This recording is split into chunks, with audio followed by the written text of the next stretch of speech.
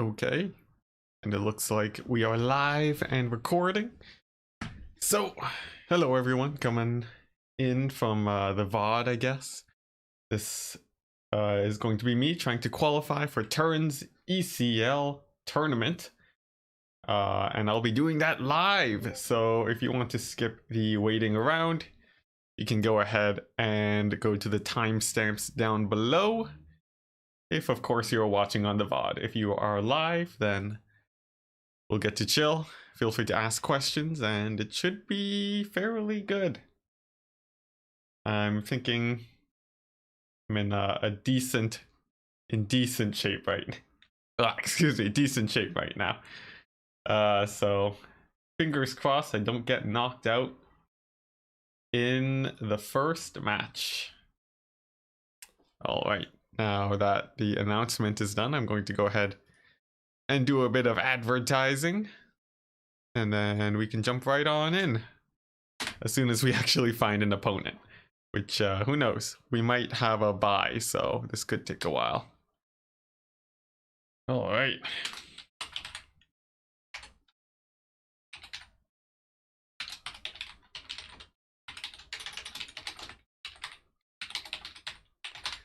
So just doing some advertising. It's always it always takes a lot longer than I would expect. Let's see, another ECL qualifying attempt. Here we go. Sweet. Let's go ahead and post that up. Boom. All right. Hey, and we got Brandon. Hello and welcome. I hope everything's going well for you. I can see some people are already starting to pool in. Very exciting. Should be good. You believe in me? Ooh. All right. Well, I hope I don't disappoint. There's always a chance that I get knocked out immediately, which is always anticlimactic, but the nature of tournaments. I've been practicing quite a bit with ODM, even though I haven't been posting to YouTube very often.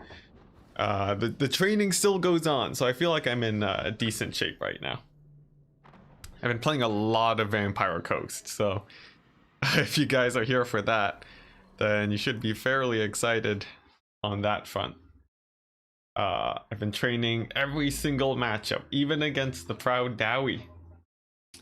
So against almost every matchup, I should feel at least fairly comfortable. Worst case scenario, worst case scenario, we lose in entirety, but I guess that's not too bad. I'll have more time by the end of the day, of course, so not too bad.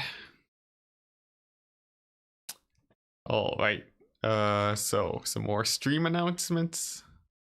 I gotta get all of these out of the way before we really get people to start pooling in. Otherwise, I can't spend as much time chilling with chat. So I just gotta go ahead and find all the self-promotion channels that I have access to. The thing about Warhammer Discords is that there's just so many Warhammer Discords that it sort of starts getting a little bit bloated. It can be difficult to navigate your way around, but I think that's enough advertising for today. Now we simply wait for the tournament to begin. Let's go ahead and head on over to Turin's channel. Go to general chat,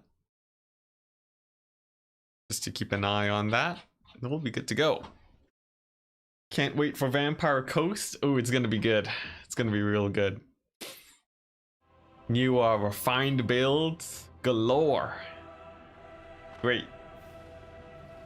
He never disappointed you? All right.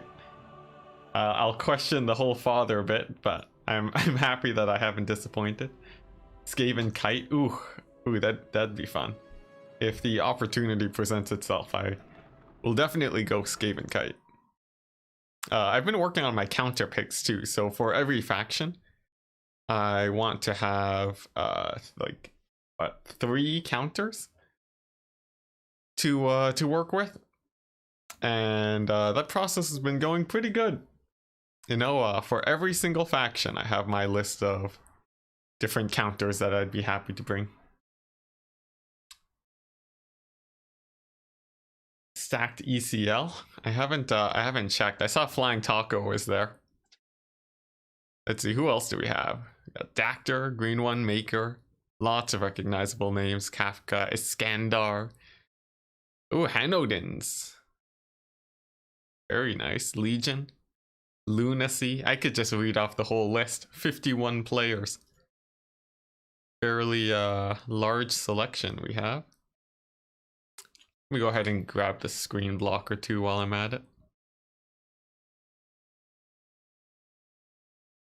All right, so I need to replace the screen blocker. Let's see here. And it's done. All right. This isn't the actual bracket yet, by the way. Just me setting up. Even Star and Crabbling, oh dear. Oh man, yeah, I'm particularly worried about Even Star. They've taken me out of tournaments quite often in the past. So, gonna make sure that's not too much of a problem. Let's see, seems like we'll be delayed. Oh no! What will we do then?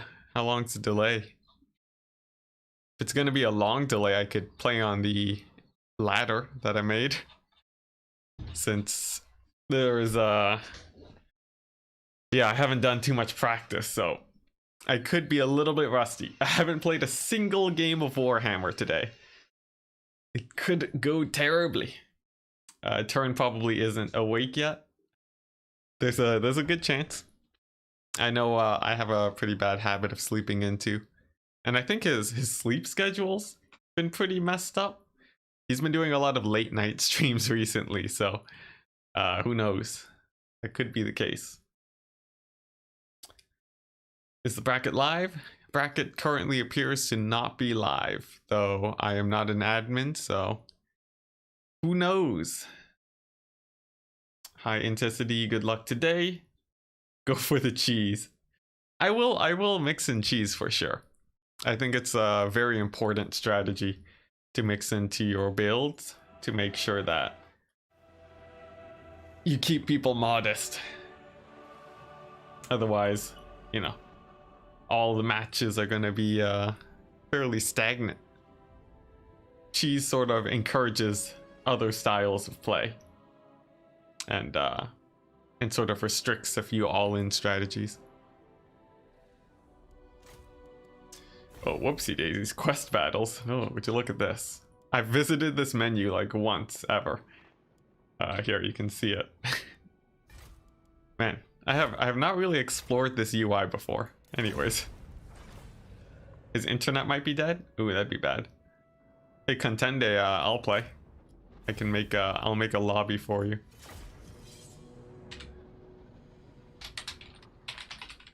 Here, we can do some practice games.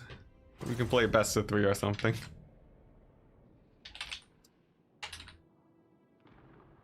Let's see.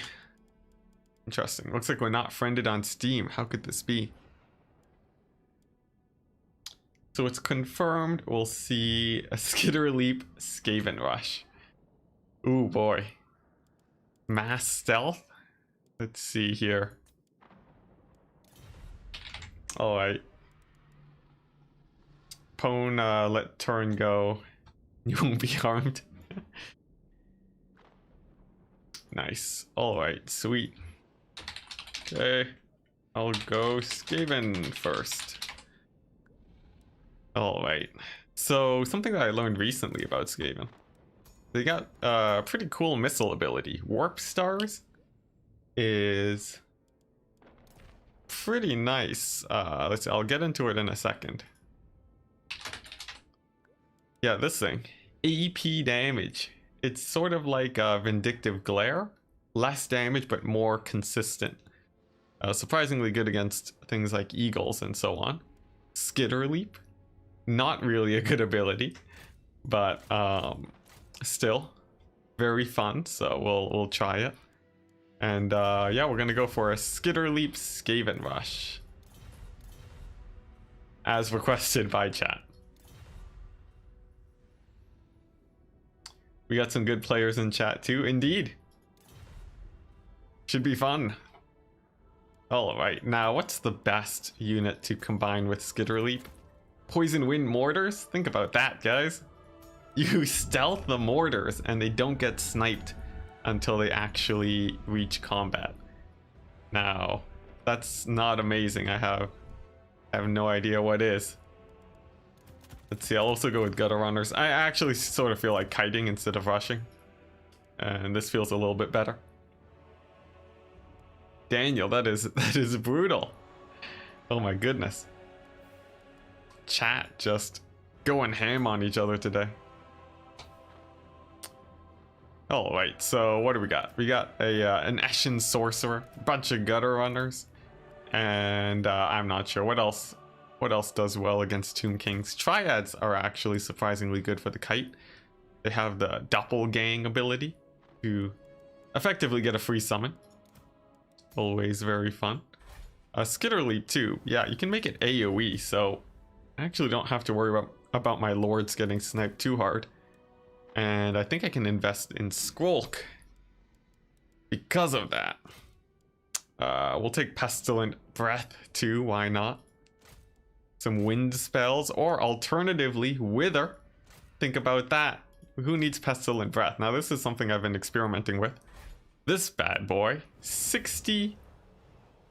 minus 60 armor in an AoE. It's Plague of Rust on steroids for the low price of all your Winds of Magic. But it does make it so that your Wolf Rats do true damage to anything they hit. It's, yeah, that's going to be pretty fun. Against, yeah, any large constructs. We have the Gutter Runners. Usually they don't have a lot of AP, but with this ability, it's going to be absolutely devastating. We actually don't need Skrolk because we already have the Eshin Sorcerer. But then that means I don't have the armor debuff, so maybe I need to reevaluate my decisions. You know what? I'll still go for Skrolk, just because I think it's fun. Alternatively, maybe a Grey Seer. Some sort. I do want to do some crazy Wither strategies though, so let's just go ahead and take just the Wither. And this guy's going to be Skitter Leap, and we don't really need Warp Stars here. He'll just be a stealth caster. The rest of my army, probably just going to be Skaven Slaves. I don't see why I really want anything else up until I reach that range unit cap. I have 6 of these guys, 9, 12 range units. And now I have just enough to fit in some Skaven Slaves. And we're ready. Sweet. Now, for anyone tuning in right now, the tournament hasn't started yet. Possibly due to Turin being unconscious at the moment. But as soon as that is resolved, we should be good to go. But yeah, this is just gonna be some good old practice. Getting warmed up with Contende. Going as the Skaven against the Tomb Kings with the Skitter Leap build. What a meta we have arrived in. Here we go. Anybody have a link to the bracket? I do. I will post it in chat. Let's see if this works. It's always weird that Streamlabs doesn't let me message directly to chat. I have to open up a separate window to do that. Alright. So, here we go. A crazy build against the Tomb Kings, but usually Tomb Kings might rely on their sniping abilities to defeat the Skaven. In this case, we have stealth and a ton of range units to abuse the fact that the Tomb Kings can be a bit slow. We do run into cavalry. We have wolf rats. Chariots will die quickly too, to wither. So I'm actually not terribly worried. And I think we should be good. First things first, when battle starts, overcast Skitterleap on this group of units to keep them stealthed. And then I just begin advancing. Simple as that. The waiting gang, indeed. Hey, at least it gives more attention to my stream while everyone waits for the tournament to start. Publicity, it's great. We just have to make sure that the tournament actually does begin. Otherwise, I don't really have a stream. Let's see, I'm thinking I'll probably want to stealth my wolf rats too. Since, you know, we don't want them to get sniped out either. Balance of power, extremely in my favor, as is the usual with Skaven. Especially with ranged builds. They really sway the balance of power. So don't let that deceive you. Much like the Beastmen balance of power, it's not to be trusted. Free real estate. Oh my gosh, the Turin memes are leaking into my chat. Hi man, how you doing? Finally, Skaven. Yeah, I probably won't be playing Skaven too much in this tournament.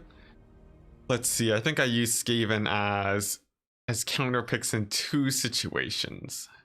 So likely we won't be seeing that, sadly. But I would like to learn Skaven properly eventually. Wonder if the bracket will change. A couple of them look stacked with good players, and others look like a bunch of people just going for experience. I think usually it's just random, the way Turin does his ECL qualifiers.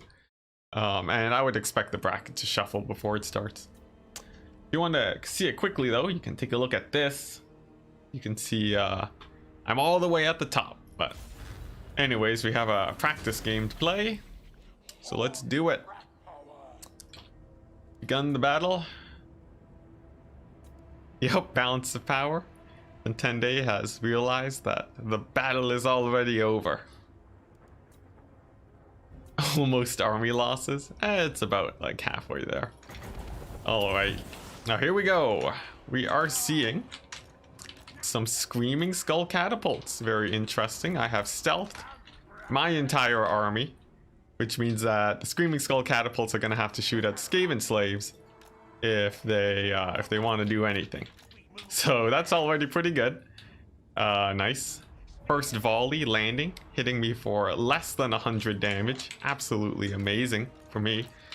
And yeah, we just gotta advance, get the wolf rats in there, and then the poison wind mortars can begin firing without being hindered in the slightest. All in all, I'd say this is a fairly good start for me. Who's this? Ark in the Black. Not too worrisome. There's a bit of cavalry in the back. And to deal with that, I will simply send my wolf rats over and they should be able to do okay. Poison wind mortars are going to begin firing. I'm actually going to shoot at the screaming skull catapults because I'm curious how well I can actually kill those with my with the poison wind mortars. I suspect fairly quickly, but we'll have to see. The wolf rats at the moment are just munching on some infantry, since I don't really want them taking too much damage from everything else. They will get a hit from the screaming skull catapults while killing the infantry, but it's all worth it because now my gutter runners can effectively advance in this situation. Ark in the Black, it's a little bit too close to the sun. It's going to be eating tons of damage spells from good old Skrolk here. And the poison wind mortars, they do get engaged on. A little bit of a misplay from me. But all in all, I'd say things are going decently here. The first line of the Tomb King's defense is falling. And now I'm going to see if I can get this wither action to actually start paying off. Nahakara Horsemen feinting a charge, but deciding not to go in. A good choice from Contende. I do lose my poison wind mortars though. That's definitely a little bit unfortunate. Wolf rats getting a little bit too hasty there too. That's definitely not good. So now we're going to see if these wither strategies actually work. Let's go ahead and continue moving up with the gutter runners too. They need to be shutting down those Screaming Skull catapults for sure. And Squolk will be advancing too, to hopefully shut them down. It looks like the bracket is shuffling now too, so that's a good sign. After this game, we will likely be able to get started. But right now, it looks like I'm in a bit of a tricky pickle. These Screaming Skull catapults are getting a lot of damage in on my forces. My advance a little bit too slow. Perhaps I should have played more aggressively with the Poison Wind mortars. But we'll have to see. Let's see, I'm not the Poison Wind mortars, I mean my gutter runners. Or my wolf rats too. Let's see, Ark in the Black too. He's Spirit Leeching Squolk. Not a preferable situation, as Squolk does not have healing. But the stealth at the beginning will mean that he will be living a little bit longer than usual. As for the Nehekara Horsemen though, I'm a bit worried that I don't have much of an answer for them heading on into the late game. We'll have to see though, as we continue. I do have a few wolf rats, and the gutter runners are actually surprisingly proficient in melee, so I might still be okay. Wolf rats are engaging into, and Squolk too also actually getting in some pretty nice damage on Ark in the Black. That should be fairly good in my favor. The Screaming Skull catapults are finally shut down, but let's see if I even have enough range units to really handle this situation here. I have blocked out most of the Tomb King's forces in terms of their range units, but just taking a look at all of this, let's see. I'm not sure how this plays out. Let's see here. Most of their range units are down. There are still Tomb Guard, and actually not Tomb Guard, Nehekara warriors instead. So the Poison Wind mortar should be able to kill them. Ark in the Black too is actually getting very low. He might even die here if I'm lucky, and it looks like with the Poison Wind mortars I might be able to pull things back. This huge blob of Tomb King's infantry too is taking just an immense beating. Let's see, I think Ark in the Black just died also, along with Squolk, which means my leadership's going to be tanking quite badly. But will it matter? The Poison Wind mortars are continuing to fire, and really I'd say the scariest threat are these Eyes of the Desert.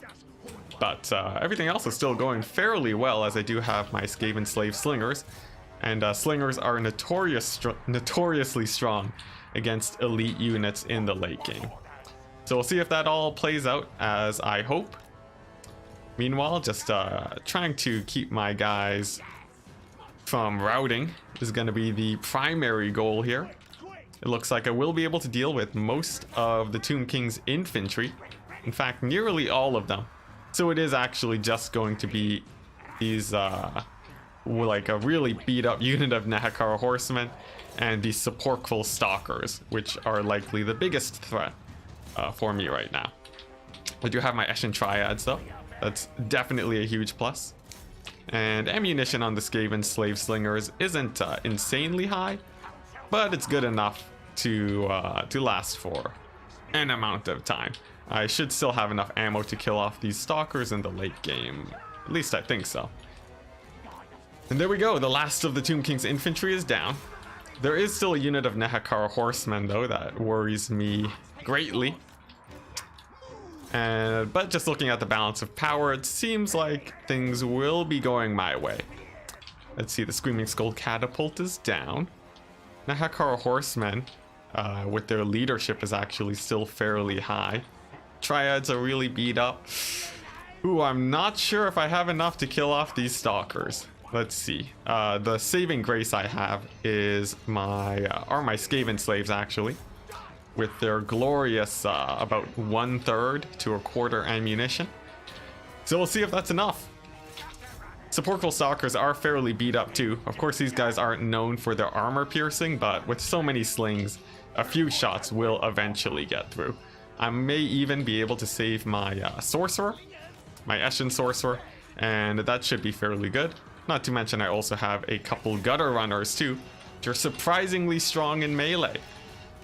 So all in all, I'd say I'm in a decent situation. Let's see though. Gutter Runners shutting down the last catapult. Eshin Sorcerer surviving. And the Poison Wind Mortars are actually going to stop firing now. They barely do any damage to the Eyes of the Desert, and I don't want to friendly fire my Gutter Runners at all, as that would just be rather bad. Now for the Eshin Sorcerer, I don't want him to rout off again, as he might shatter. And instead I'm going to leave him back, and it's just going to cast a few spells to increase the speed of the Gutter Runners, hopefully making them faster than the Eyes of the Desert, so that I have a better leadership buff on them. The Eshin Sorcerer can't get close since he'll rout off almost immediately, but there we go. We see the strength of a couple of Skaven slaves absolutely tearing apart those Sepulchral Stalkers and carrying out the first win of the day. So that's pretty good. Now also, I forgot to mention earlier, my internet has been a little bit shoddy recently. So if we randomly disconnect today, please someone message my opponent because yeah, I may have short disconnects. They tend to last less than 15 minutes. So I will be back after the stream closes. Just a heads up though. GG. Why were the mortars in group 1? Because I don't know, I put my lords in group 4 for some reason. Now, as you can see here, Poison Wind Mortars, the nerf, very effectively nerfing them. Obviously, they stayed alive much longer than Contende would have wanted, but he couldn't Spirit Leech them because they were stealthed. The glorious Eshin Sorcerer hard carrying these Poison Wind Mortars, Skaven Slave Slingers, paying for themselves by a lot. This is basically how you play Skaven. You know, these two units right here, the most loved units of all of Warhammer. Let's see, as for everything else, I'll just hover some values for you guys to look, and I guess we'll jump into the next game. GG! Yeah, Arkin the Black overextension, of course, that also had a very big effect. If I hadn't sniped out Arkin the Black there, I very likely would have lost. Buff Dwarves, VP, and Norska, please. Oh man, don't get me too hyped, man. That is far too exciting for me. Yep. Stealth for the win. All right.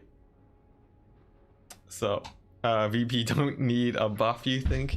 Yeah, but look at the World Cup win percentages. Vampire Coast had 25%. Norska at 20%. I feel like clearly Vampire Coast could be much stronger. All jokes aside though, I think they're actually fairly in a good place right now with the Gunnery Wights. But what I would do is I would nerf the Gunnery Wights and buff a couple other units. Specifically Depth Guard and probably Hand Cannons too.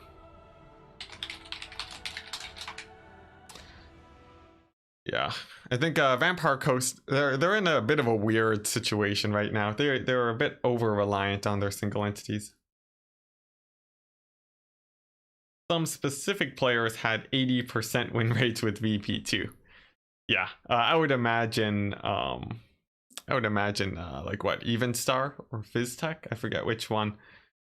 Yeah, they undead players through and through, and they are quite brutal with them, even beating dwarves pretty consistently. So yeah, in all honesty, I think Vampire Coast, a very it's a big faction to fear for sure, if the person knows how to play them, which means oftentimes against most players you don't have to ban Coast because a lot of people don't practice them. Mourngulls, yeah, they're in a bit of a strange state right now. They used to be really strong, now they're sort of meh. I much prefer Sirens. Of course, Mourngulls are still okay, but in the current meta, a little bit, they're not seen as often as you would expect. Most rushes more so rely on crabs, I would say.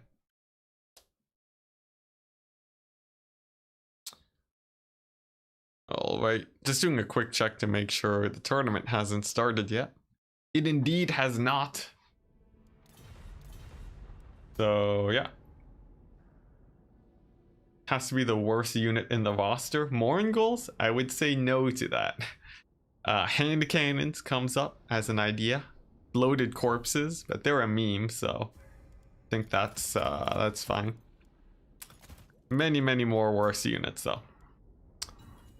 Turin is here. Oh, hype. All right, well we'll have to get this game done quickly then. Contende going with the mighty move. Very scary. I think I'll go with 2 poison wind mortars to avoid spirit leech and to make sure that more defensive builds don't run me over.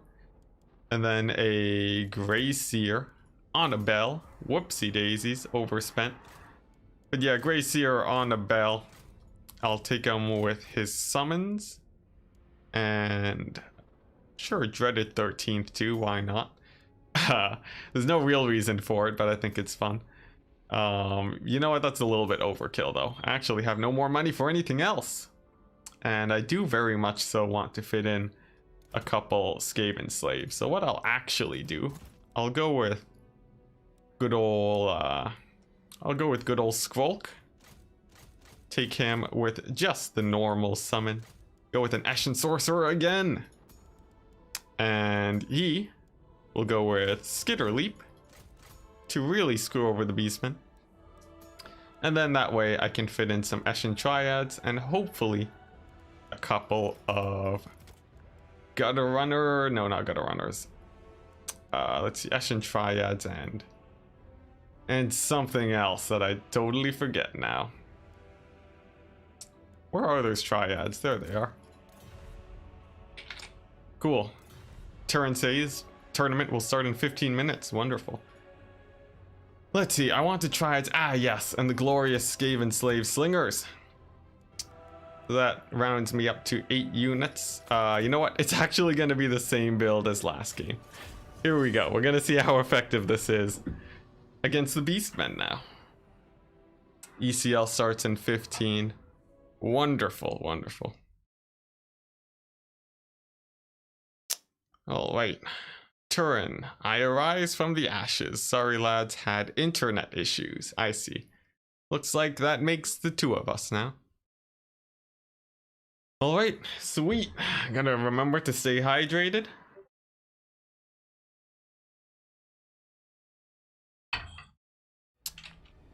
And then we can jump right on in.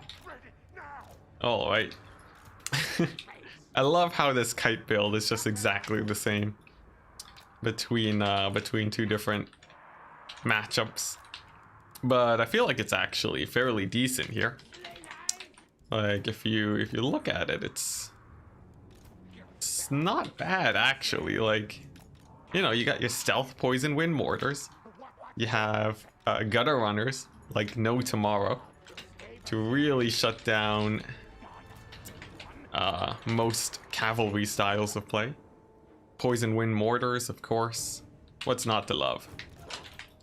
And the stealth wolf rats too are just a cherry on top, honestly. That's gonna be really fun for sure. Alright, now gutter runners, they actually need to stand their ground, so no skirmish mode for them today. Poison wind mortars on 1, just because it's a free slot for me. And we're gonna play this the same as we did the last game. Norska will just have more application. Are you guys talking about something else? Norska would be better if greenskins weren't so good. Norska sort of used to be the old greenskins. A lot of people had trouble with Norska and they didn't really have much of a counter. Skin wolves were hated. Not as much as stone trolls today, but very much disliked. And then suddenly they just disappeared. Much like the Avatar. They just sort of popped out of existence. Now, we're seeing immediately a fairly aggressive style of play from the Beastmen, which means I can kite proper. These gutter runners will actually have skirmish mode on now, and they're actually going to be supported by these wolf rats, who are going to go for a bit of a sneaky play right now, and that's going to be trying to catch out a bit of cavalry here. Let's see if I can bait them out with my Oh, what the stealth is gone. Never mind. Okay, so it turns out stealth lasts a lot shorter than you might expect. That's a bit unfortunate, but still a-okay. As the kiting continues, the poison wind mortars fire, and I can slow down the beastmen front line with a bunch of summons. The true Skaven way of play. Poison wind mortars is now gonna shoot into this juicy blob of archers, and hopefully that gets them routed off real quick. Manticore does get spawned though, a very scary threat to be sure, and I'm going to bring in my wolf rats to actually mob it and try to kill it, but I will only be sending in 2 wolf rat units, and that's because spells from the beastmen are rather terrifying, and they could actually obliterate my wolf rats extremely quickly, so we definitely don't want that. And with all that coming into play, it looks like things should be okay. Let's go ahead and use a few spells on Skrolk too, just to really beat up the infantry. A summon to slow down the advance of the beastmen some more, and then any beastmen units that overextends will get munched on by the wolf rats. A charge from the beastmen does come in though. A response summon of the Eshin Triads directly on top of them works extremely effectively. And hey, looks like we even we might have wasted a summon from Mogre. His chaos spawn actually proc, and since we're kiting, that means that they won't really be too much of a problem. I say we're kiting though, but actually a few of our units do get caught. Very unfortunate. I'll have to back up just a little bit and then get into a position where I can get some more summons to save these poison wind mortars. The wolf rats too, charging in onto the rest of this army, should work out very well in my favor, as they actually do kill Centaurs very quickly if they do get the charge, and they do. Centaurs routing off, and some clan rat summons blocking a counter charge that could go onto the wolf rats. Things going about as well as I could possibly hope for in this match, and we have managed to kite into this direction away from the forces of the beastmen. Poison wind mortars continuing to fire. I'd say this is going very successfully. And an interesting stat, Skitter Leap increases your speed by 24%. So these poison wind mortars that were lagging behind actually now have a speed of 43, faster than most infantry actually. Surprisingly enough, we got some real speedy poison wind mortars. Now it looks like a chaos spawn summon. No, Manticore actually dropping directly on top of my forces. Looks like it will be going after the poison wind mortar. No problem, as I do have the triads at the ready and about 1 million gutter runners to support. The Manticore actually rampages immediately, which is absolutely wonderful for me. Hits the wrong target, which means the poison wind mortars can in fact continue firing, and we're just gonna continue retreating. At this point, really, the beastmen, without a real way of dealing with the poison wind mortars, they're gonna have a pretty rough time. I just need to make sure that I'm constantly delaying them as much as possible and using my wolf rats to catch any units that get ahead of themselves. The wolf rats are super important here, otherwise the beastmen would be able to just continue advancing to their heart's content, moving extremely quickly towards my position and wreaking havoc along my back lines. So just having some mobile units really shuts that down. And it looks like things are going fairly well. I do get my poison wind mortars a little bit caught up here. I'm going to send in my Eshin Triads to help block, and also I'm going to use Skrolk and probably a couple wolf rats to try and salvage this situation over here. That looks like it will be working okay. Another summon of clan rats too will be able to secure this situation fairly well too, especially with this Bret Shaman. One of the last mobile pieces for the beastmen is falling, and there we go, he does rout.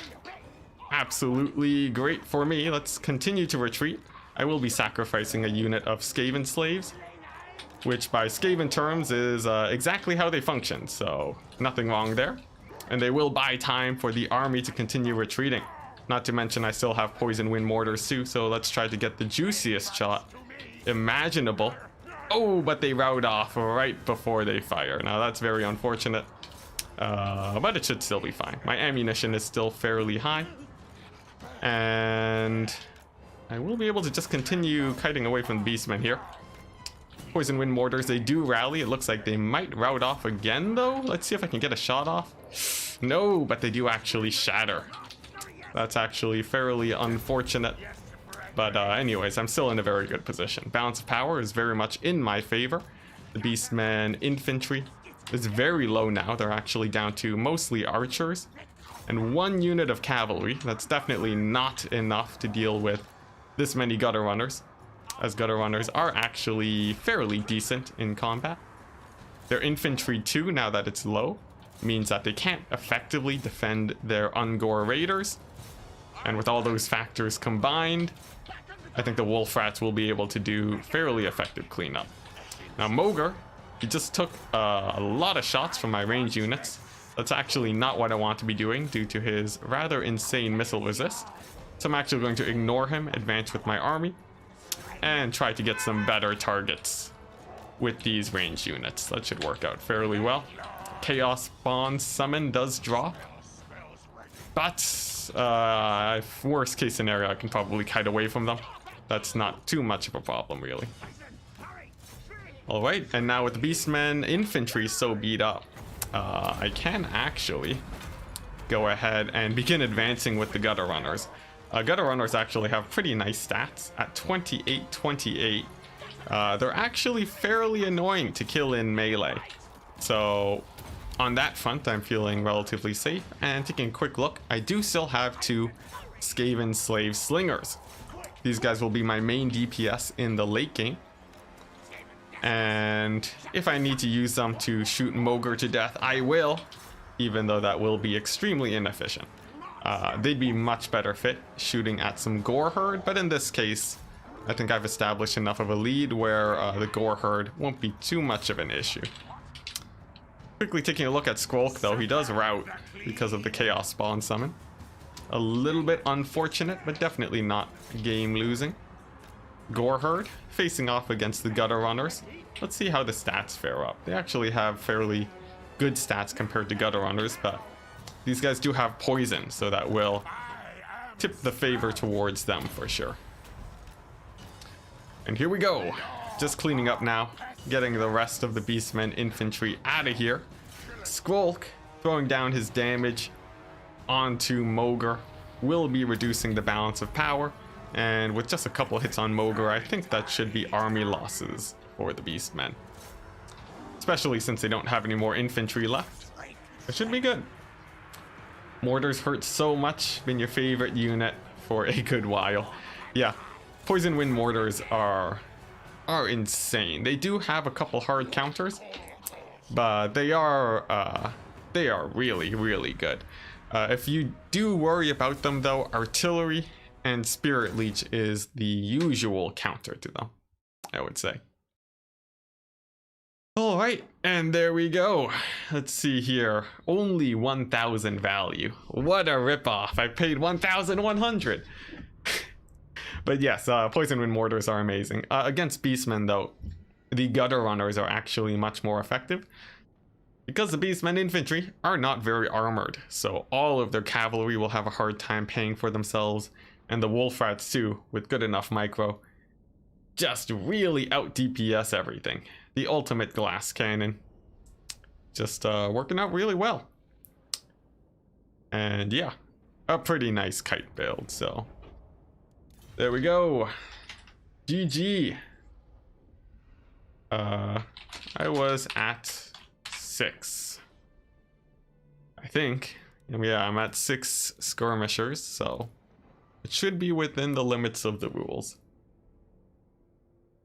Alright, can Mogr solo the whole army? Balance Bar seems to think it's almost possible. Yes. I think, what's it? The reason, someone messaged earlier, it might have even been you, Flying Taco, or Aerocrastic. The Mogr, he counts for his summons even after he's used them, and he counts for his regeneration.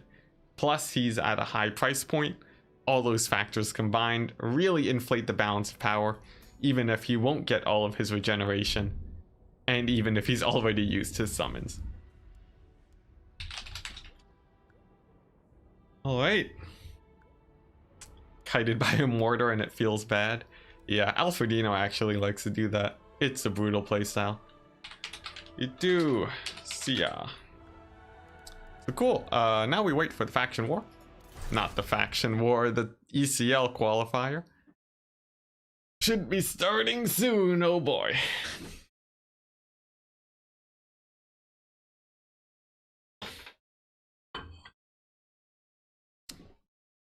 Alright. So I wonder who I'm facing up against. There's 60 players in this tournament. Mildly terrifying, but not as bad as 100 players. Ooh, we'll see how it goes. I am fairly warmed up now. I feel like my micro feels decent. I didn't have too many big misplays there, so heading on into the tournament, I feel pretty good. Might do a quick stand up and stretch though before the tournament starts, since gotta make sure you do that. Sitting for too long can be quite bad for you, and that's an understatement. So let me just do a quick stretch. I'll be back in like 2 seconds. Oi.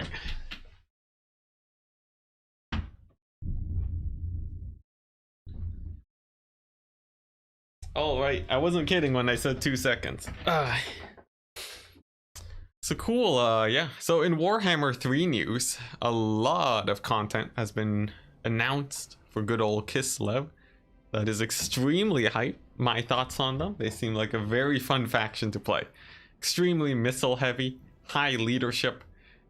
I think Turin said they feel like a mix between dwarves and empire because of the high leadership. And that is very exciting. They got a lot of missile units. It should be pretty good. Fairly elite and cavalry. There's a lot to love there for sure. Corn, on the other hand, a little bit less my style, but those chariot cannons seem pretty fun.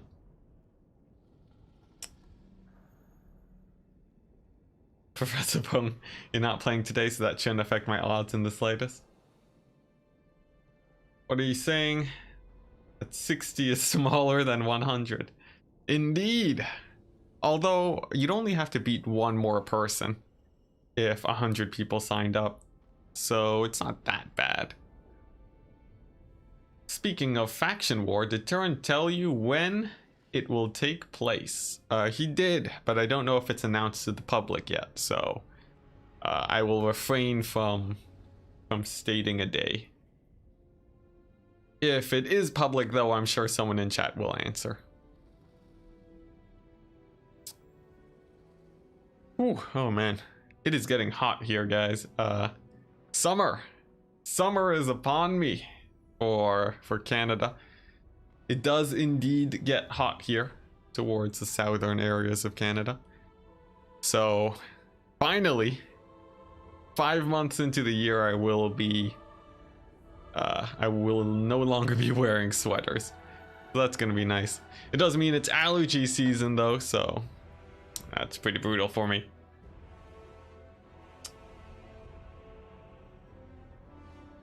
Let's see. You mean he didn't Enticity? I have no idea what you guys are talking about. Got an easy butcher. Okay.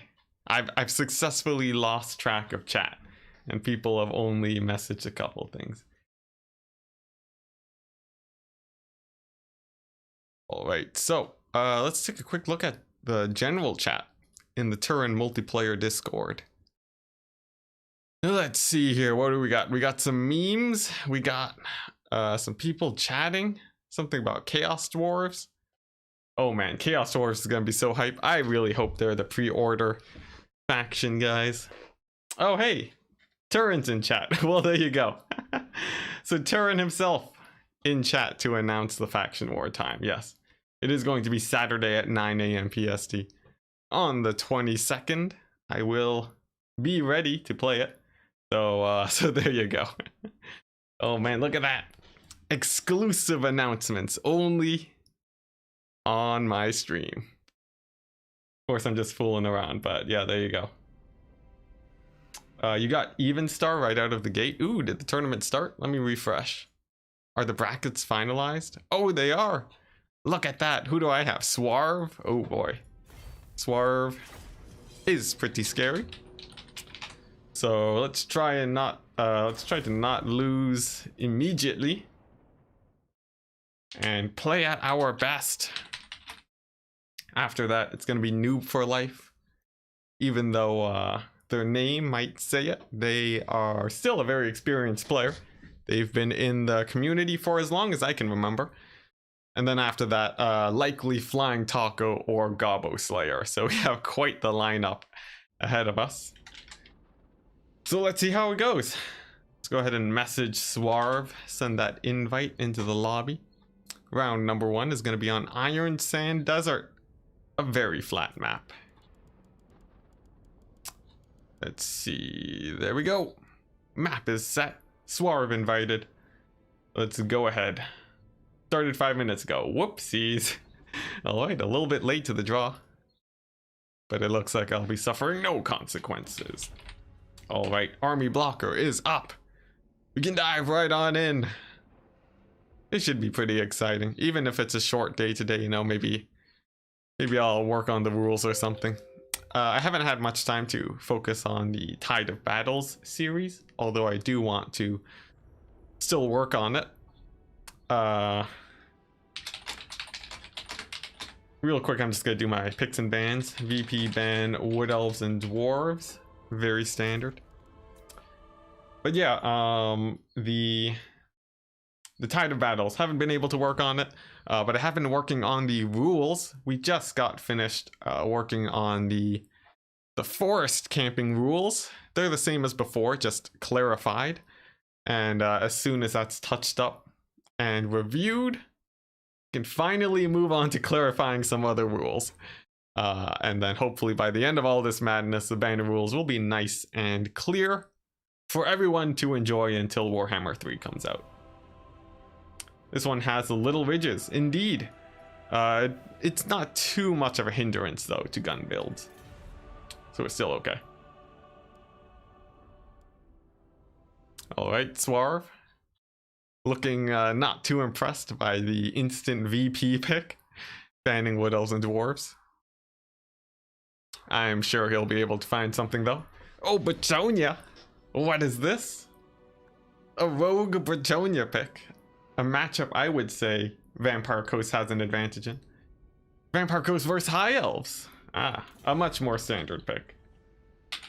Cool, cool. Now, Vampire Coast versus High Elves. Let's take a quick look at what my preset is and then change things around to try and properly counter whatever Swarve has going. Let's see, how do I want to play this? There's a couple builds. You can go for a rush build or a gun build. The matchup has become a little bit more volatile as of the Eltharion the Grim patch with all those White Lion units. It does mean that High Elf rushes are much more effective now, and we definitely don't want to be running into those. At Enticity, you should change the faction ban in your Discord since some matchups have changed. Ooh, I should. Send me a DM in Discord to remind me, and I'll take a look at that after. Yeah, that hasn't been updated in months. Super old now. You were hoping I would leave dwarves open? Oh man, one day I hope that I can master that setup, but not today. Alright, how do we want to play this? This is a very large map. That makes me a tiny bit uncomfortable, I must say. Let's see.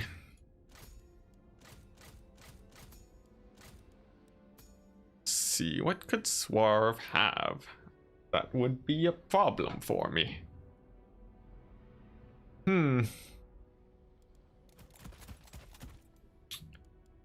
See if I do this. Gotta pick my lord.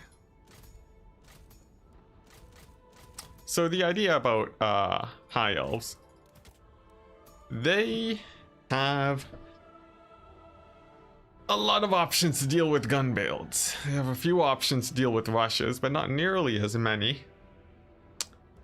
Alternatively, they can go for a hard rush themselves, which is actually one of the more annoying strategies to fight against. I have to be very careful that I don't get ruined by that. I could just go for this. It could be pretty fun. Alright, so I think I'm most of the way there.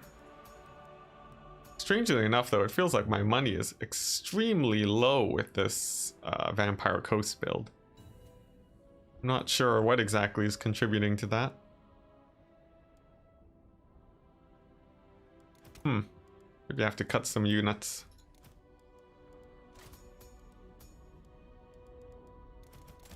Alright, let's see. How do I feel about this build? It looks fairly good. What would be the thing that I'm most worried about here?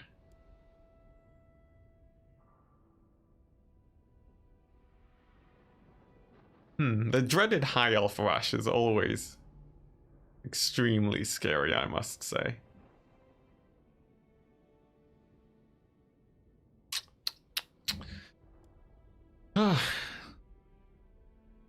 Honestly, I'm not sure exactly how I want to play this out. I guess if we do get rushed, I do have some tools. I'm not caught entirely with my pants down.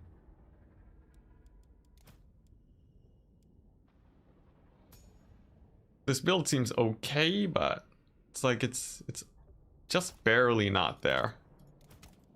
I'm actually gonna make a bit of a change.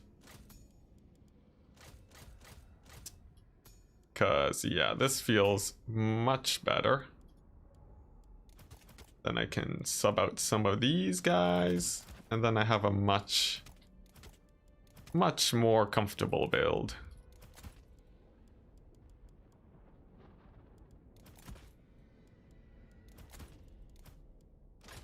Here we go. All right. Now I have a build. Let's double check that my spells are set, and they are. So we'll dive right on in. Enticity is joining a clan like ODM only for advanced players. Not exactly advanced, but you do have to be very committed to Warhammer. The clan is quite exclusive. Generally, people get scouted out to be added into the clan. But you know, if you just play in a lot of tournaments and do fairly well, or even decently well, you can try getting in. Of course, you need to be friendly too, but that's sort of a requirement for most clans. At Enticity, I'm sure it was already asked, that's fine. But what do you think about domination mode with point control and reinforcements? I am actually extremely excited for that new game mode. I think it will mix up the meta immensely. And yeah, I think it will have a huge impact on the meta. A lot of factions sort of act differently when it comes to control points, especially kite-based factions. They might be less effective there, but it really depends on how they balance the mode out. And I'm just excited that it gives an objective to capture that isn't just killing your opponent to the last unit. It should be able to prevent most of the cheeses, and that's what really has me the most hyped. Now for my build, it's actually very standard. It's a classic rush. If we do run into a counter rush from the high elves, it's a little bit of a problem, but I do have these deck droppers. I have some sirens that could possibly do well, and Silostra too with Kraken's pull. So all in all, I think it's a fairly good time. I just need to make sure I get my flanks off correctly, and that Alariel doesn't kill my sirens with her terrible magic damage. Let's see. Hello, Int. How are you doing? I am doing great. I'm happy to be streaming every once in a while. It's quite nice. It's been a while since my last stream, so I was sort of itching to get some YouTube content out. What factions do you hate or struggle to go up against? Might be a dumb question. Let's see. Not too many factions that I really hate playing against. I think I struggle the most, actually, against a lot of Chaos factions. Up until recently, so few people had played them that I didn't really know how to play against a lot of different Chaos builds. So, yeah, it was a little bit surprising to suddenly start losing to Chaos and Beastmen and so on, but now that I've gotten enough practice with the clan, I'm feeling a lot more comfortable in that situation. Aside from that, I'm pretty happy playing against all play styles. I feel like all of them generally have counters, and worst case scenario, you can hard counter if something's giving you trouble. And Loopy, happy to have you in chat. Now, the build for the High Elves, very standard. It's an archer bolt thrower build, almost exactly the type of build that I'm looking to run up against in this situation. And the goal here, dodge with the crabs, scab scrath with the gunnery wights, and then just flank with my mobility. The Lord is going to be Alarielle the Radiant. She comes in with Tempest and her magic damage aura. A little bit scary. I have to really make sure that my sirens don't run into too much trouble here. In the meantime, we're just slowly advancing with the zombies. They do not want to slow down in the slightest. And then I'm going to go for a hard flank along the left-hand side. Alarielle might need to go there to help defend. And if that happens, well, my sirens on the right flank should be able to do pretty well. And so far, it looks like I am successfully dodging the bolt throwers fairly well. They haven't gone too many hits off on Silostra. And this sort of juking works pretty well until you get into close range. And then after that, you have to be a little bit more careful. So here we go, Sirens continuing to flank. The bomber bats are going to be getting in as soon as possible. The bolt throwers have changed their attack method, which means Silostra no longer has to dodge nearly as much. A moment of respite for me. And now that the archers are firing, I need to get ready for the big ol' engagement. Gonna be getting those gunnery wights in for the scab scrath. Sirens diving in now directly onto the reavers to get the glorious what's it, magic damage onto the reavers. Alarielle actually taking quite a bit of damage from the gunnery wights. This is actually fairly normal, as the gunnery wights are just devastating. They do insane amounts of damage. Plus the double scab scrath onto these archers should be able to take them out. Silostra overcast Kraken's pull right onto the Lothern Sea Guard. Bomber bats are now moving in, and the disruption game begins. Now the dogs, they don't really move into engage just yet. They actually wait around for a bit, and they will be engaging much later. For now, they're just waiting for these archers to rout off so that it becomes much easier to actually munch down on them. These reavers will actually have a fairly hard time defending them because of that. As for my abilities, we now spam out as much as we can to make sure that no archers are able to fire. My front line really doesn't need any micro at all. That is not especially important here. And then, yeah, it looks like we've successfully distracted the reavers with the dogs. And some of the gunnery wights are actually taking a few hits. That's a tiny bit uncomfortable, so I'm going to send in my knights to go and support that situation. Looks like the bomber bats have done amazingly too. I will need to supply them with some more ammunition though, to give them that glorious extra damage. And now the dogs are just going to chase off all these archers. None of them should rally. That's going to be one of the main goals here. Just really making sure that they don't come back. I've sort of lost track of Alarielle. Here she is. Gunnery wights will be bothering her as much as they can possibly do. And it looks like the High Elves are sort of lacking on single entities here. So that's actually quite well in my favor, as the gunnery wights are actually so devastating as single entities. They should actually be able to carry out the victory here. As for the scurvy dogs, they're just doing their own thing, staying nice and safe and far away, just chasing off units so that they can be more effective in the late game.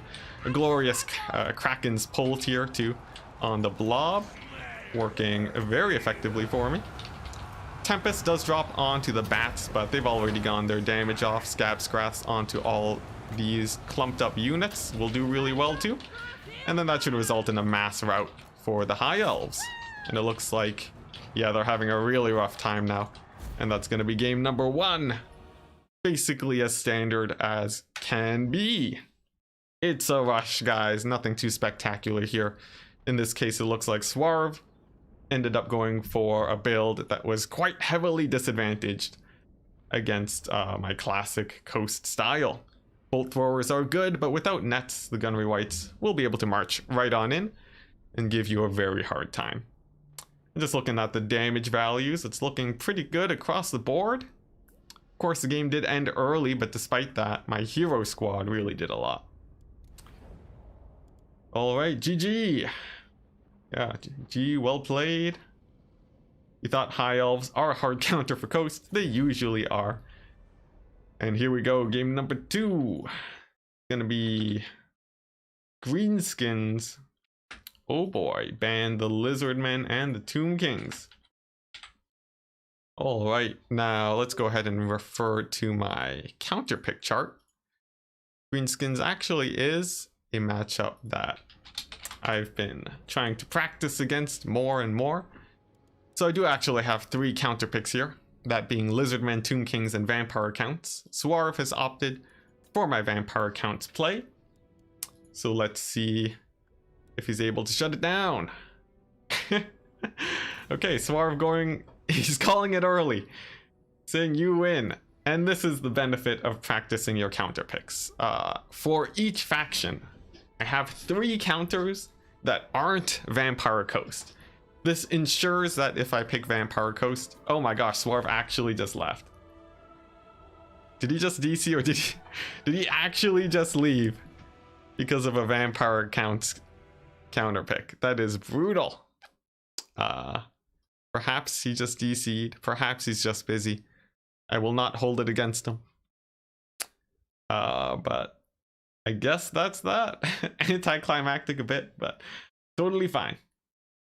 Yes, Scab Scrath is a hard counter to archers indeed.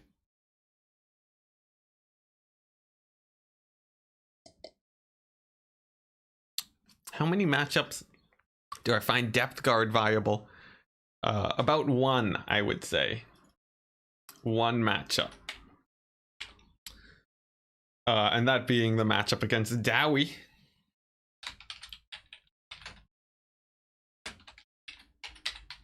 Because dwarves actually have a hard time killing Depth Guard if you shut down their rangers. But I wouldn't really take Depth Guard anywhere else.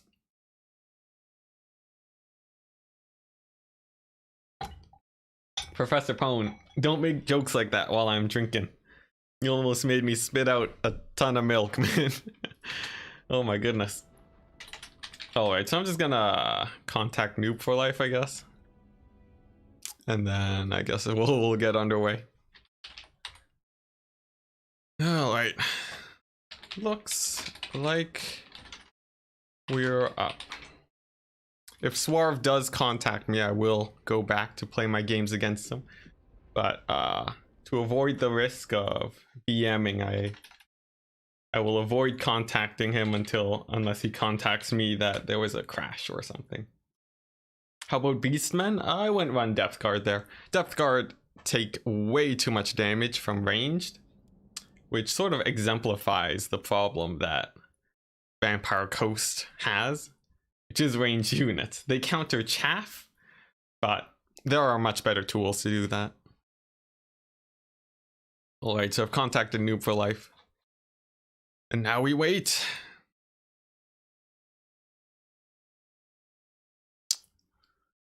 Alright.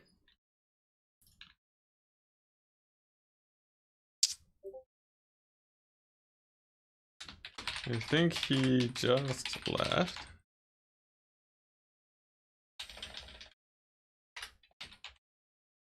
Let's see, I'll double check with Swarv.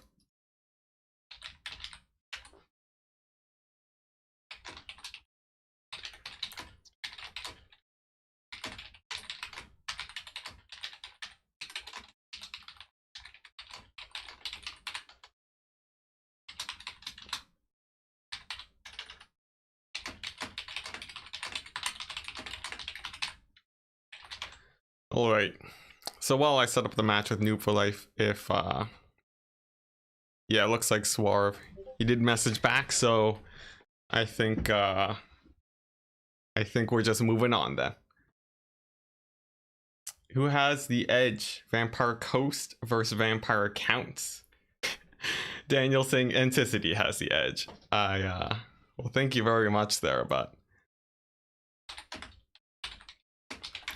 I would say Vampire Counts generally does pretty well. There's a few Coast builds that can cheese it out, but it can come down to a lot of RNG for sure, so no guarantees there. Alright, so Noob for Life. He's joined. The map is Karak Asgal. Sweet. Yeah, he chose to tap out for reasons, possibly just to avoid the bad matchup, possibly just because he was busy. We will not know, and we will not speculate on what went down. And instead we'll move on to this match against Noob for Life. Now, let's see, how do I want to do this? I think Noob for Life is picking first. The map is fairly flat. If he does leave Vampire Coast open for a free counter pick, I think I will still take it. And then I've actually been practicing a second main pick faction, so I think I should still be okay, even if I don't have Coast as my main.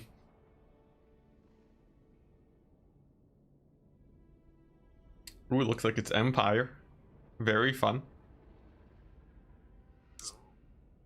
But yeah, Vampire Counts.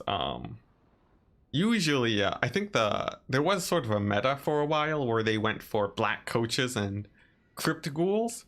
I think that's sort of falling out of favor though.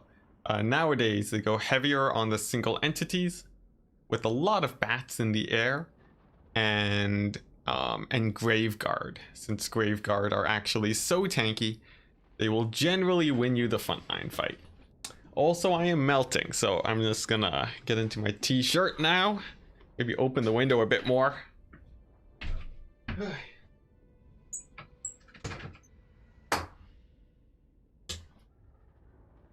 Oh, glorious, glorious summer. The time of wasps, mosquitoes, allergies, and really nice weather, so there's that.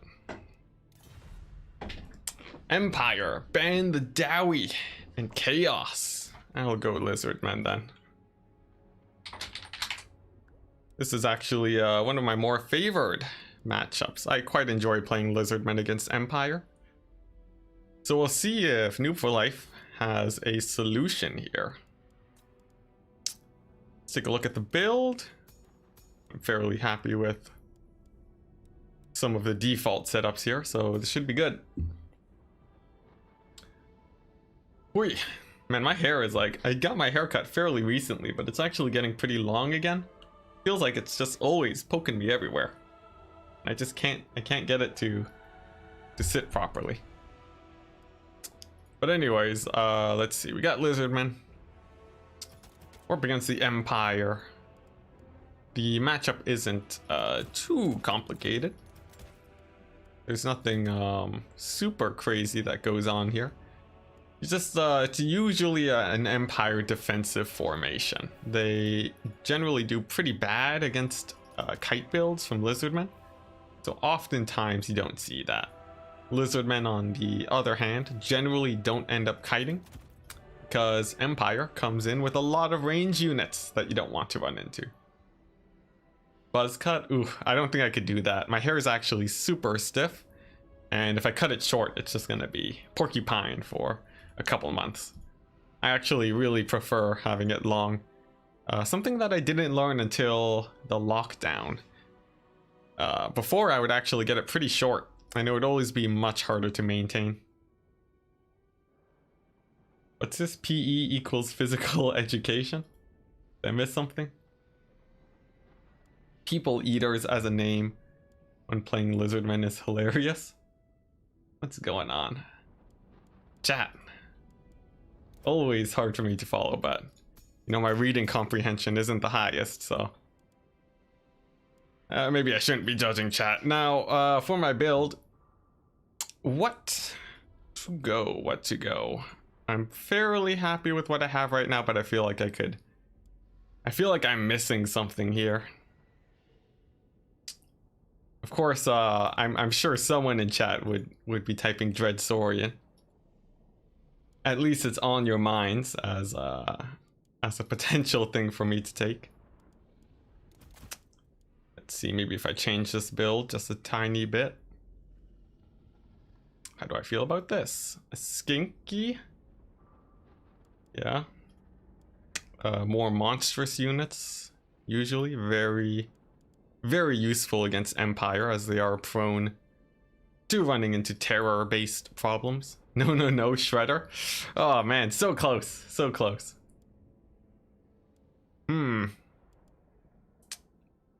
I'm fairly happy with what I have going right now, though. This feels pretty good. So I guess I'll ready up. I wonder if Call Harmon is in chat. Call Harmon, a very proficient Lizardmen player, has indeed defeated my Vampire Coast with Lizardmen. So if he is, I would expect him to be judging my build as soon as we dive into the game. I think this sort of lines up with his playstyle though, so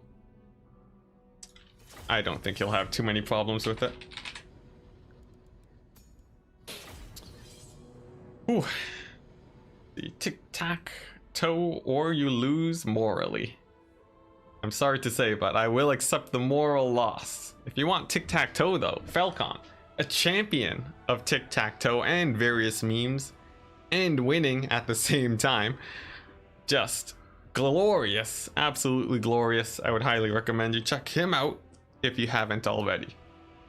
As Falcon is just a beast. Very hard player to beat in a best of 3. I still don't know if I've actually beaten him in a proper best of 3 before, but I hope to one day.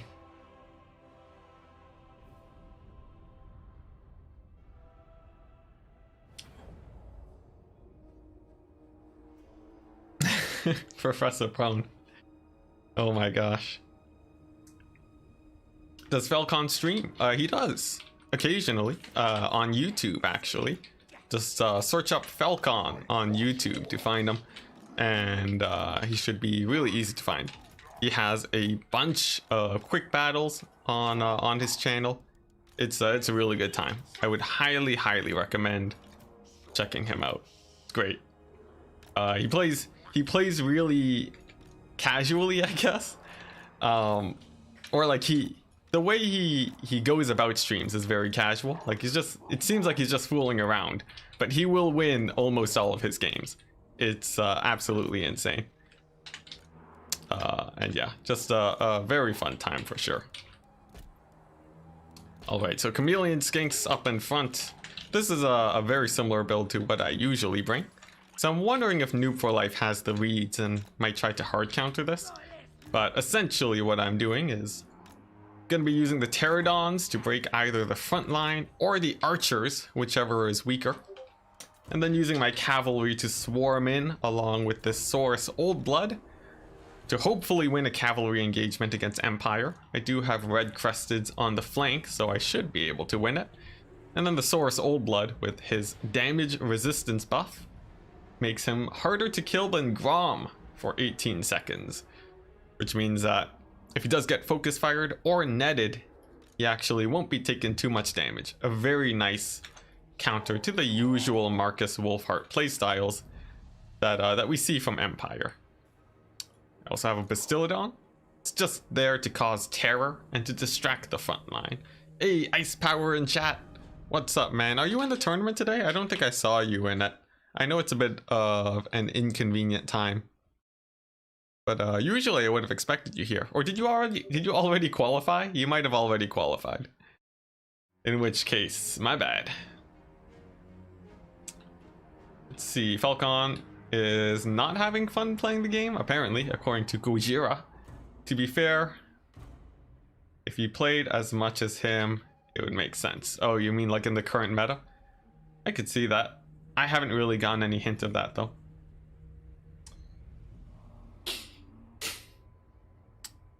Let's see, you can't get him out of comfort zone. The game is his comfort zone. Agreed. Cool. I hope with the hype of Warhammer 3, we get a burst of life. I think almost assuredly. They're promoting multiplayer a good deal more than they were before, so I'm very excited to see how Warhammer 3 changes up the multiplayer scene and how much it grows by. That would be glorious for sure, but enough speculation. A game needs to be played, and immediately we're seeing a fairly low range unit build from the Empire. Like I said earlier, that means the Pterodons are going to be rock dropping the range units here. Balthazar Gelt too. A bit of a strange pick. I have no idea why there is a Gelt in this army, but I'm sure he will still find pretty good use. I'll shoo him away with the Pterodon riders, then take to the flanks to make it more awkward for the huntsmen to actually fire. Move up with my skirmishers, get the flanks ready, dodge the first volley of huntsmen fire. Don't want my Pterodons taking any free damage here. And then let's go ahead and start poking away with the skinks. We're waiting for a really nice engagement here. That could take a while. Skinks dodging, working out pretty well. And here we go, the huntsmen have arrived. Now, first things first, army advances. They're going to be the main threat in this situation. Pterodons now going to move in. Cavalry diving on into. One cavalry going in for the long flank. Skinks tanking a lot of damage. And the silver bullets do reveal themselves. And they will actually be causing a few problems here. Still though, my Pterodons, they do actually make it into the lines. My cavalry does manage to engage. And here we go, I actually forgot my red-crested skinks. A bit of a misplay. Indeed. But not terrible. I will be able to shut down most of these guys. Bastillodon charging straight towards the Empire lines. And now the skink, he's going to be wind blasting as much as he possibly can. My lord is he's doing okay. He's taking a bit of huntsman fire, but this late flank is really going to be rough for me. Still though, in terms of single entities, the Empire is actually fairly thin on that front. And it looks like I will indeed be able to break into one of these flanks. Some cavalry distracted on this side, that's fine for me. Searing Doom overcast onto my Saurus warriors. Let's try to save them. And let's see, I guess we're just continuing to try and push in. Searing Doom actually friendly fired a lot of these troops. And I think my lord should be able to do fairly well in this situation. I did have a few misplays here and there, but the front line's actually collapsing relatively quickly. I still have a bit of a cavalry advantage here. So I'm feeling pretty good about this, especially since my lord is on such high HP. The only thing I have to do really is shut down these range units, and then I should be good to go. So a focus on sending in my infantry to do that is going to be my priority. The Pterodons sacrifice themselves simply to delay the archers as long as possible, and now my lord is going to be shutting down huntsmen. Cavalry sort of looping around to get into position to do the same. And yeah, like I said, the game is going to revolve around whether or not I shut these guys down. My lord will likely be able to shut down an infinite number of state troops, as they don't have much leadership at all. So that's not going to be a problem. The cavalry is all but gone. And I still have a Bastillodon left, which means that all these guys are going to be having a pretty rough time. Charge comes in on my lord. Perfect time to give him his damage resistance buff. Although I think it would have been slightly more effective to use it earlier. I think this should suit me just fine. And there we go. We're seeing a rout from the cavalry. A fairly good time for me. Some Empire Knights actually disengaging on the left flank. I want to make sure that they don't cause too many problems. And I also don't want to leave my cavalry fighting spears. Let's go ahead and reposition them. Another bit of a misplay. I haven't been using my wind blasts nearly as effectively either. And that means that the Empire front line has actually been holding a little bit longer than I would have hoped. Nevertheless though, just by getting a clean enough engage onto the back line, it looks like we should be fine. Strategically splitting up my cavalry to make sure that the archers continue to rout, and then pulling away my skink skirmishers so that they can deal with any units in the late game. I might even turn off fire at will with them, but that might not be needed in this situation. Now let's take a look at the Bastiladon. It's still doing okay. My lord, gonna give some buffs over here, and then try and rout off these Empire Knights. They're actually one of the main priorities to deal with at the moment. And also bringing back my infantry, of course, to make sure that this group over here stays nice and safe. Now, one advantage of forgetting all your wind blasts early game is that you get it late game, and you can see there my skink priest just managed to kill off the rest of the Empire army. Just absolute Chad levels of spell casting. Doing really good. Although I really should have been spamming them out earlier. Quite a few misplays, but this matchup is actually fairly advantaged for Lizardmen because they so effectively deal with Empire infantry, as you can see here. And in 8 seconds, I'll have another wind blast. Soon enough, my cavalry will be back, and then that should be able to decide the game. Gelt is now routed off, the final wind blast being casted. And there we go, that's army losses for the Empire. Sweet. Not too difficult. Skink Priest, 700 gold value. Pretty good, but not amazing. My Lord, doing quite nicely. Breaking into the backline. Bastiladon, as a distraction, doesn't need to get too much value. And if we look at the Pterodons, despite suiciding them in, they actually got pretty nice value because of the rock drops.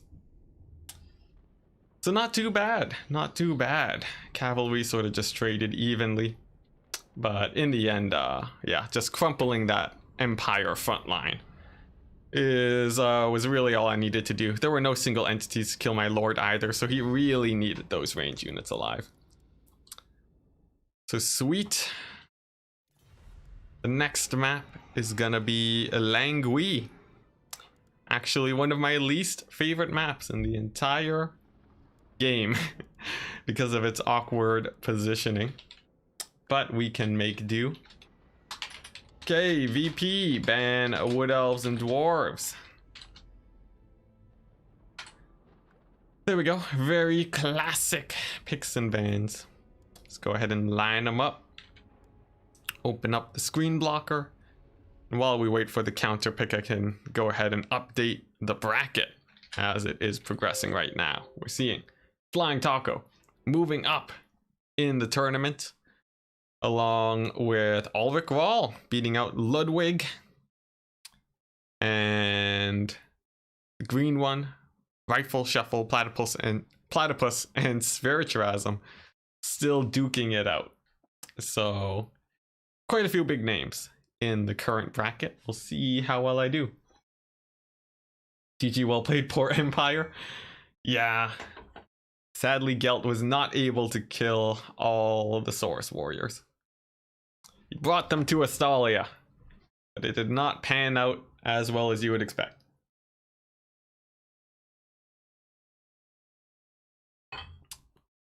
Ah, yes. Some chat about Ice Power streaming too. Yeah, for anyone who is unaware, Ice Power does stream. I think on Twitch? Maybe YouTube, I'm not entirely sure. I'm sorry. But yes, Ice Power does indeed stream. So check them out if you're interested in Warhammer content, since I'm not streaming daily anymore. If you need your Warhammer fill, there are always other very strong players to watch. Let's see. To be honest, Lizardmen have a lot of very good matchups in this meta. The greenskins are overshadowing how strong Lizardmen are right now. Yeah, I was thinking they could actually be a good alternative pick. There we go. Greenskins against Coast. Oh, Nelly. Nice. So, greenskins. An annoying faction to go up against for sure. We do have like 3 different builds to bring against greenskins though. So I think it should be all right. Let's see, I just have to pick between build number 1 or build number 2. For some reason, build number 2 is very janky. Maybe I won't go for that. Yeah, build number 2 is actual garbage. I do not know why I saved a build like this. Surely I was memeing or something. Yeah, build number 1 is much more effective. Alright, sweet. Let's see, I just might make a few changes and then we should be good to go. Alright. So Greenskins, a fearsome faction. Very high win rates across the board. And the question is, can they beat the Vampire Coast? Recently, they've been doing really well, but Vampire Coast are still quite threatening against the Greenskins. And as long as you don't run into too many counter pick scenarios, you're generally pretty good against Coast. I would put the matchup at about 50-50, but with more experimentation, it might actually become more Coast favored as time goes on. We'll simply have to wait and see. Now for my build today, I need to make sure that I have enough tools to deal with both skirmishers and a traditional archer build from Greenskins. Of course they could rush too, which is also very scary to deal with. And yeah, there's gonna be a lot to worry about for sure, but I think I should still be okay. Just take a quick look at this army. Seems decent. Nothing too amazing though. Ooh, alright, let's see. How do I feel about this? Yeah, it doesn't seem like the most amazing Coast army ever. But it should be enough to deal with a good few greenskin builds, I feel. So I guess we just ready up and dive right on in. Let's see. Yeah, that appears to be the plan.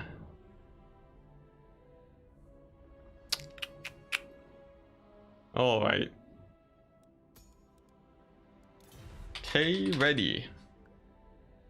But yeah, there's definitely a couple greenskin builds that will give a lot of issues. It's sort of like High Elves where you have to gamble a tiny bit. Or sort of, not exactly gamble, but you have to weigh your odds against different builds and what you expect your opponent to bring. Necro Bomber Bats and Double Gunnery. Definitely pretty meta, I gotta say. That is very high up there when it comes to the current meta. Bomber Bats are absolutely devastating when it comes to facing up against Greenskins. Of course, Deck Dropper Handguns too are also very strong. I'm wondering which one I actually prefer here. Guess I could sort of go either way. I'm not sure. Let's see, I also need to make sure my build doesn't break any army limits here, and it looks like it's fine.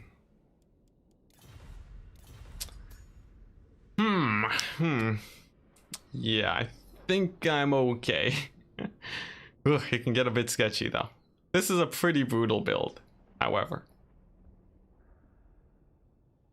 Try Corn into this matchup. Oh man, Corn is gonna get kited to death by Greenskins, and everyone's gonna hate it. I'm calling it now. Corn is gonna be like the vampire counts, but without a Mortis engine, which means Cheese City. Although they do have an artillery piece, so maybe not. In fact, I'm tempted to go Corn Kite. Right? You take that chariot times 3 or 2, whatever is legal, and then you just kite your opponent to death with cavalry. Think about it. Everyone expects a rush. I'm calling it now.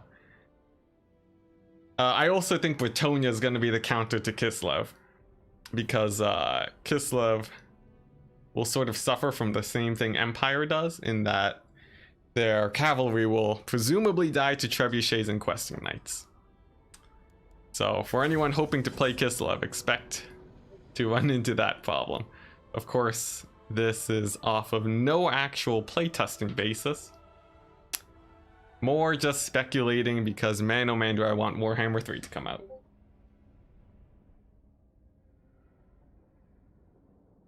What's this? Regenerating in combat?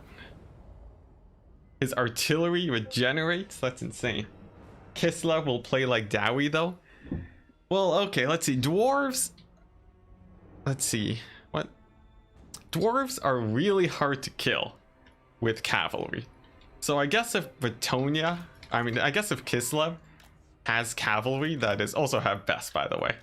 If Kislev has artillery or infantry that is like dwarves, i.e. extremely cheap, extremely high leadership, I could see that being a problem for Bretonia. But their formations sort of seem pretty loose. I don't know about you guys, but like based on those screenshots, I'm gonna make the call now and say that Kislev, you know, I don't think they can take a cavalry charge. Now this could be completely wrong, and I might eat my words come like 5 months from now. Or more, who knows when Warhammer 3 is coming out. I just hope it comes out this year. But yeah, Kislev, I don't know. If they can take a charge, I think they're fine. They can't take a charge, obviously that's a problem. Now, the way this build works is that I have mortars and Queen Bess. The combination of the two with their non-lined up firing makes it quite hard to dodge. Necrofex and gunnery wights make sure that skirmishers won't be a problem. Bats skirmish with the archers so that the mortars and artillery can actually hit them. And with the combination of these two, I should be able to slow down the greenskins enough so that they actually can't engage me before taking substantial damage from my artillery. That's gonna be the goal. Bombers in the back because I'm worried about fanatics in my back line. And that's about it. As long as we don't eat a ton of fanatics in some crazy ambush or run into some crazy rush greenskin builds, I think we'll be okay. Based on the enemy troop count, it looks like a fairly standard greenskin build is in the works, so that's a blessing. Queen Bess, I see you have studied in the Forbidden Pwn arts. Yeah, Queen Bess is surprisingly good. Did I see the bear wagons? I did indeed. I saw the video you posted earlier today, Turin. Now, the question is, how expensive are those bear wagons gonna be? They could be Scourge Runner Chariot priced, I suspect. And that's gonna be very interesting for sure. Now, we are seeing a bit of a kite build here for the green skin player noob for life. And that's actually fairly good for me. Let's go ahead and start punishing them. Let's use this gunnery wight to scout out for any potential issues that we'll come across. And then the bomber bats are just gonna fly in right over here. Flank these guys. Grom, late to the party, actually, actually coming in extremely late. That's very nice for me. Although I don't think it'll be super impactful. Now we're gonna see the brutality of this build take place in just a second, as these deck droppers can actually pretty easily dodge arrows. And now they're gonna move into position to hit up these archers. Now there are some fanatics coming on up towards me. Noctilus is getting shot up too by the skirmishers. Not the most comfortable position to be in, but with the summon, he'll be more than safe. Grom is nowhere near to actually punish him. Let's go ahead and scrap these night goblins real quick. And there we go. They can't throw fanatics anymore. Oh, but there's a second one. There's the warlords, boys. Oh my gosh, we got 2 ROR goblins coming in hot. But now we're seeing some problems for the greenskins. They have to stop to shoot at Noctilus. But that means that my mortars are getting an insane damage value. You know, we're seeing the deck dropper bombers. They're cleaning up the rest of the greenskin infantry. Noctilus is barely damaged at all. And the zombies are going to be holding up the greenskins even longer with a mass rout too. That's going to be really bad for the poor green boys here. And we'll see if they're able to recover from this situation. Now, stutter micro is very important when it comes to your bomber bats, as they do have fairly long reload times. So after you get a volley off, it's very important that you keep them moving. As for Grom, he does dive in onto Noctilus. Perfect time for a Wraith Storm. Bomber bats have moved and can now shoot once again, and we're gonna see the strength of the gunnery wights here now, and how they can actually do quite a bit of damage to the forces of the greenskins with their melee. Grom actually suffers quite a bit fighting against the against two gunnery wights if he doesn't have his buffs. So in a prolonged fight, it actually works pretty well. And Grom can't really disengage either because the gunnery wights, of course, have their ranged attack, which can be very brutal against Grom. Now, some fanatics have loosed. They actually missed, thankfully for me. More of a lucky scenario for me rather than an actual dodge, but I'll take it. And the biggest threat right now, likely the greenskin infantry. And of course their mobility too. Grom, however, he's having a rough time. I'm actually much less worried about him as the gunnery wights just obliterate him. In fact, gunnery wights can do even more. They can obliterate the rest of the infantry, and I just have to bring in my gun bats here to support the rest of the army. Queen Bess and the mortars are doing a great job at dealing with the archers here, although Noctilus will have to get into a safer position. But with the gun bats finally back home, I think I should be in a decent position. River Troll Hag has now routed. The mortars continue to fire. Noctilus lives, and the gun bats, the bomber bats in this case actually, are going to clean up the rest of the forces here. Grom should be out of the battlefield in no time, and I have quite a few summons that should support me pretty well too.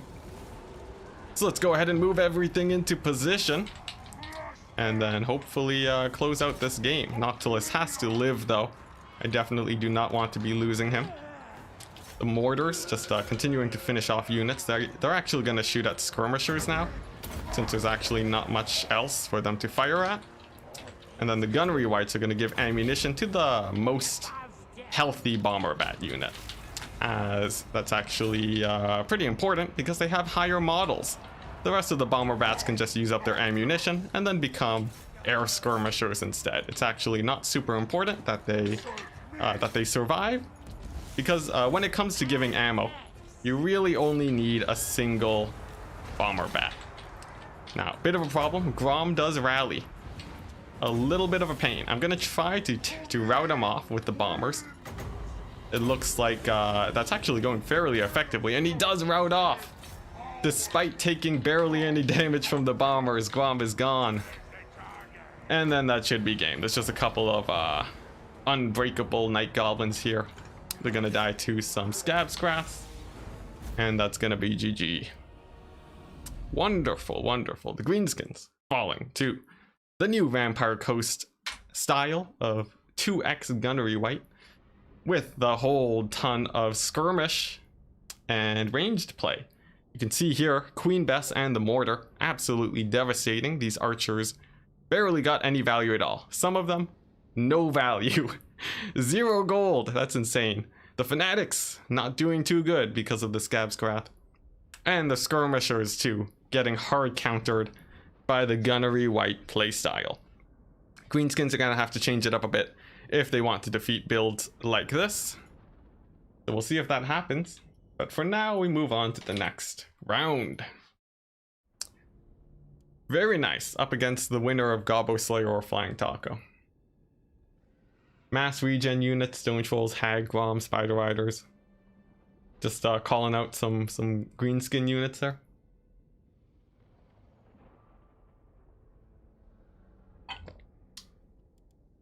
Looks like he didn't bring the trolls. Yeah, trolls are pretty good if you want to rush. They're just really expensive though. It makes it so that your archers are much more limited. And they actually terror out fairly, well, they don't terror out because of Grom, but gunnery wights can actually punish them pretty hard. If you're worried about more of a rush, generally what I would suggest, you take a few more handguns, but honestly the bomber bats are quite good against rushes too. This build it makes the usual advance towards coast a lot more painful, and it's a good time for sure. I would highly recommend checking it out. Boy, here's the bracket, by the way. Typical Grom skins. Yeah, Grom is he is a very strong pick. For a time though, greenskins had a lot of different viable Lord picks. So I think even if they nerf Grom, greenskins will still be in a good position. And it's not like he's unkillable. As someone who's actually tried playing greenskins with Grom, he is quite killable. Quite vincible, actually. I would say, if you think Grom is OP, try suiciding him into an army and using Lucky Banner, and just watch him die instantly. Because what actually keeps him alive, in my theory, is the skill of the players. Surprisingly enough, because I can't keep Grom alive for the life of me. But when it comes to some players, he seems almost unkillable. It's crazy. I see you're using bomber bats more now. Indeed, they are very strong. Vampire Coast, since the handgun nerf, just can't really play that playstyle as often anymore. It's a shame. A shame, I say. You lose Grom all the time. Yeah. Surprisingly easy. Not OP means you can't solo an army. Well, even if you try to keep him safe, you will still die. People have figured out ways of killing Grom, and if you're not very careful, it's scary. Imric greater than Grom. I will raise you one higher and say Kazrak.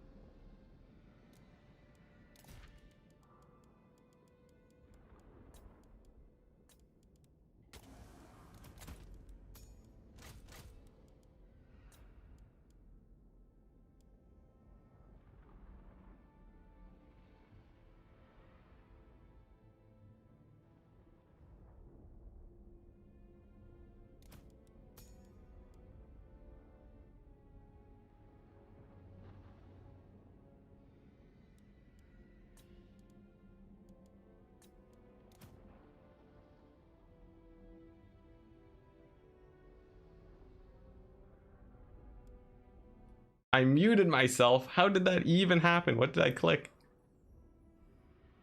That's terrible. When did I mute? It seems like I muted ages ago. Darn it. Looks like a good conversation he's having. No! No, my entire rant is gone. It's lost to the winds. All right, yeah, there you go. It's fine. Onion, you're a lip reader? Yeah, so you just type out the transcript into chat, and I'm sure that will be good enough. You were muted. Now get back to something about Kazrak. Well, he's clearly better than Grom, because his damage resistance is constant. Grom, you have to trigger it. Look at this, it's triggered. Now it does give you 40 melee attack, and it does have an uptime of about 25%. If I'm doing my math correctly, closer to 20%. And he also does have 2 buffs that increase his melee attack, along with ITP and leadership, much like Kazrak. So in a sense, Grom sort of outclasses Kazrak on many fronts, but Kazrak does not have weakness to fire. So Grom does get hard countered by fire. Think about that, guys. Huge. Absolutely huge. All right. Oh my gosh, I can't believe I just randomly muted myself. Do I have a hotkey that mutes me? No, I just took a screenshot. Oh, it's F9. I bound muting myself to F9. Now, as a streamer, you can imagine I am not one to usually mute myself on a moment's notice. But there you go. I meant to open up the screen blocker, and instead I muted myself. The mystery has been solved. The dreaded fire damage. I know. Anyways, usually you don't judge units by their weakest comparison. If we actually compare Grom to something like good old Luther Harkin here, Luther is an absolute beast. And I think Grom is only a little bit stronger than Luther. Take a look at him. Luther shoots in melee. He actually has like double the damage of Grom. Not as... Actually, Luther has more HP than Grom, and healing, and breath attacks, and is flying, and is ranged. He just doesn't have the damage resistance, but you can pump him up with heals. So, like, really, it's fine. That's why Imric OP. I would imagine he actually does decently against Grom. Although a lot of people take Arachnarok spiders. Yep, F9. It's a hotkey I set up myself. Anyways, we're just continuing to wait for Flying Taco and Gobbo Slayer. Feel free to stretch your legs. Go ahead and get hydrated. Do whatever you gotta do while we continue to wait for our next opponent. I think this will likely be our hardest best of 3. Out of the 3 people that we've played against so far. Gobbo Slayer brings some very nice builds that can catch me off guard. Now I'd say Flying Taco is an extremely scary player to go up against. His play is very on point. And honestly, I wouldn't want to face either of them. Imric game versus Grom in the Legendary Lord Tournament is a crowning achievement. Ooh, I think I might have missed that, but that sounds amazing. Honestly, I think Imric is one of the most underrated High Elf Lords ever. Look at him. Put him on a horse. He costs barely anything. Take a look at his stats. He can have 135 charge bonus. 135. He's going to be hitting every attack. Plus, insane weapon damage. Hits for 300 AP. Plus, after his charge bonus is gone, you use Lord of Dragons and Dragonhorn, and he has over 100 melee attack. Imric can 1v1 Sigvald in a straight up fight. Let me just repeat myself there, if he has healing.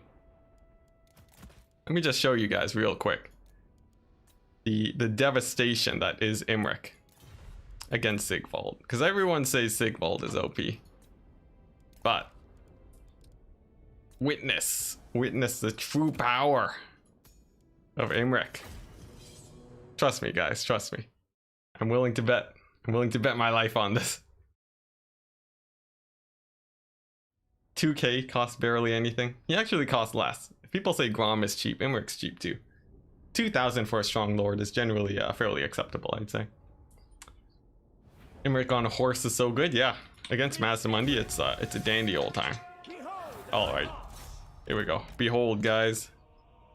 Gonna put it on ×4. Yes, I do have my speed settings on a hotkey because I play campaign. Alright, so here we go. Imric comes on in. Charge bonus 45. We're gonna give him Dragonhorn and the Star Lance to buff up his attacks. Sigvald has triggered his melee attack buffs, but what's this? Imric is not getting hit at all. Oh my goodness, he's basically indestructible. Sigvald, just a wet noodle against the might of Imric, and we haven't even used his actual debuff yet. We put that down on Sigvald. He has 36 melee defense. What is this? Imric is actually indestructible. Sigvald with no damage. Can someone clip that? What are the odds? What just happened? What just happened? What? What? Okay, I was sort of memeing. I did not expect it to go that good. But apparently Imric is actually indestructible. So I hope you guys are now aware of the new meta. Foot Imric. Foot Imric meta. I don't even know what happened. That was surprising. Usually you have to use a regrowth, but apparently not I will not be playing that match again, because I think it's better if I leave it as is. Alright. Tried in a real game. Loopy. 1v1 me right now, I dare you. Have at thee. I will beat your chaos with Imric. Oh my gosh. Are you sure you're not playing with the cheat engine on? Well, that might explain my wins. That may very well explain it. I'm playing on a version of Warhammer that tips the favor of RNG in my favor. Yep, it's out now, guys. Let the world know! I had 70% balance of power. The thing is, balance of power doesn't really matter when you take no damage. It actually does not have an effect. My opponent, it was Noob for Life, but now we're waiting between Flying Taco or Grombrindle. Now, my series have actually been moving fairly quickly. Or, wait, is it Grombrindle? Gobbo Slayer, my bad. Oh, Slayer, Flash, Flying Taco. Flying Taco, frequent stream sniper of my stream, of course it's invited, has defeated me many times in quick battle, so I'm interested to see if I can revenge a bit against him. What's Imric's best quote? All of them. You can do the test from the other side and get the opposite result. Yeah, Loopy, I'm just memeing, man. I'm just memeing. I do think Imric is actually pretty beast, though. Especially on a horse. 2,000 gold for just a complete slayer of everything. I think the Dragon Horn really makes some... no, not the Dragon Horn. The Lord of Dragons. Minus 40 melee attack is insane. Just, yeah, just crazy. Tends to move more quickly when your opponents are too scared to play you. I guess. There's only one instance though, so it's not too huge. I'm excited though. How many more people do I have to beat to win the qualifier? 4? I have to win 4 more best of 3s. So we'll see. But Ulrich Wall or Spiritualism? Scary opponents. I did beat Ulrich Wall in my last best of 5 against him. So I'm feeling decently confident, but we did practice the matchups after, so I feel like Ulrich Wall could be quite prepared against me this time around. The Battle of Two Chads. Yes. I think Imric is similarly priced to Sigvald. Sigvald might be a little bit cheaper though, but Imric can buff the whole army, so can kind of go either way. Yeah, Sigvald is cheaper than Imric. I do concede that. Do we bask in the glory of the Dragon Prince? Always. It's those lords that most people don't touch that seem to mess Sigvald up. Yeah, it's usually because a lot of lords are brought for their utility instead of their combat prowess. Like Alariel is one of the best utility lords in the game. Caster, source of fear, tons of magic damage with the Boon of Isha, and not to forget the Star of Averlorn, one of the best healing abilities in the game, and not to mention Teclis too. Insane utility. Nat on an archer based faction. Crazy AoE, infinite winds of magic. It's a tough sell to take Imric sometimes. When Imric is just mostly a duelist. He doesn't have a wider effect on the battlefield. Will Vlad win against Sigvald? I would guess possibly. But maybe not. Vlad only has the one-time proc, right? That's Manfred. Yeah, Vlad, he has his damage resist. 66%, 22 seconds. He might lose to Sigvald. He does have regeneration though. And the spells. I would say he probably wins. 70 melee attack. Very important against the high melee defense of Sigvald. And the hunger. So I think he heals as fast if not faster. I think he does heal a bit faster. Van Hel's Dance Macabre. Dance Macabre? I don't know how to say it. But also a very strong ability. I think, yeah, but he's insanely expensive. Look at that price. Oh my goodness. Although he doesn't have that many stat buffs, that might make him a bit weaker. Buff himself with magic, yeah. Last time we tested, Vlad beat Sigvald without magic, but RNG is RNG. Indeed, as we so recently witnessed. Also, I just noticed you can't clip things on YouTube. That's a shame. It's fine. I'll post that somewhere later. Because I think that was just such a glorious demonstration of RNG. Oh my goodness. Now, when are we going to get our next match? It seems like not for a while. So, enjoy the stream, guys. I'll be chilling. Sitting here. Imric campaign is actually a blast, by the way. The only garbage part is no trading.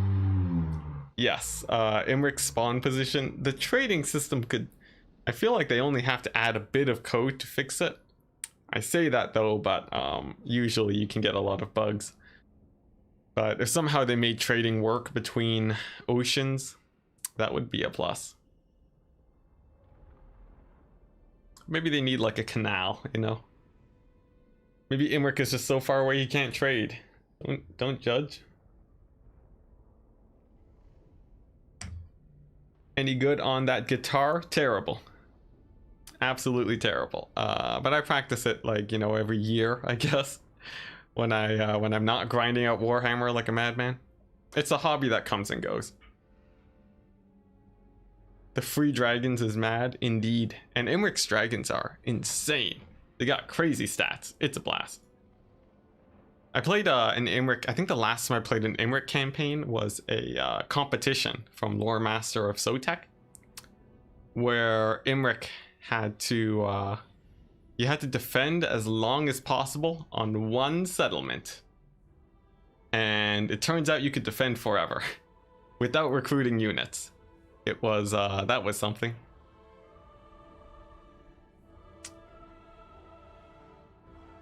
Spells pronounced Dance Dance the Macarena. Oh man. Don't remind me about dance. The, oh man, ever since lockdown, I've been dance deprived forever.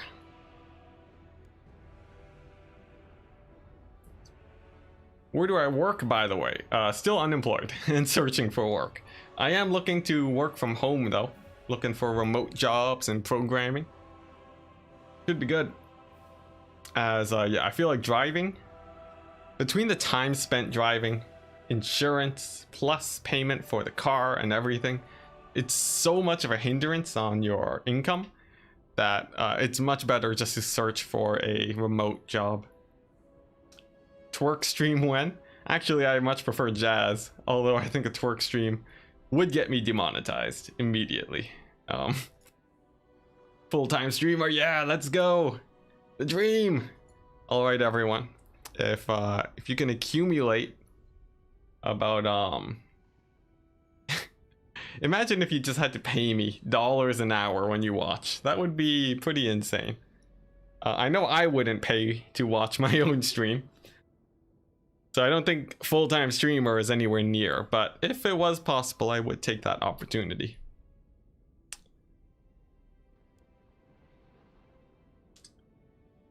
There is a fix to no trade. There's a mod which moves capitals. Ooh, that'd be fun. Although generally I stray away from mods, just because it's a pain to turn them off and on for multiplayer. Just do it in a hot tub, you'll be safe. What's this? Twerking? Is that legit? If I hit 1 million subscribers and you can hold me to this, I will twerk in a hot tub. It means I won't get demonetized. Just to tempt fate. Just for that. I don't think I would enjoy it. I don't think anyone else would enjoy it. But it would be something. Total War Warhammer dance battle. I think Wurzak wins by default, actually. So it wouldn't be a very exciting competition. 2 years later, how did it come to this? I wish. That'd be amazing. It's fun trying to find ways to make non-meta lords really strong. Rakarth plus Death Hag on a cauldron has synergy.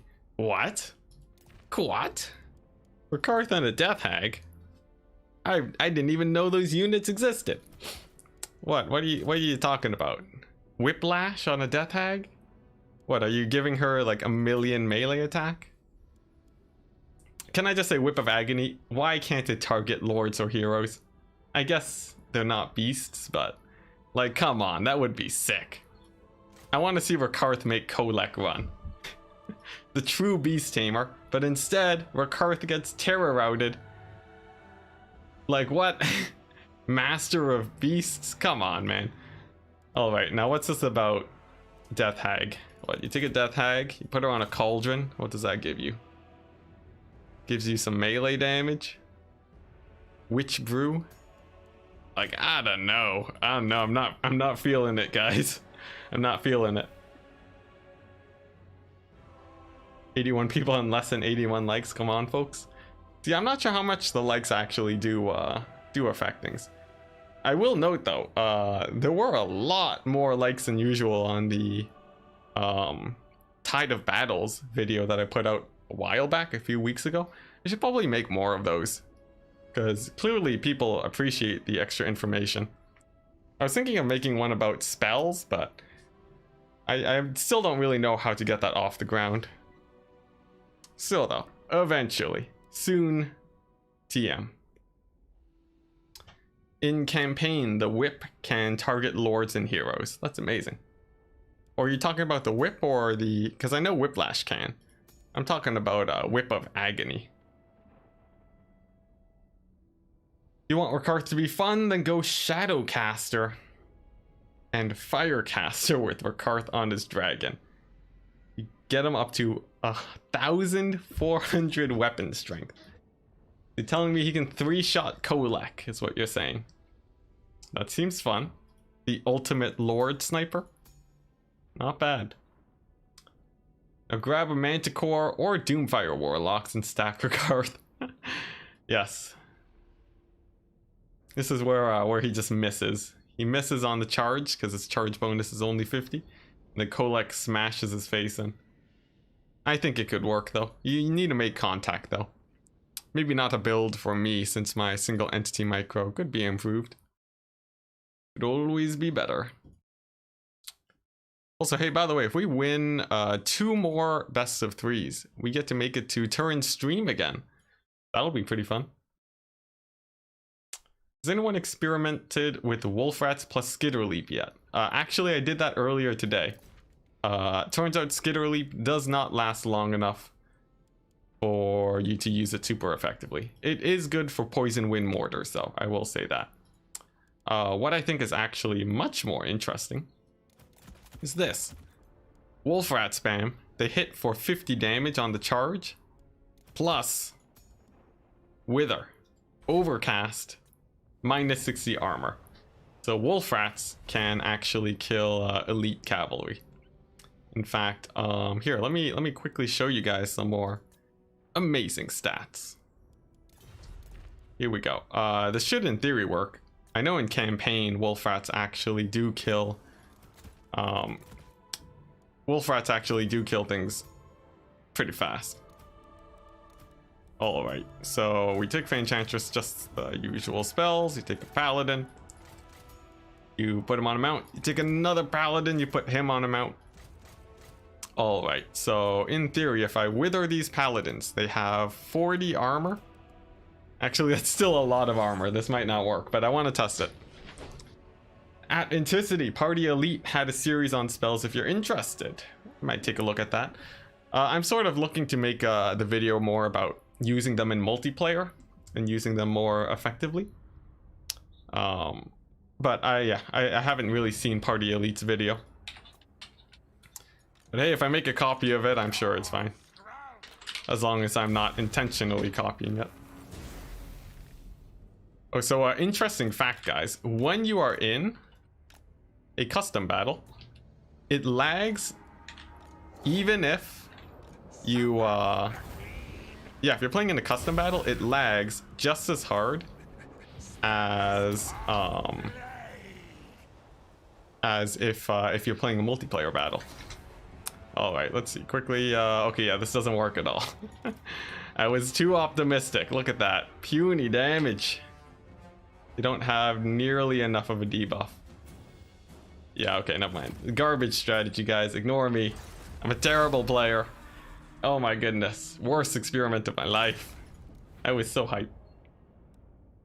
At Enticity, my new Skaven Goon squad is 3 AP Wolves and a Brood Warlord. Seems pretty good. Slap the leadership debuff and they eat almost anything if piled up. Yeah, I love wolf rats, they're great. You need to overcast it? I didn't. Oh, whoops. Oh, that's a mistake. Whatever. I'll try it out more later.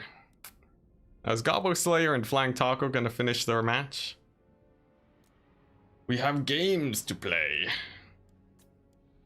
At Enticity, do you think Vampire Counts is better than Tomb Kings? It depends on your definition of better. Vampire Counts, I would say, work as a better counter pick when the possibility arises. I think if I had to play Vampire Counts against a random faction, I'm not sure. Vampire Counts is a very polarizing faction. There's a bit more RNG, and you have to focus on your single entities. Tomb Kings, more generalist, but not as strong in some matchups. They have pluses and minuses. In a straight up fight, Vampire Counts are advantaged against Tomb Kings. Scabscrath is a killer. Very, very strong. It's why every faction with the Scabscrath-like ability now runs it. Fiery Ring for the Dwarves, Scabscrath for Coast, Scabscrath for the Vampire Counts. It's, yeah, it's strong. It's real strong. At Enticity, okay. I think that was a standard cast. Whoops. You really think Vampire Counts versus Tomb Kings? Oh, you really like them because they're thematic. Are they? I don't know enough about the lore to comment on that.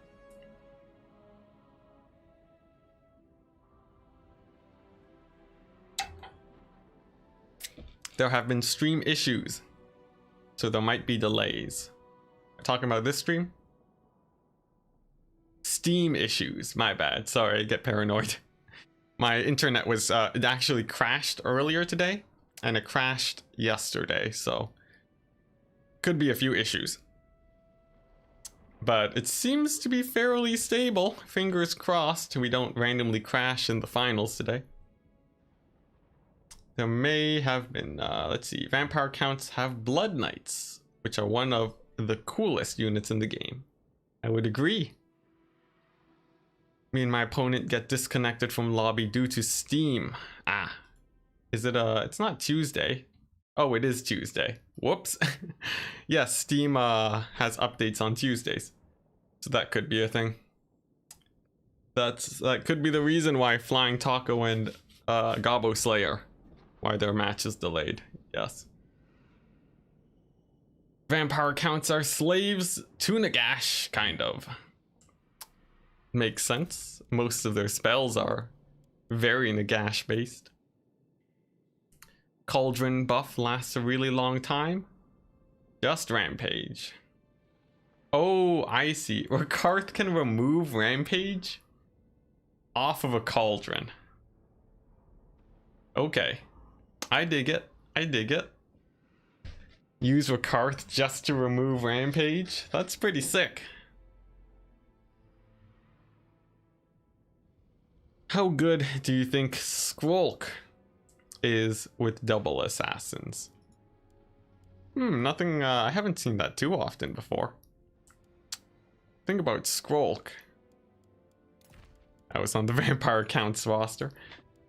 Let's see, Skrolk, 2 assassins. I think it might be overkill, actually.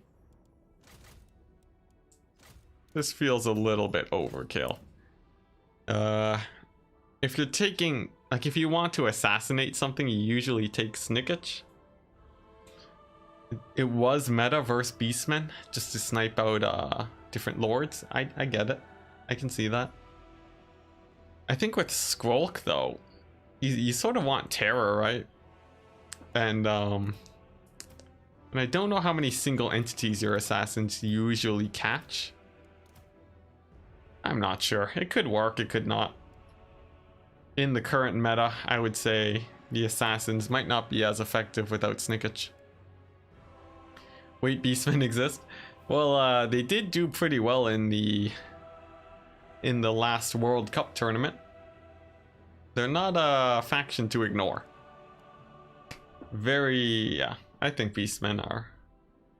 They're pretty good. A bit glass cannon, hard to pick up, but still very strong. Whew.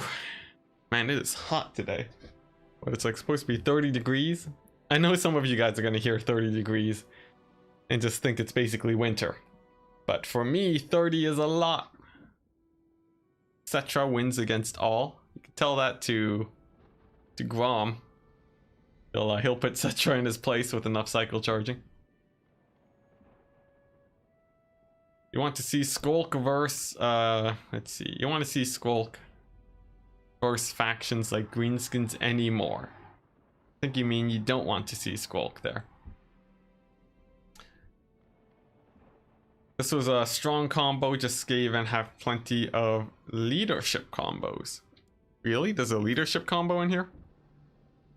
You can Skaven Brew for ITP. Give that to Wolf Rats, make them really kill things super fast. 30 degrees Celsius. Yes, we calculate temperature in Canadian here. Recently picked up Beastmen and they've been pretty fun. And you've been doing pretty well with them, says Biblington. Yeah, they're really good. If you can control your skirmishers and your cavalry correctly, I think you'll have a pretty good time with Beastmen. Minotaurs too are really nice for filling in their usual problems. If you're worried about big monstrous units, good Minotaur Micro will carry you.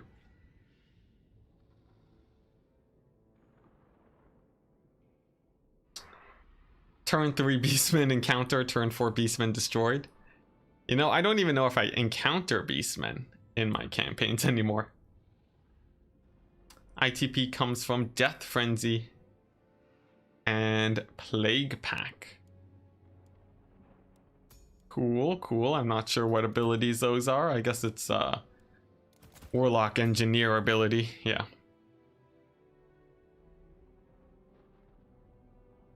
Does the Vampire Coast have spells / items that give stock to bloated corpses? They do, actually. If you take a look at this fleet captain, you can see on the items, they have the speed of Lycos. Lycos, obviously in lore, known as the fastest and sneakiest vampire pirate in the world. I'm making this up, but it does give 24 speed. Speed, stock, and unspottable. Put that on a bloated corpse and it will sometimes hit something that almost makes it pay for itself. Unfortunately, bloated corpses, they're just too expensive. Make them 300. Come on, what's the worst that can happen? Bloated corpse meta, they're the easiest things to counter in the game. They have 1000 HP, just make them 300 and call it a day. Come on, if we have Skaven slaves at 225, these guys could be better. It's the high RNG unit. You found that Arcane Spell, Doom, and Darkness are good against low leadership factions. It is. Terror bombs are so fun. I love it, but I haven't been able to make it work super effectively. You're using the bloated corpse combo against elf factions. I could see that working. Still though, they most of the time you want your front line to hold for a really long time. Bloated corpses are so focused on damage. If you know, just a couple units sneak by, it really destroys your back line. Gotta bring Eltharion to make bloated corpses worth it. Yes, for those of you who do not know, Eltharion has an ability that makes units unkillable. This bad boy right here. Unbreakable and cannot die. And the question is, what does that even do to a bloated corpse? Well, first of all, if it doesn't die, the first thing that will happen is that it touches something and explodes. But it lives. And then because it's less than 20% HP, it explodes again. So you get 2 explosions with the bloated corpse. And it hits in melee for 300 AP damage at 75 melee attack. This bloated corpse hits as hard as Imric on contact. And if he's unkillable for a few seconds, you can actually kill units with bloated corpses. It's hilarious. I'd highly recommend in the 2v2. Yes. Scroll of Lycos. We just mentioned it. Hitting high cost cavalry unit with bloated corpses is the best feeling ever. Yeah. If you can manage it, it's amazing. High Elves OP, please nerf. Yes.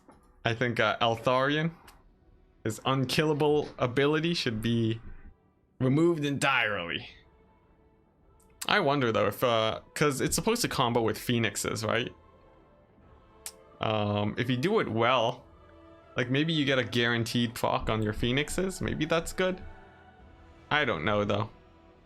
You can get a pretty hilarious thing that happens though. Eltharion, when he casts a spell on a phoenix, it can actually explode multiple times.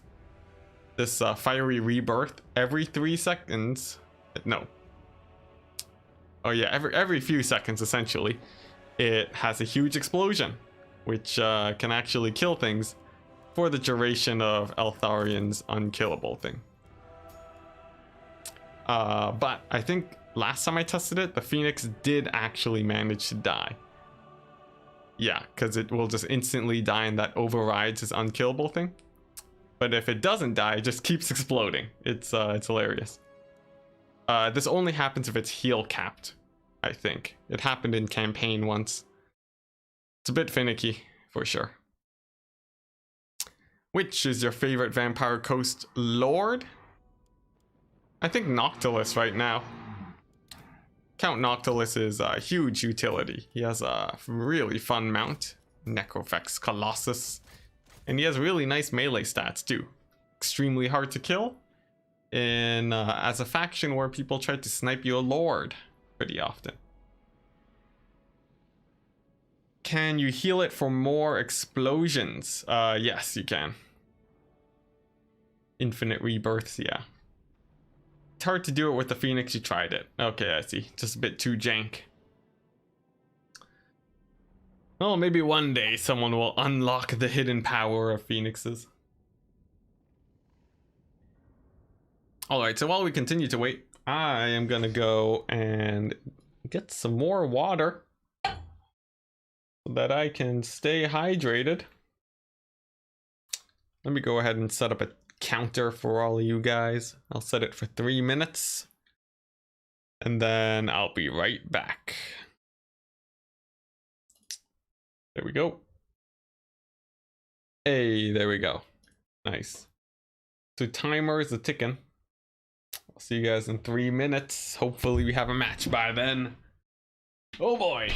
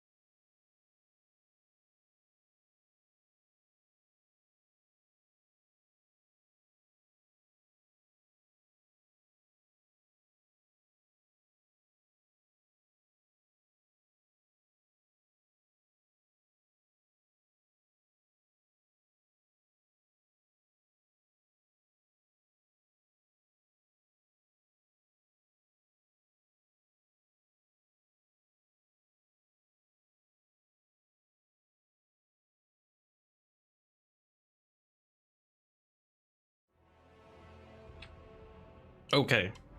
Alright. Finished that one bite of food. Trying to make sure I don't starve to death on stream.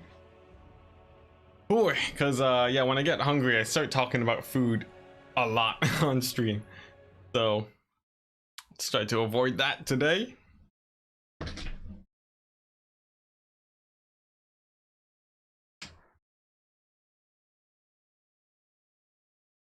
Oh my gosh, yeah, it's almost 30 degrees Celsius, guys. Insanity. I'll just keep drinking water, though. I should be fine.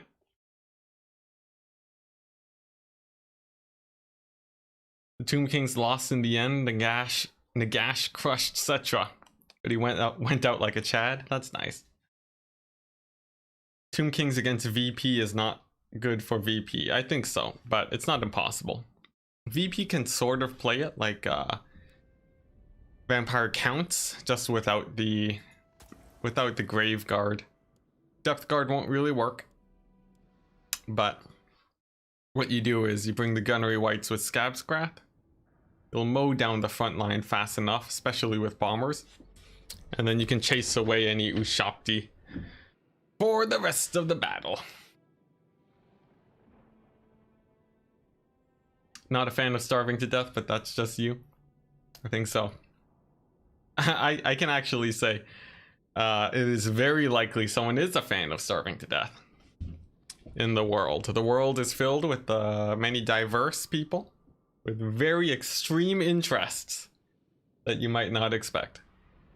Although I am not included in that. How many rounds are left? 1, 2, 3, 4 rounds. Gotta win 4 more games. Or win against 4 more people, that is. Casket is the biggest problem for them. For Vampire Coast, Casket is pretty annoying. It does a lot of damage to handguns and bombers. You can go for artillery, but that doesn't always work because of the Ushapti Great Bow and the fact that the Casket of Souls has absolutely insane range. There's a couple builds though. Usually I'll just rush, however. I doubt there are many living people who enjoy starving to death for some reason. But I can almost guarantee that there is a living person that enjoys that. I don't know, there's a bunch of really weird people in the world. I've always been surprised by the diversity of interests in the world, so honestly I wouldn't be surprised if there was someone. Just maybe put away for their own safety though. Let's see, win against 4 more people, question mark. Could be advanced bots for all we know. Ooh. See, the thing is, I don't know, the Warhammer AI I see in campaign is not giving me high hopes for bots that can play the game well.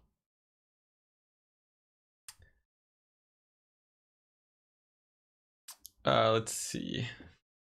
Well, they won't be living much longer if they're good at it. Some won't be good at it. Some won't be good at it. Let's not get too deep into this because it can get pretty dark. And yeah, let's just sort of stray away from that a bit, just side grade into talking about, I don't know, why in the world Gobbo Slayer and Flying Taco are playing 3 dwarf matchups back to back, just mirroring each other for every single fight. Because there's no other explanation for why the bracket is so slow.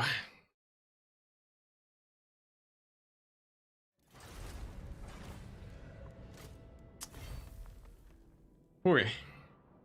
Maybe Falcon is a secret AI project. Yes, and then they found out that they made an AI too strong for public consumption. Hey, look at that, Flying Taco. Taco made it up. So this could be the end of the stream, guys. If Flying Taco destroys us. Do I not have him friended? I have someone named Taco on Steam, but I don't know if that's the flying one. I'll message him on Discord.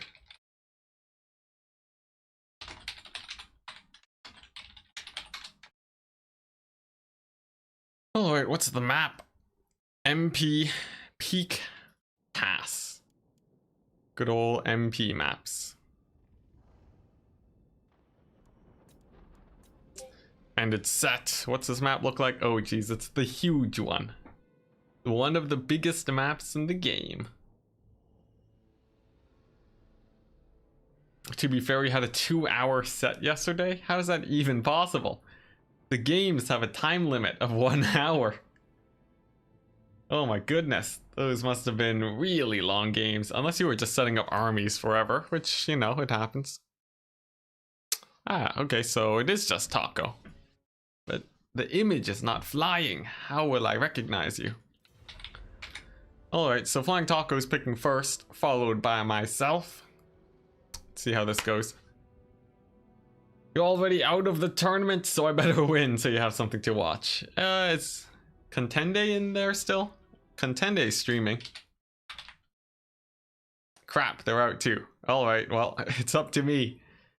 You gotta carry the banner.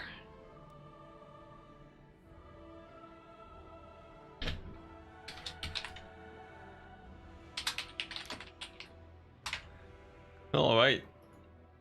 So, map is set. What is Flying Taco gonna pick? He's hovering Chaos, which is a little bit worrisome. Chaos is a hidden strong faction, I'd say. Falcon breached containment and escaped. Oh no. This is the true AI apocalypse.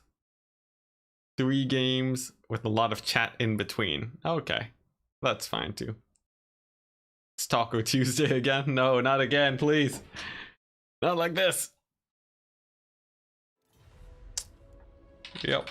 Alright, Flying Taco, what is this?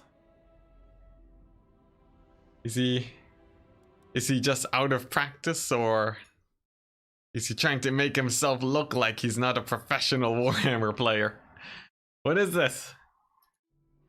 I pick and ban first, correct? Madness. I'm joking. Taco is very chill. He's a great guy. Let's see. Imagine if there was a campaign mode where random players could jump in and play as the AI. Well, Master Corner Camper would love that game mode. I can tell you right now. Sad moves for the Butcher Bird, indeed. Yeah, Chaos is they're doing really well because of Sigvald right now. So I'm not sure what the best way of beating them is. I have a few counters here and there, but we'll see. Picks and the bans are still underway. Flying Taco working out the meta. Maybe it just lagged and his message did not show up. We will see. Yeah, I've had a couple bad games with Chaos. Then I got in some practice and then things worked out a little bit better for me. He's picking no! Taco refusing to pick. Alright, Norska, one of the worst factions according to the World Cup. Not the most reliable source, as it is conglomerating a lot of data. Norska, a faction that I have not actually had too much practice against. We'll see how this plays out. He's banning Bretonia and Wood Elves. So we have a few counters here. Bretonia and Wood Elves, eh?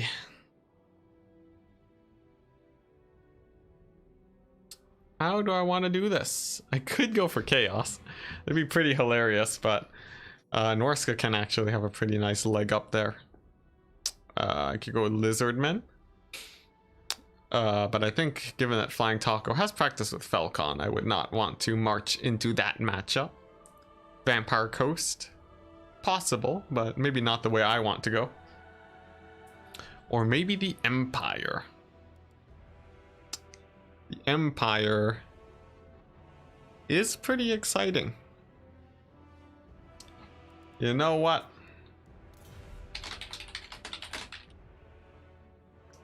I will go Empire. All right. Yeah, he did not ban coast. He left it open, and I did not take the bait.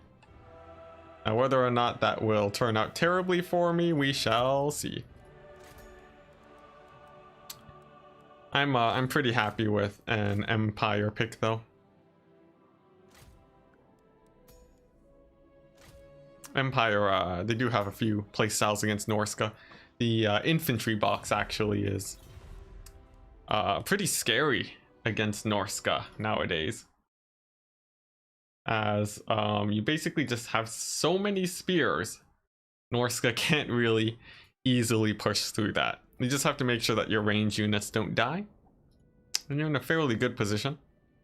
Of course, Empire also has possible kite builds.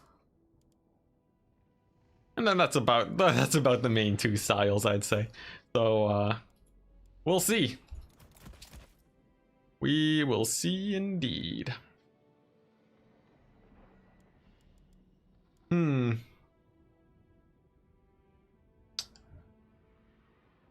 How do I want to do this?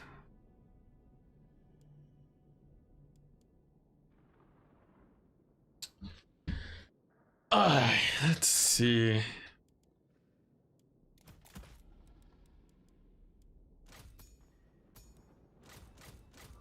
Yeah, Flying Taco though, he is very proficient with the rush. That would be my biggest worry here. I almost assuredly do not want to be rushed super hard, as that will run me into many problems for sure.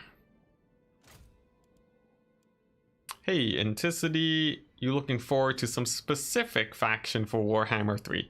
Chaos Dwarves and Ogre Kingdoms. Easiest choice of my life. Those factions are so hype, as they can go really heavy on the guns. And they have enough mass and monstrous power to win in a melee fight too. So I think a lot of fun things can happen there. War wagons incoming, mark my words. Well, war wagons are pretty strong. They're pretty good. If the game lasts forever. And they use all their ammunition. But they are pretty good. I do need to quickly check the army limits though. Don't want to accidentally break those. Okay, looks like I am in the clear. That's definitely very good. Let's see.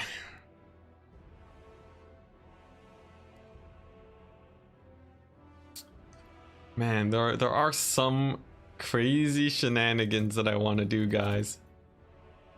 There are some crazy, just absolutely crazy shenanigans, but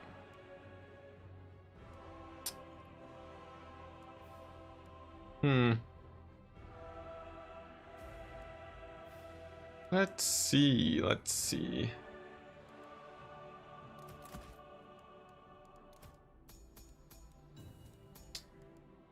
All right, so I have a bit of a build here. It's looking decent. Nothing too crazy.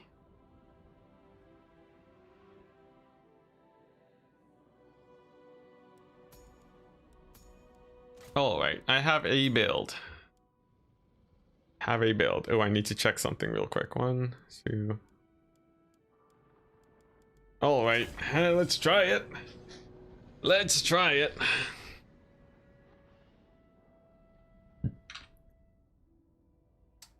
More and more, you're looking forward to Cathay. Ooh.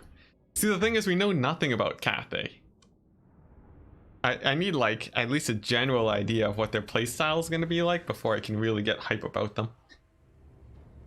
I'm sort of worried they're just going to feel like an elf faction. I really want to know what makes them unique. Halflings with gnomes in one faction? Oh man, what's it? I want the Hobgoblin Khanate. I think that's what they're called. That'd be fun, but here we go. It's a kite build. Now, I wish I could bring more Outriders with guns, but the problem is you're only allowed 6 missile cavalry. So I am actually limited on that front. And instead I have to settle for this. What I have is a kite build with a ton of supporting cavalry. Grenade launchers to deal with the masses of infantry and pistoliers for the long-term kite. Anything that chases me, they can simply retreat. And I'm hoping to cycle charge this army to death. Could take a while though. Fireball caster should be able to do fairly well as a kiting tool. So let's see if it all goes okay. Good luck, have fun, Flying Taco. This will depend very heavily on my cavalry micro, something that I have been practicing. So we'll see. We'll see. Dov likes this build. I can see why. It's a very fun build. Who needs infantry, indeed? Yeah, this one's gonna be a long game, guys. Here we go. Flying Taco is ready. So let's begin. What is his army? It's a little bit smaller than I would have hoped. That could actually cause a few problems for me. We will see. He has brought a good number of skirmishers, quite a bit of infantry, that's good for me. One skin wolf that I can see. If it's only one skin wolf, that's actually pretty good. Alright, we will slowly advance forwards. Shaman Sorcerer of Fire. Nothing super scary there. And I just gotta move up and advance. I might want to snipe this guy out with fireballs, as he will be sort of doing the same to my skirmishers. I don't really want that. He does have fireball and burning head. Is he on foot? He is. Wolfric can probably body block for him though, so I'll have to be very careful. Let's start off though correctly. Fireball the skin wolves here. And then I'm gonna show you guys a pretty fun trick. You see this fireball right here? Boom, dodged, easy. Boom, look at that pro tech strat. Yes, it actually worked. You can dodge fireballs if you run down a hill, guys. It's insane. I can't believe I actually did it in a proper tournament game. I even let my knights take a bit of free damage just to show it off, but that was amazing. All right, so sweet. Now that that gloriousness is done, I'm going to continue killing skin wolf models while skirmishing here with my pistoliers. This guy, we got some wolves coming in hot. Doesn't matter too much. I have cavalry at the ready to support. Boris is here. Outriders with grenade launchers doing a really nice work against the skin wolves. We have a big old fight over here. Nothing too worrisome, as I do manage to rout off most of the Norskin forces. And now the Outriders, they want to be killing infantry. That's about the best fight that they can take. These wolves and everything, we're getting a mass rout from Flying Taco. And that is huge for me. That is actually quite good. I can begin cycle charging. Forest taking up into the air to a safer position. And then we're just going to keep fireballing those skin wolves, taking out as many models as we can to prevent any crazy amounts of healing that could go down. Let's go ahead and buff up the cavalry, make them a bit harder hitting to rout these guys off faster. Forest throwing down a few buffs too. And then now I can pull away with all my skirmishers to continue the kite game, which should be quite brutal for Flying Taco here, as he has lost quite a bit of his skirmishers now. Now Boris, he is getting caught out a bit. That's not too much of a problem. Skin wolves coming on back. They can eat another fireball. That's not too really worrisome. And yeah, we're just gonna kite away. The rest is essentially infantry. So Flying Taco is in a really bad position right now, I gotta say. It seemed like his army just wasn't well suited for this type of play style, and I might have just won in the army picking stage. Now Boris, he can't dodge fireballs as well, but you know what? Sometimes you just get lucky, and he'll just dodge it. I can pretend it was totally intentional though, although obviously that time it was not. Now, continued cycle charging is very important here. The grenade launchers will just be battering down the infantry as much as they can. And let's see, there's about no more Marauder horsemen left. They actually committed a little bit too hard to the fight. And I gotta say, that is exactly what we're looking for here. Now the cavalry, they can also punish the infantry. I have to be pretty efficient with my ammunition if I want to do well in this battle. And I'm actually gonna turn off fire at will on the pistoliers so that they can better engage Wulfric. As Wulfric, he's pretty scary. I do not want him to be causing too much damage here to my forces. So let's go ahead and get those pistoliers going. Grenade launchers slamming in onto these guys should work out pretty well. Wulfric taking a lot of damage. That is very good. And while Boris regenerates, Wulfric will be having more and more of a harder time. I can bring back a few knights too, and then I'm just gonna retreat past this forest, and then yeah, just try to get to a better kiting position. We'll turn on fire at will just to make sure we are very clearly obeying the attacking rules. Cycle charging too, very important. And then I'll just pull right on through the forest, and then get more charges in on the infantry. But see, what are they called? The Norskins are beginning to get pretty close to army losses. That's going to be very good for me. But if I lose my lord, that would be really bad. So let's go ahead and get some cavalry to come in and support good old Boris here, making sure that he does not get murdered in the late stages of the game. Let's go ahead and bring the guns and then the cavalry to charge the wolves, since they do have pretty high missile resist. And I do not want to be running into any issues there. Boris, he does manage to escape. My cavalry, they do move into position.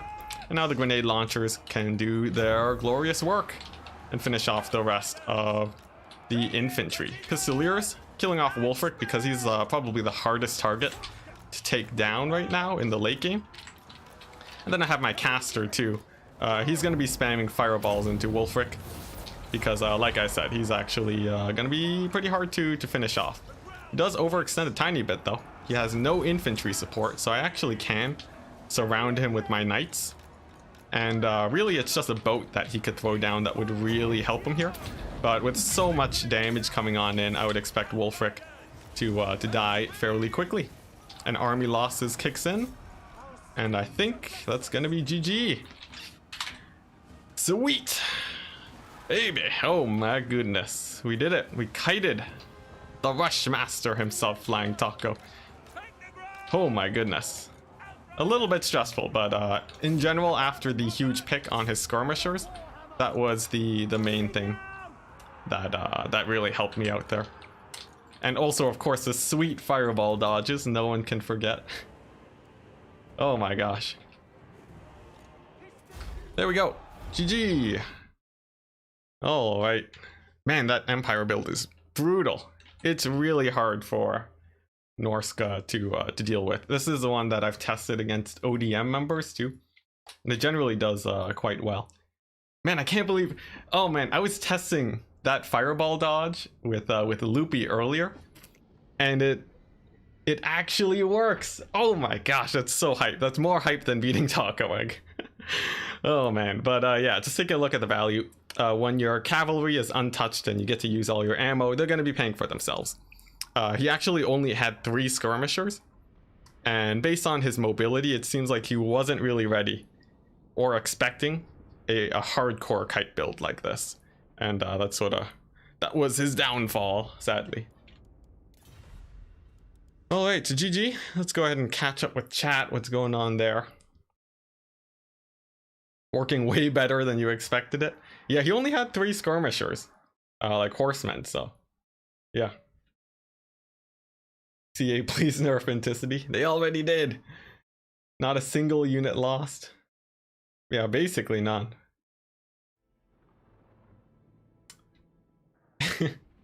Yeah, all you gotta do is run down the hill. Now, the next map is Galbaraz. A nice, large, flat map. Favorite practice map of ODM too, as it is fairly balanced with some fun terrain features. Okay, so VP, Band, Dwarves, and Wood Elves. Yeah, it's a pretty good map for Coast, and I will be running Coast right here and now.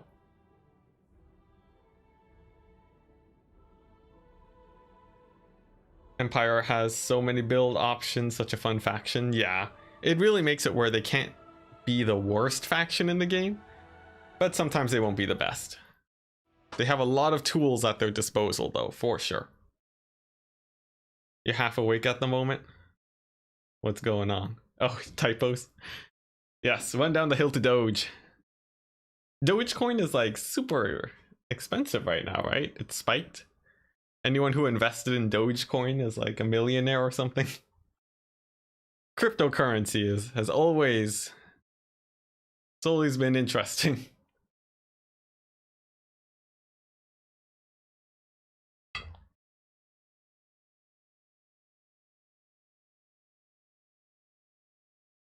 ODM means what? Order de Malta, something like that. It's a place. I don't know. You can look it up, but yeah. As someone who is part of ODM, not really knowing or understanding the name is sort of a travesty, but what can you do?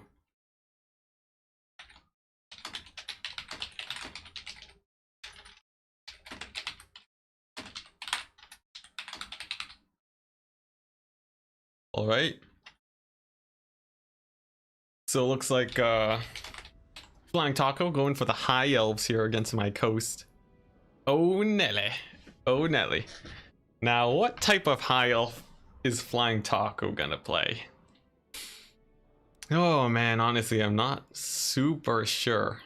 Not super sure. Let's go ahead and set up a build though. And see if I can win it. Yeah. This could potentially be dicey. We'll have to see though. I think Vampire Coast has options. I don't think I'll ever be super screwed here.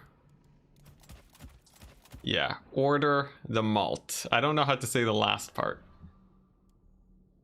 And I'm sure my pronunciation is just absolute garbage, but what can you do aside from actually learning how to say it? You can see Boris being free LC in the future, but we already have Boris. It should be Boris plus something. You know, that's a ripoff.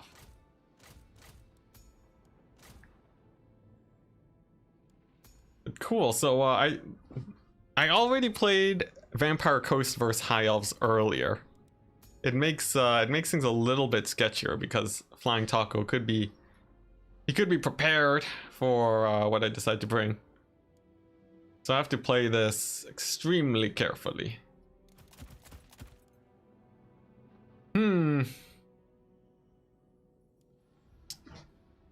Let's see, and I'm not sure how I want to do that. High elves can be really scary. In fact, oh man, I don't know. Flying Taco, he does like to rush. I know that for a fact. We have Boris. Oh God, no, please.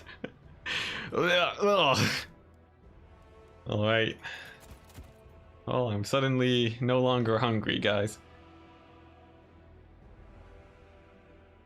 At Enticity, from a French point of view, that's not very bad. That is amazing. I'm supposed to be bilingual. I live in Canada. They tried teaching me French. I did not. I would say I am not in the slightest able to communicate with someone in Quebec nor France. Really the worst of both worlds. At most I can say some French words, which is not really knowing a language exactly, but you know, what can you do?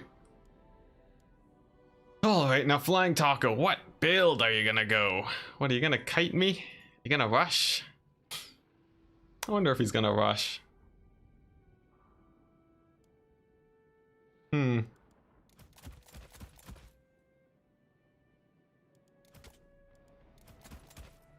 do I feel about this build? Like, this seems decent, but nothing really feels amazing here. I feel like on a lot of fronts, Flying Taco. Yeah, he has some opportunities to put quite the beating on my coast, but like I said, that's the inevitability that you must expect when you play Vampire Coast. You need to be ready to run into a build that you are not prepared for. And if that happens, just gotta accept it and move on. So I think my army is basically set up. I'm just doing a quick double check to make sure that it's all good to go. I think it is. So let's go ahead and dive on in to the game. Oh boy, here we go. Now if I win this one, we're free sailing, but I think I would put Flying Taco as like at least 60% chance of winning here. So we'll see. We will see. Wow, and look at that, 103 viewers. People are coming in today. Turns out when you play matches, people are more interested than when you're talking and idling. Cold, you say bring Bess. Well, I hope you're ready, because I gotta say we do have a pretty exciting unit right here. Chillin'. Queen Bess herself. Look at that. Body blocking is gonna be Noctilus. He will be stopping Alithanar from doing any damage to Bess. We'll go ahead and hotkey these guys on 6. Guard mode enabled. 2 gunnery whites. Why would you ever not take gunnery whites? Front line, the usual. I do want, I did go a little bit harder. I wanted to go harder on the halberds in case Flying Taco went for a committed rush build. But I think I win against a rush because these bats essentially have infinite ammo with the gunnery whites, and that should be able to help me out fairly well.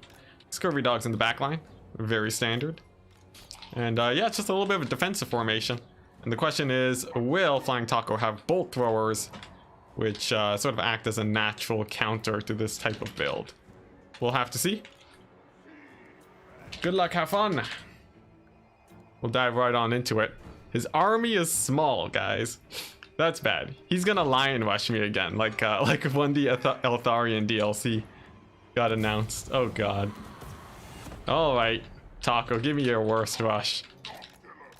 Here we go. Noctilus, he's firing. We got oh, thank goodness, so just Tyrannoc chariots. Noctilus, who's the lord? Alariel. I don't need to body block with Noctilus. He's gonna be hitting the Illyrian Reavers. My bats, free reign except for Alariel. She's gonna be a bit annoying. Scurvy dogs, need to make sure that they play defensive. Zombies, defending. My cannons. Zombies spreading out to better defend the front line. Gunnery whites, gonna start poking away. They do 1,000,000 damage. They are amazing in situations such as this. And let's go ahead and start bombing.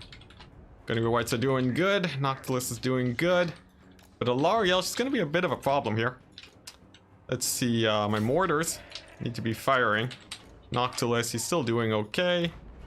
We'll see. One way I can win this is just through killing all the infantry. If there's no more infantry for the high elves, that's actually really good in my favor. Bombers should do decent damage against the Reavers, but nothing amazing. And there is a Star Dragon here, which actually does put a bit of work on my single entities that I would rather not have to deal with. I don't have the moon dial on Noctilus too. That is in fact a misplay. That means I am down 2 summons. That's really rough, but we'll see how well I can salvage it. Gunnery whites are moving in. Noctilus too. We're delaying the front line as much as we can, and then let's see how well these dogs can do. He's going for Queen Bess. He does manage to kill it. Dogs trying to run around. They're gonna catch the Reavers. That's very good for me. And the Star Dragon has taken quite a bit of damage so far. Let's go ahead and give it some more pain with Noctilus, and then use my halberd to try and stop this rush. Bombers are hitting up the infantry. That's very good for me. And let's see here. I still have bomber bats. Now they will help me win the infantry engagement quite well. I still have to make sure that Tempest doesn't ruin me here. And the gunnery whites, you know what? This blob is really good. I'm gonna double scab scrath into there, even though it's cavalry. And it does okay. Nothing too crazy. And yeah, I'm just hoping that my gun bats in the late game really hard carry here. Let's see here. The dogs are doing okay, but they're actually quite beat up. And the gun bats, they're just gonna be waiting. They're gonna be playing the long con. I still have quite a few troops here. The dragon is taking 300 damage a tick from these gunnery wights. And I still have a lot of halberds too. Let's see here. I can even remount the mortar crew. That's pretty good for me. And now the bomber bats are moving in. They're going to be pressuring these forces and doing quite well. I need to save a heal for these scurvy dogs to chase off cavalry in the late game. Don't want them coming back. Although healing up the gunnery wights could be pretty important too. Let's see here. Let's get these zombies in to defend the dogs. And then rush in with the dogs and hope that they do well. Gunnery wight does take a shot from the Star Dragon. Takes quite a bit of damage. So we'll see. We'll see. Balance of power is in my favor though. Star Dragon lands. Gunnery wight taking a lot of heat. We're gonna upgrade the damage of the gunnery wights. Pull them away into a safer position. Scurvy dogs are dying though. And that's gonna be really rough for me. Although not the worst case scenario, it still sort of sucks. Let's see here. I have routed off most of the infantry though. Do I have a dog unit alive? I do. It's gonna group up with the gunnery wight and heal up. Even a single dog unit in the late game could be extremely important here. And the gunnery wights of course are important for killing the Star Dragon, which I will be continuing to focus. It looks like it might go for another breath attack. Let's go ahead and Wraith Storm to shut that down. I do not want it to be breath attacking me. And the gunnery wights are just going to be continuing to poke and prod. We have the mortar crew back online.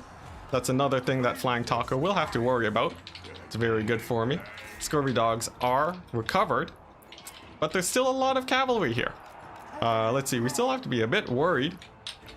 Let's see here, gunnery wights, they don't want to get breath attack, so they're actually going to be moving in a way to sort of avoid that.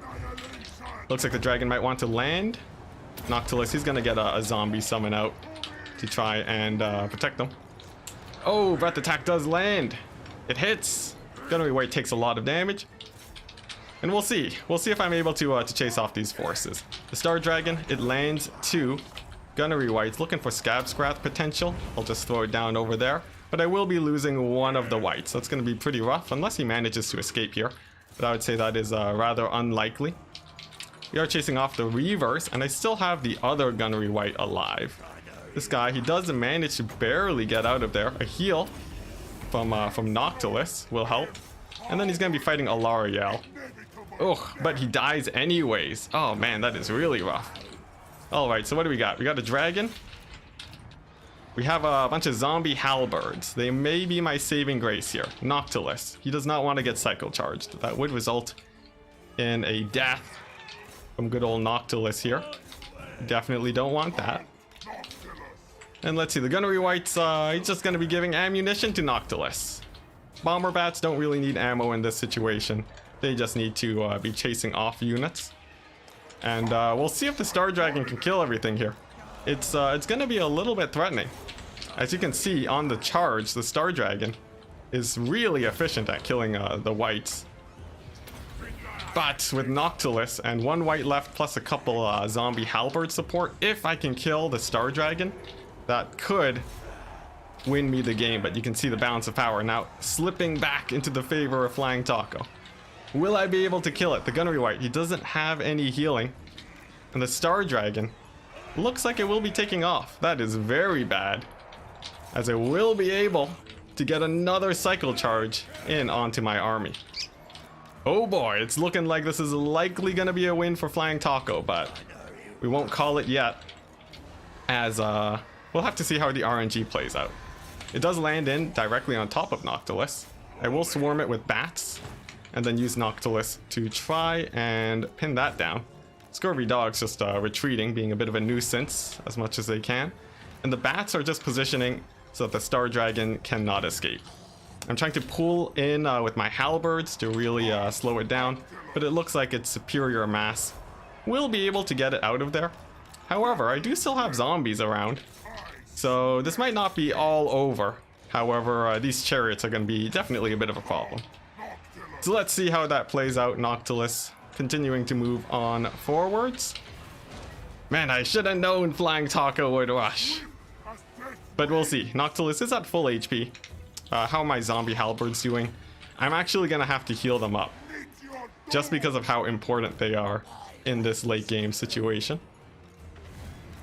Here we go. Focus fire on the Star Dragon with the halberds, with the bats.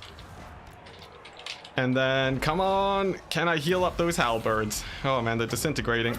I do manage to just barely get the heal on them. And the Star Dragon is getting bogged down a bit. If I can get it to rout and chase it off the battlefield, Noctilus could actually do fairly well against Alarielle. I think there might be a pocket Star of Averlorn though, and that would be one of my bigger problems. Let's go ahead and continue focusing with Noctilus. Star Dragon is getting really low now. The chariots have pulled away to go after my dogs.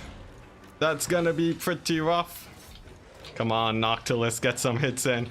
On a Necrofex, he's actually surprisingly bad as a melee combatant. It's why you really need to keep your gunnery wights alive. But in this case, I just did not have enough halberd units. And now we're seeing the rallying troops for the High Elves are coming on in. Scurvy dogs for an attempt on the Star Dragon. They're going to be trying to chase it down, getting in as much damage as they can. But even if I kill the Star Dragon at this point, I don't know if I'll be able to win it. We'll have to see though.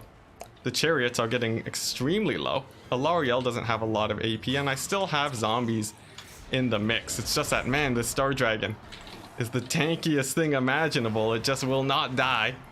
It actually is fairly tanky. But come on, Noctilus, you just need to get one hit. We've seen good RNG earlier.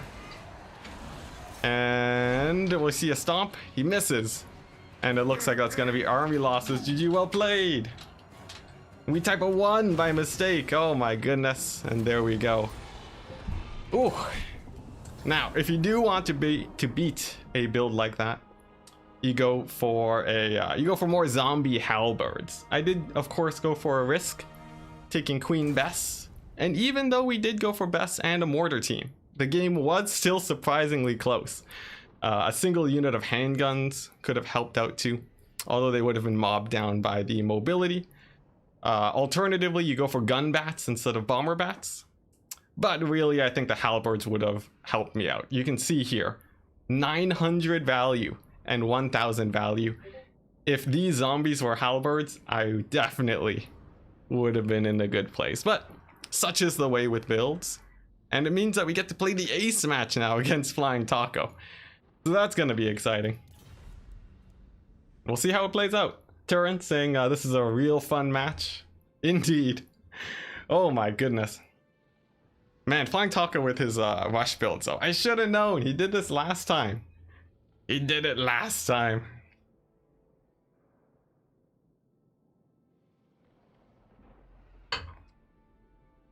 Yeah, Dragon Tempest deck. I think if I had Luther, it would have gone pretty badly for me too. There were actually quite a few opportunities for me to run into a really bad match, especially with Alarielle running around. Of course, I do have the Sirens that I could have taken.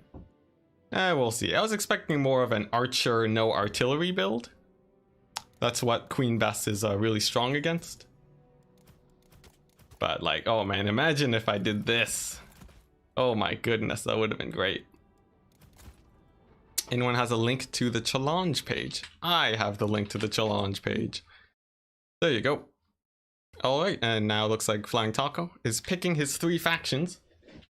Of course, this process does take quite a bit of time. So we'll sit back, relax, and see what he has lined up. I have played Empire and Coast, which means actually a lot of my other counter picks are open. And I think that should be good. 1000 value on the zombie halberd. Yeah, they're so good against Wood Elf rushes. Against Zyphos actually, when he would try hard countering my gun builds, just fitting in a few more halberds just ends that so easily. It's hilarious. You can even take the black spot if you want. It's pretty good. Power of the High Elves, indeed. High Elves is a surprisingly good faction. They're a lot like Empire, but a little bit more specialized in what they do. I'd say if you want to main a faction, High Elves is actually not a bad place to go.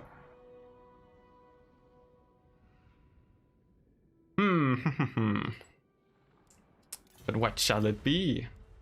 I have the entire faction pool. to choose from. I could go greenskins, maybe. Flying Taco only has one band too. Lizardmen. Between Lizardmen and greenskins, my rush capabilities are set and nice and ready to go. If I need some niche counters, I have that also. Dowie, High Elves, and so on. It's all pretty good. See, which factions did Flying Taco ban earlier too? He banned Bretonia and Wood Elves. Oh my gosh, what a blessing. What a blessing. Because he can't ban them again. Which means that I have really nice counters. Wood Elves as a kite build. Bretonia as a really solid rush. It's gonna be difficult. We'll see though. We'll see. I'm wondering what he's gonna bring. Oh, ban Chaos. Okay. Interesting. Always Avralorn. Avralorn is surprisingly good against Coast with their Dryads. They do better than Rangers. It's really nice. Alright, now cool. Cool. Lizardmen, Skaven, and Bretonia. Let's see, I could go Dwarves and try and face Lizardmen, but I don't want to do that when it comes to Flying Taco. Vampire counts against Skaven, not bad, but Bretonia could be rough, Lizardmen could be rough. What about Beastmen? Nah, that seems like a terrible choice. Dark Elves? That's a big nope there. So what, Dowie? I already played Empire. And how about Greenskins? Greenskins against Bretonia, Greenskins against Skaven. It would very likely be a Bretonia pick. And then I'd have to worry about, you know, heavy archer builds, the usual. Enchantress. Greenskins could actually be pretty fun though.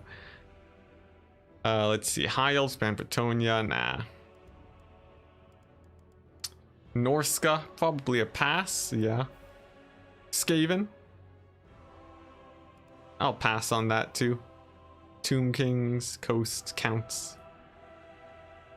Or Wood Elves. Now Wood Elves against Bretonia is pretty bad. I pass on that. I could ban Bretonia, but Lizardmen, definitely a scary option. I think Greenskins ban Lizardmen is my best choice. Yeah. And this way, Flying Taco, he won't be able to play his glorious Lizardmen. And I will likely be going up against the Bretonians. Unless he has some wacky Skaven build to throw out towards me. We shall see.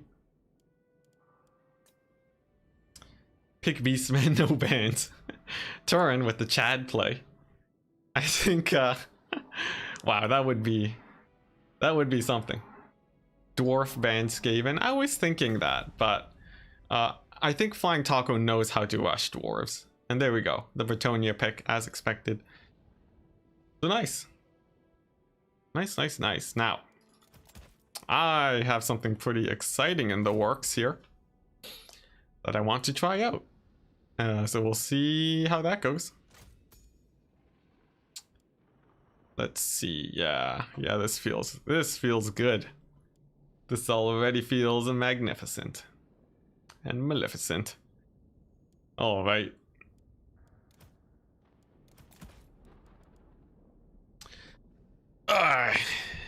Beastmen always best choice. Hopefully soon. I know a lot of people have been hoping for a Beastmen DLC, given that they haven't received new units ever for a few years now. I think they would benefit very much from that. Is it Pigtonia? It could be. Relying on my infamous cavalry micro. Possibly. But I got plans. We're scheming, guys. We're scheming. Let's see here. If I go for this, first the other option. I think this is okay. Let's see.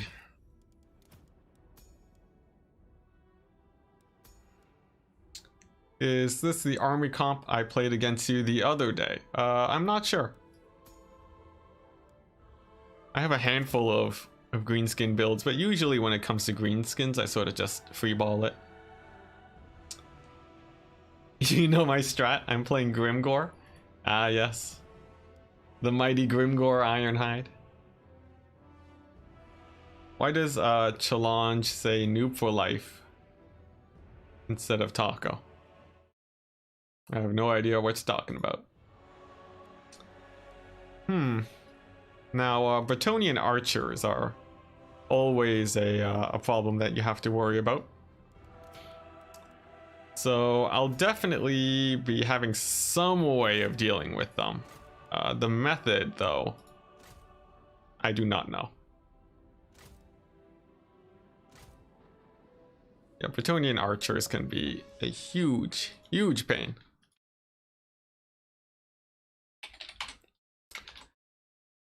Let's see what else. Yeah, Bretonian archers can be bad. Cavalry. Cycle charges. What map are we on anyways? The map is Summer Song. Nope, that's Shimmer Sword.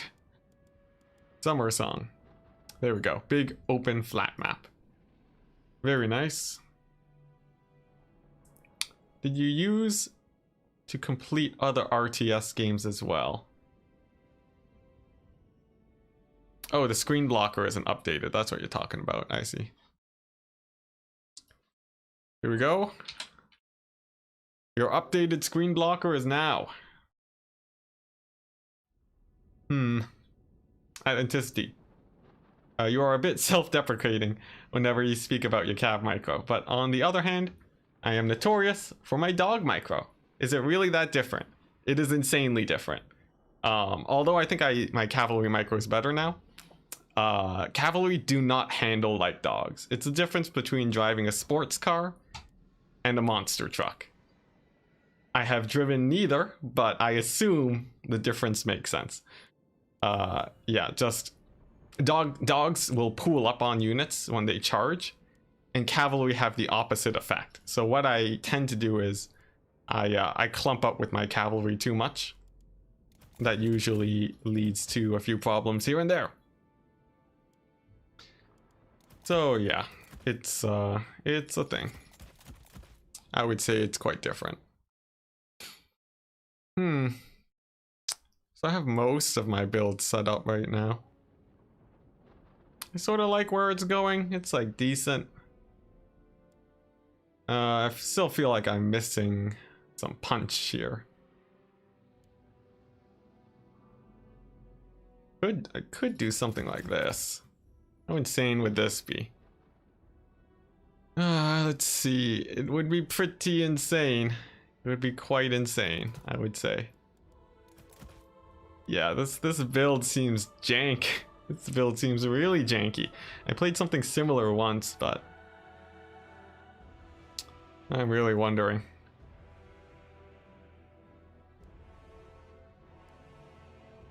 I'm trying to imagine the game playing out with this build. And I think it will go okay. Though I am not confident. However, I want to try it out. This could be throwing. This could be throwing, guys. Prepare. Prepare for the end of the stream. It's coming. But if it does win, it's gonna be amazing. The problem with dogs is very bad leadership, yeah. Dogs can more easily disengage from infantry, while cavalry can much better tank infantry. So dogs, you rush in and rush out as fast as possible. Cavalry, you can take your time a little bit more to use that nice charge bonus. And you can push through units with cavalry. The operations are slightly different. Yes, dogs, I'm pretty sure they turn better. I think dogs can turn on a dime, cavalry sort of swerve. Also, by the way, for whoever said I was going Grimgore, you win! I am going a Grimgore build. with a Black Orc center.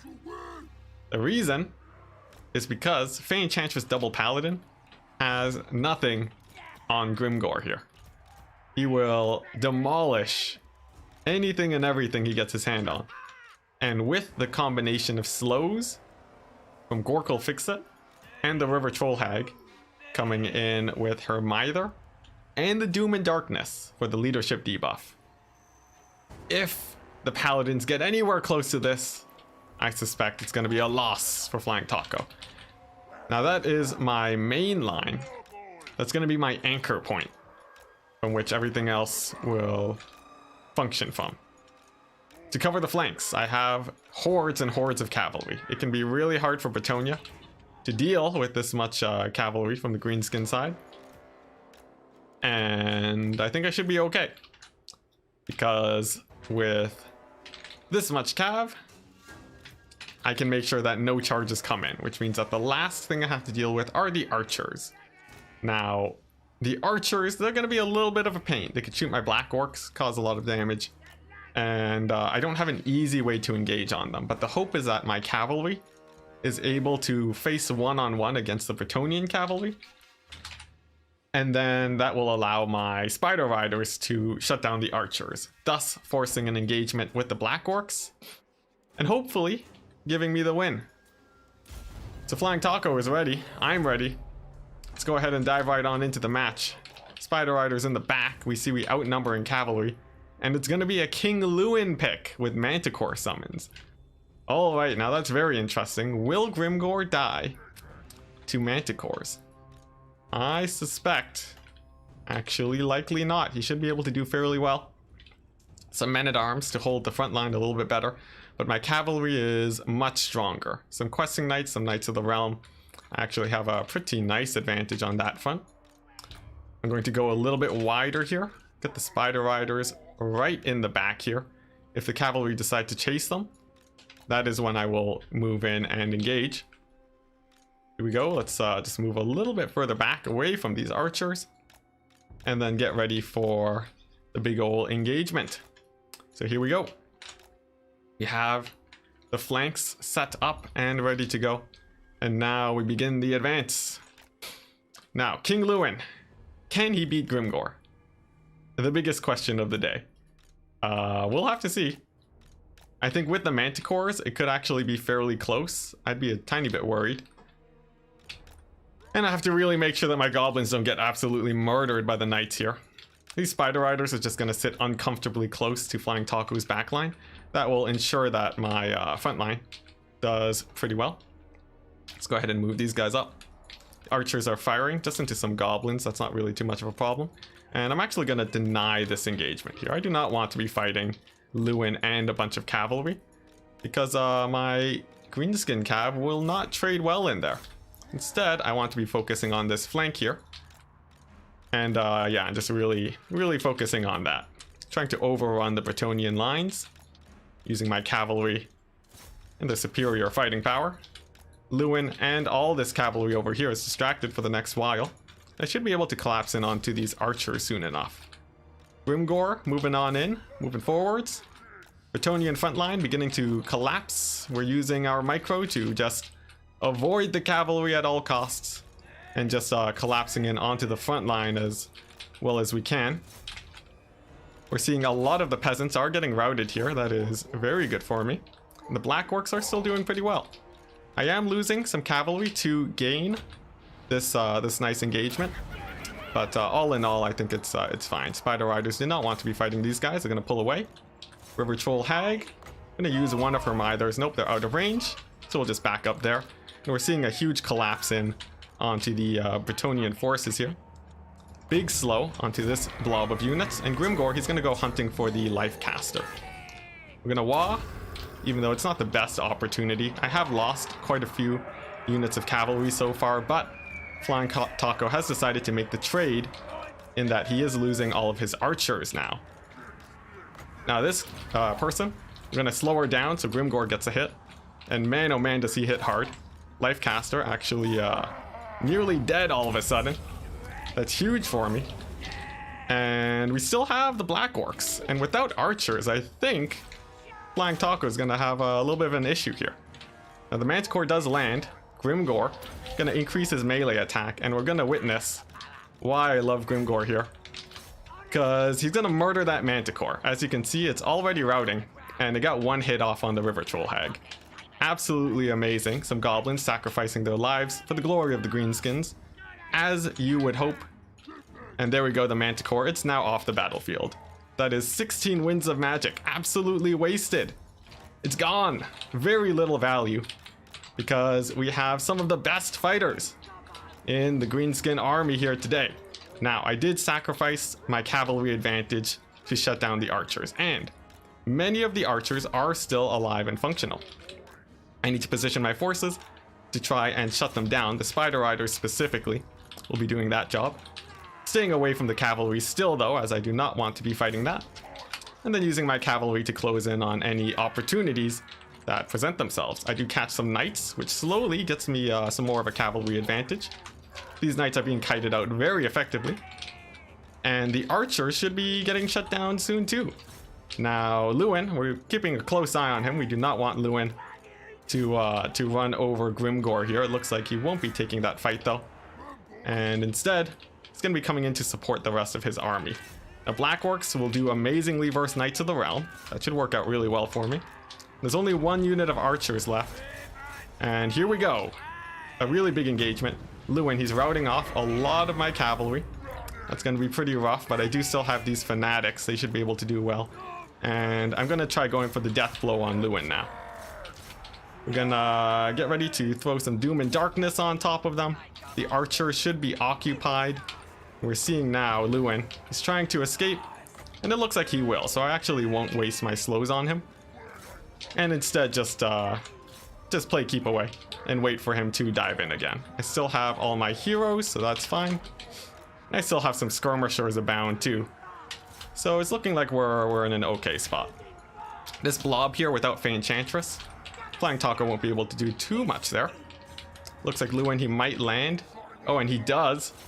Okay, so we're gonna throw down the slow on top of him. And then we're gonna use Grimgore to debuff his stats. It's super important that we win this fight here. Because obviously if we don't, Lewin is gonna be causing a lot of issues. So we're throwing all the stops here. Every single slow that we can to tip the fight into our favor. And Grimgore just focus firing him. Lewin is extremely slow now. The knights can't really disengage either. And let's see, I should be able to even throw in some 8-peak loonies into that cavalry blob. And it looks like it gets a lot of damage in on them. Actually, yeah, doing quite a bit. Their leadership is low. Lewin at half HP, and Grimgore, the beast, is barely hurt. He's actually, he took barely any damage from Lewin, which is absolutely amazing. The goal now is to simply group up with my Black Orcs and then prepare for the final engagement. I need to get all my forces at the ready, get my cavalry together to make sure that the Bretonnians don't get too many free cycle charges on me. And then it should be game. I still have another slow on the River Troll Hag, so the next engagement from Lewin is likely going to be his last. And for these questing knights over here, they should be down in just a second. Now it looks like the Black Orcs, they might even get charged. A bit of a misplay on my part, letting them get charged like this, but they can counter charge and return the favor onto that questing knight engagement.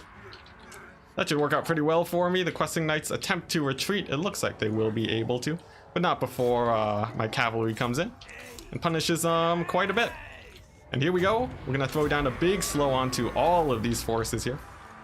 Get Grimgore into the mix. Now remember, there's no healing for Bretonia either, and that's definitely very good for me. And here we go with the slows. These knights are getting caught. They'll be down in just a second. I could Spirit Leech them, but that's not really needed right now. In fact, I might rather Spirit Leech Lewin. And we have a Wah. All right, now that is absolutely amazing for me. Looks like another charge of questing knights does come in. And Lewin, he might be going for the final engagement. Cycle charging abound, but there we go. Lewin has landed. We're gonna proc the Wah, slow him down, Spirit Leech him, use Grimgore, debuff his melee attack, and then give him a hard time for sure. There we go. Grimgore gets in a couple hits. This is a good time for Doom and Darkness to get him to rout, since he doesn't have any healing.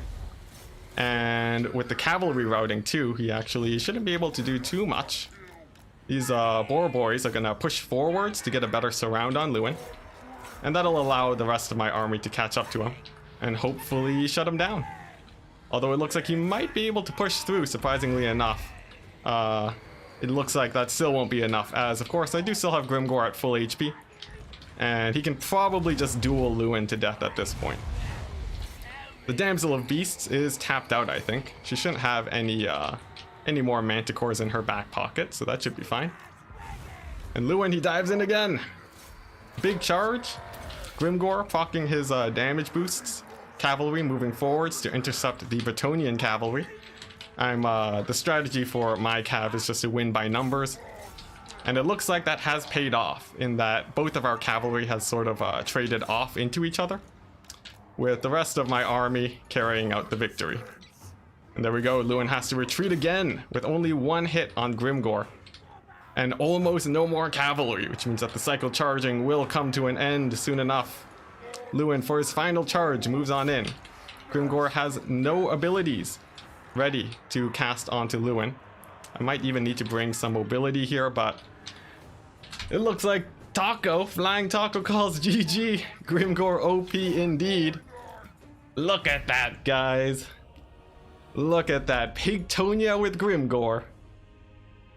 The best greenskin build. Who needs Grom and Stone Trolls when you have a much better fighter than a man on a chariot? Cheers, guys. Cheers. That's a solid victory. Oh my goodness. This is I played this build against someone in ODM a while back. Grimgor will kill 2 paladins like it's nothing, and apparently can kill Lewin too. He got 2 kills, but 2,400 value. Amazing.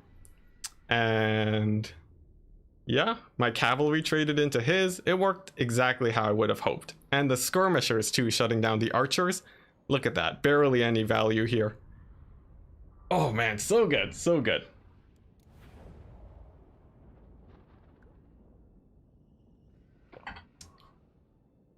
Glenn, it was up versus you. Wait, are you NamRC?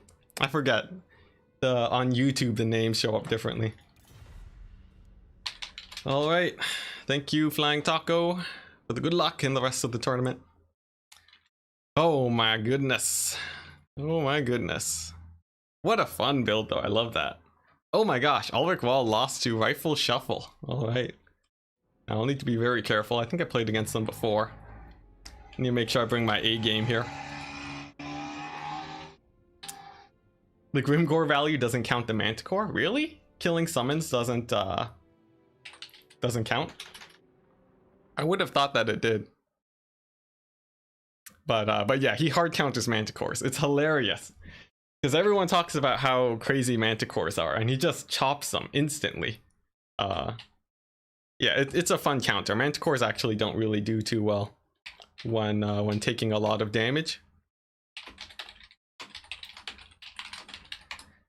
And if you can get them to rout early, it's beautiful.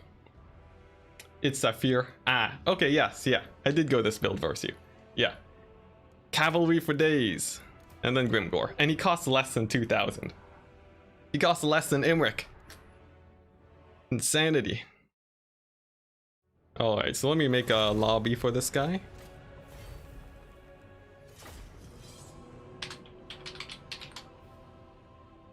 Woo. Alright, so Flying Taco, he might have been the most difficult opponent for me to go through today.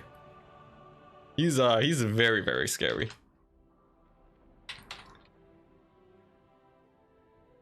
Okay, lobby up with your name. Pass is 1, 2, 3. Did someone say Imric? I said Imric. Imric's great. Love him. I like Imric, I like Grimgor, and to much of your dismay, I like Sigvald. Footlords. Look, I mained Dowie back in the day. I gotta have me some Footlords, guys. Even Star's still in the tournament? Oh dear, okay. Well, that's terrifying. I do not want to face Even Star. Yeah, because he's terrifying. Alright, well, I'll try my best. And we'll see if he gets knocked out early. Maybe an upset somewhere.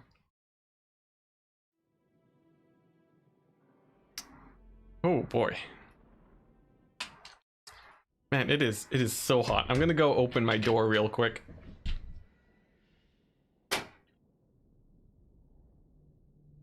Alright, so you might hear some stuff from outside the door, but I'll close it as soon as I stop dying of heat stroke. Alright. Horse Emmerich versus Lizards, yeah. That's I think that's where the first time I took him. It's great.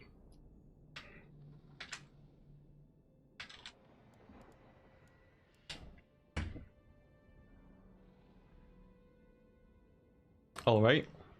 And our opponent is here.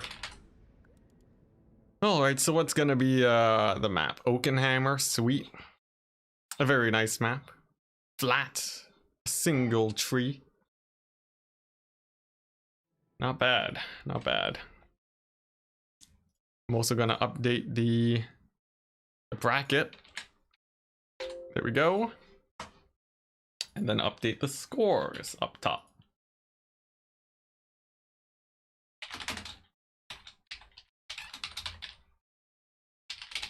There we go.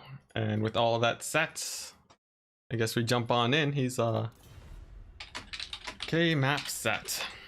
Yeah, we'll see what Rifle Shuffle decides to bring. I've actually I haven't played against them before, so I have no idea how strong of a player they are.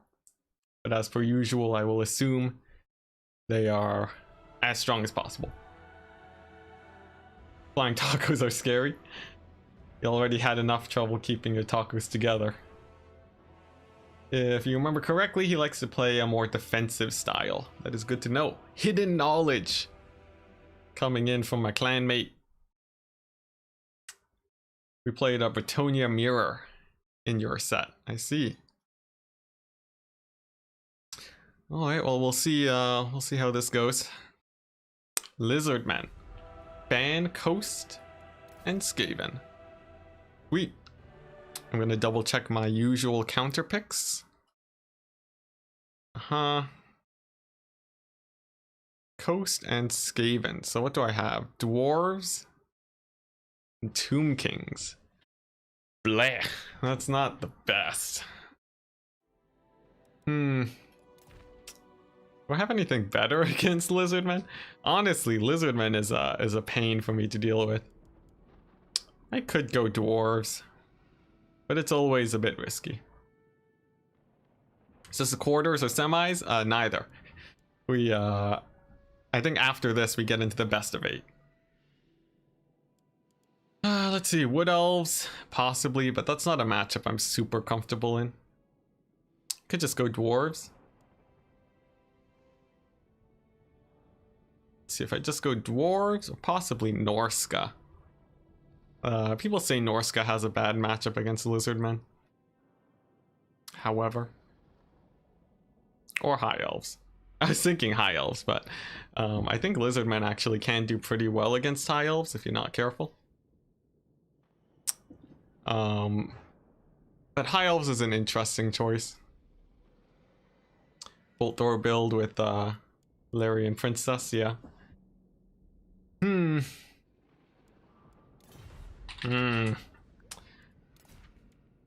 Let's see. I do have a High Elf build that can do okay. What? Okay, I'm gonna go High Elves against my better instincts. We're doing it, guys. We're going High Elves. All right. Let's try not to futz this up too much. Lizardmen are scary. Bask in the glory of the Dragon Prince. You guys are way too hype about different units here. All right. Now, let's see. Couple ways to play this. Solar engines, very scary. They kill your dragons like no tomorrow. You'd be surprised. So, yeah, single entities for the Lizardmen too. Terrifying. Absolutely terrifying. They're infantry. also terrifying. You do not want to be dealing with them. So let's see if I can find something that does not terrify me on the Lizardman roster. And then see if I can take units for the things that do. Alright. Oh, man. Man, high elves, they really run out of money quick, don't they? Real quick. Extremely fast. Yes, high elves are usually pretty bad against the lizardmen. The reason I'm doing this is mostly because it's simply a matchup that I'm more comfortable with. And I have some strats that I can do. So I'm hoping that that carries me a bit here. Let's see. There's a couple things that could really ruin me here. That would be pretty problematic. Let's see. Yeah, there's a couple things that would be annoying here. Actually, you know what? Build feels okay. It feels all right. It's not crazy, but it's not bad. Full Narnia bolt thrower. Hammond with the spoils. He's spoiling everything. Let's see. Yeah, okay. I think this can be sketchy. And there's a couple builds that can screw me over, as usual. But it's not a fully easy game for the Lizardmen, I would say. I think High Elves do have a few options that should keep them safe. War Lions and War Lion Chariots. That'd be something. So I think the other picks that I would go here, possibly Dwarves. But honestly, my Dwarf win rate against Lizardmen as of late hasn't been too great. Yeah. The problem with Dwarves is that there's not a lot to really micro. It's too risky to go for gyrocopters, and they usually don't pay for themselves. So the classic build is to go for Trollhammer torpedoes to deal with all the monstrous units. But if the Lizardmen engage well enough, that dwarf build usually doesn't work out so well. Yes, Lizardmen do really well against Greenskins also. Their rush builds are quite good, and they can kite also. Getting kited out is the worst. But here we go. I have a high elf build. This is one that I have practiced a little bit. Guess what? It's Imric and a life caster. No fire damage this time around, and the goal to snipe out them single entities. Sisters of Averlorn, spread out in a nice, safe defensive formation. I need to make sure that they are safe. That is my #1 goal. If Mazdamundi comes barreling through, Imric and the Dragon Princes, it's all gonna be up to them. But mostly Imric. Pin him down, kill him with the Sisters of Averlorn, and that's a win condition, since the Dragon Princes can cycle charge the rest. If I do get collapsed in on, though, by a scary enough rush, it will generally not work out super well, so let's see how that goes. Yeah, it's a very small build. I think some committed rushes that focus on numbers are quite advantaged versus this. But we'll see. We'll see. If I can get a nice pick, I'm okay. Alright. It looks like he's ready. His army's very small, so that's actually pretty well in my favor. And here we go. As expected, we see Lord Mazdamundi, a Feral Carnosaur, and some Cold One Riders. Not enough to be extremely scary. I do have my spears to hold up against Saurus Warriors for a good amount of time. And we'll see if I can just shut down Mazdamundi with the bolt throwers to get enough damage in on him. That should work out pretty well. I'm going to reposition my Sisters of Averlorn into a better spot. Then move up with my infantry just a tiny bit. Now Mazdamundi's dodging. Good play from Rifle Shuffle. I'm actually going to turn and support the right flank, the Cold One Riders, and then deny the flank with my spears on this side. Here we go. I'm sort of flank overloading myself in a sense. Just a defensive flank overload in this case. Mazdamundi, he is charging in. It looks like he might want to go pretty aggressively into my lines. And I'm going to bring in Imric to support here. A couple cohort of Sotek moving in. I'm going to try and stop them. And then the Dragon Princes are going to support my Sisters of Avalorn to make sure that they don't take too much damage. Now it looks like a net is dropping in onto my Dragon Princes. Let's see if I can get them disengaged real quick. Get my spears to hold. They're bracing. And then, yeah, just try to shut down that Carnosaur. Mazdamundi is getting in a bit of damage. The flank denial has gone fairly well, though. The Sisters of Avalorn are in a really nice place to shut down this Carnosaur. Dragon Princes do take a lot of damage, though. Imric, he's going to move in on the Carno.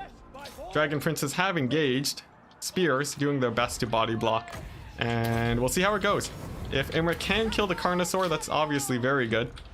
And of course, I have the Sisters of Avalorn doing quite well, too. It looks like it will be routing off soon.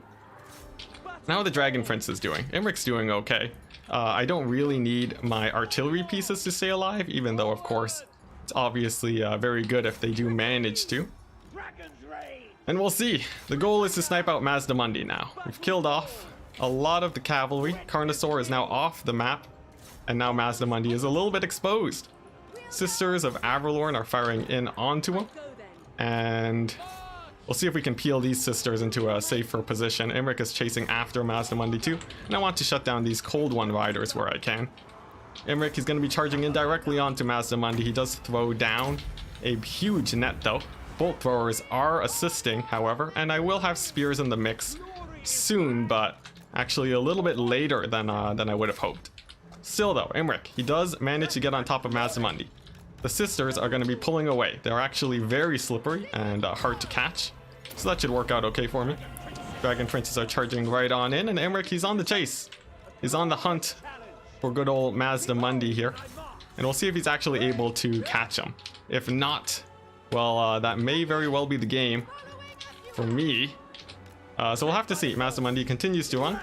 At least my healer is still doing okay, but a lot of these forces here, they've taken a lot of damage. Mazdamundi is now bouncing around, and that's going to be a pretty bad situation as my infantry will actually be having a pretty rough time. Dragon Princes too, up against these Cold One Riders, aren't in the best of positions, and I think this Lizardman build, it could take me out. We'll have to see. Mazdamundi's very low though. Imric is still extremely high on HP. These Sisters of Avalorn can retreat and try to get to a safer position. And really the thing that worries me the most is all this cavalry. They're actually pretty scary. And they can probably chase down my Sisters of Avalorn too. I think that will likely be it, but we'll see. We'll see. Imric will probably get pulled down by all this infantry in the late game. And I think that will likely be it. However, I'm going to continue scrapping it out. Let's see. These skinks, they're chasing down my archers. I do have a unit of sisters still alive. Imric, he's doing okay. And he's going to contest these Cold One Riders. I'm going to save the Dragon Horn for a better opportunity. And then use the Dragon Princes here to try and assist my sisters so that they can come back. These spears are going to pull away. Ooh, but they still take a pretty hefty hit from that ruination of cities. Definitely not great for them. Let's go ahead and throw down a heal onto the Dragon Princes too. And Mazdamundi's coming in hot now. My forces are gone. And here we go. Dragon Horn triggered. Imric getting charged by Mazdamundi. He has huge combat stats here that will help him in the fight. Mazdamundi, that is. And unless Imric manages to pull out a miracle, I think this will be it, guys. Come on, Imric. Get those glorious hits. Looks like we do manage to get Mazdamundi to disengage, but he is getting bogged down quite a bit. The Sisters of Avalorn are getting shut down too. And it looks like Imric will likely get psycho-charged here to death. So I'll give it a quick hot second left before I tap out, but this will very likely be game. Let's see here. I do have a single unit of sisters. These guys are almost out of ammunition. I think the Carnosaur snipe was good, but perhaps I should have gone for Mazdamundi instead. He also shut down a lot of my Dragon Princes, and maybe I should have gone for more cheaper cavalry, but there we go. GG, well played. And that's gonna be game 1. A loss. This is the second time we've been down a game. The first time we've been down on the first game, so we'll see if I can reverse sweep it here, or if it will be the last. If you look at the values here, Imric actually did not perform. The Dragon Princes didn't do super well, and for a fairly standard meta Lizardmen build, it seems like I might have just counterpicked myself, guys. Very rough, but I think it's still held up okay. If I had managed to keep the Sisters of Averlorn alive longer, it could have gone really well. And instead of sniping that Carnosaur, Mazdamundi might have been the much better target. In fact, I might even forego the Life Caster for a light one for the net. But that'll be something to experiment in the future. The GG, we'll go ahead and set the next map. And likely be going Vampire Coast. So what's it gonna be? Cliff of Beasts. There we go. Okay, VP. Ban the Wood Elves and the Dwarves. Very standard. We'll see if he goes for a High Elf counter pick, or perhaps something else. Vampire Coast. Vampire Counts, Greenskins, Bretonia, Beastmen. What's this? You think it's actually a better matchup for the Dark Elves? Yeah, the High Elves, they do their any elite infantry army will generally have a hard time against Mazdamundi and his nets and so on. But here we go. It's Vampire Coast versus Dark Elf game. This is pretty fun. I'm interested to see what Rifle Shuffle decides to bring here, because this can go a couple of ways. Cut one sister for Lothar and Sigvald. Yeah, a couple of ways to play it. Cool. One archer and maybe downgrade the cav.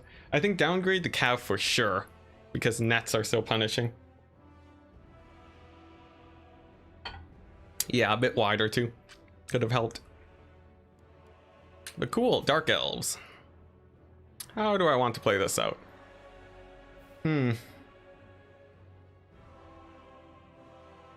Let's see. There's a couple ways. It's either going to be a bolt thrower style or more of a rush style from the Dark Elves. I don't think the rush is extremely terrifying, but I do have to be conscious of it to make sure I don't walk into a bad situation. So let's go ahead and play it out. Let's see.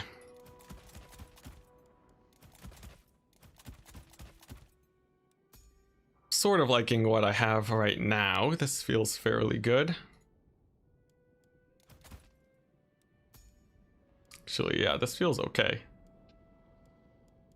Greenskins into Lizardmen. Yeah, I think that works out too. Lizardmen actually have quite a few pretty even matchups. So that works out pretty well. Beware of Shades? I think so. I'll have to make sure I keep an eye on not getting sniped out. That would be very bad.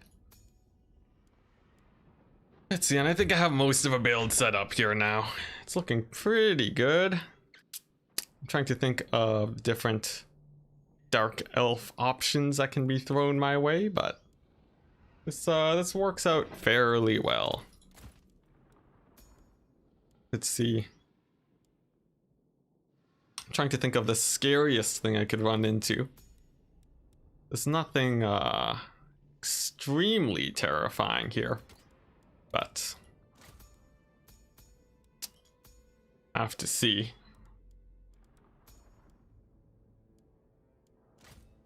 I've spent most of my money now. I'm just trying to think of possible things that would be really bad to face up against. I think I have Dark Elf rushes fairly well handled here. If it's a sort of kite play style with shades, I think I'll be okay. If it's a defensive build with lots of range units, I should be fine there too. So it seems like I'm in a fairly nice spot. So I'm pretty happy with what I have going here.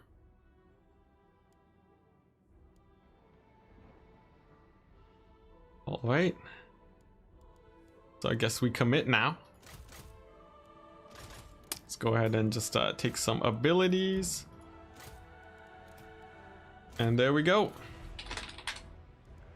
Let's see what he has for a Dark Elf build. Now, I do expect that he is fairly comfortable with this build, or with this matchup, since usually people will counterpick with High Elves. So the fact that it's Dark Elves is a little bit strange. I'm a little bit more wary of a rush because of what happened with Flying Taco. So I have taken more halberds this time, and that should have me fairly comfortable. I actually have quite a few zombies and a single cannon just to punish cavalry. The cannon will be pretty hard to engage on as long as I'm pushing with my army. So on that front I should be okay. Let's go ahead and deploy on the left side now. Of course I have a ton of dogs. Noctilus on foot in case he has to advance to shut down bolt throwers. Lots of bombers. And then of course a lot of mobility to handle any harpies or otherwise. Yeah, the mobility tier to shut down archers too. But I'll still have to be careful. I don't want to be sacrificing my dogs for anything. And I guess the scariest thing, honestly, there's not a whole ton that's super scary here. I just have to make sure I don't get any of my troops caught out by the Dark Elf forces. I guess I'll put some dogs on the edge too, just in case he has some weird vanguard brewing.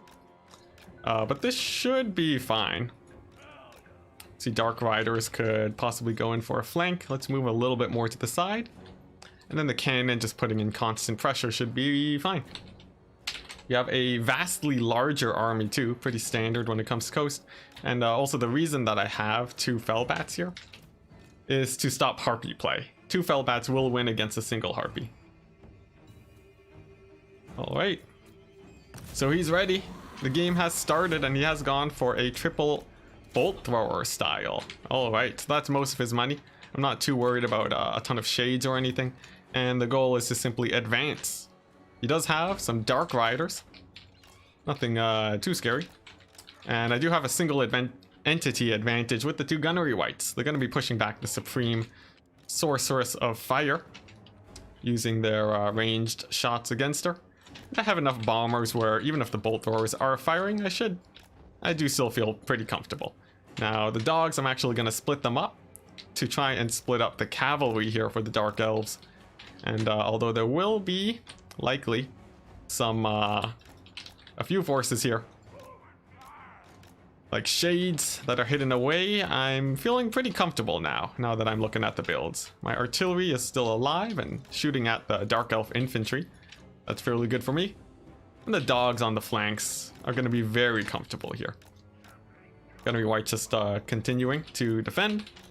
The artillery will be helping, and if the cavalry decide to try and swoop in, my cannons can pressure the Dark Elf cavalry too.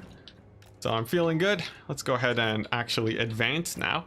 Get the dogs into position, continue dodging with the gunnery wights, and move on in.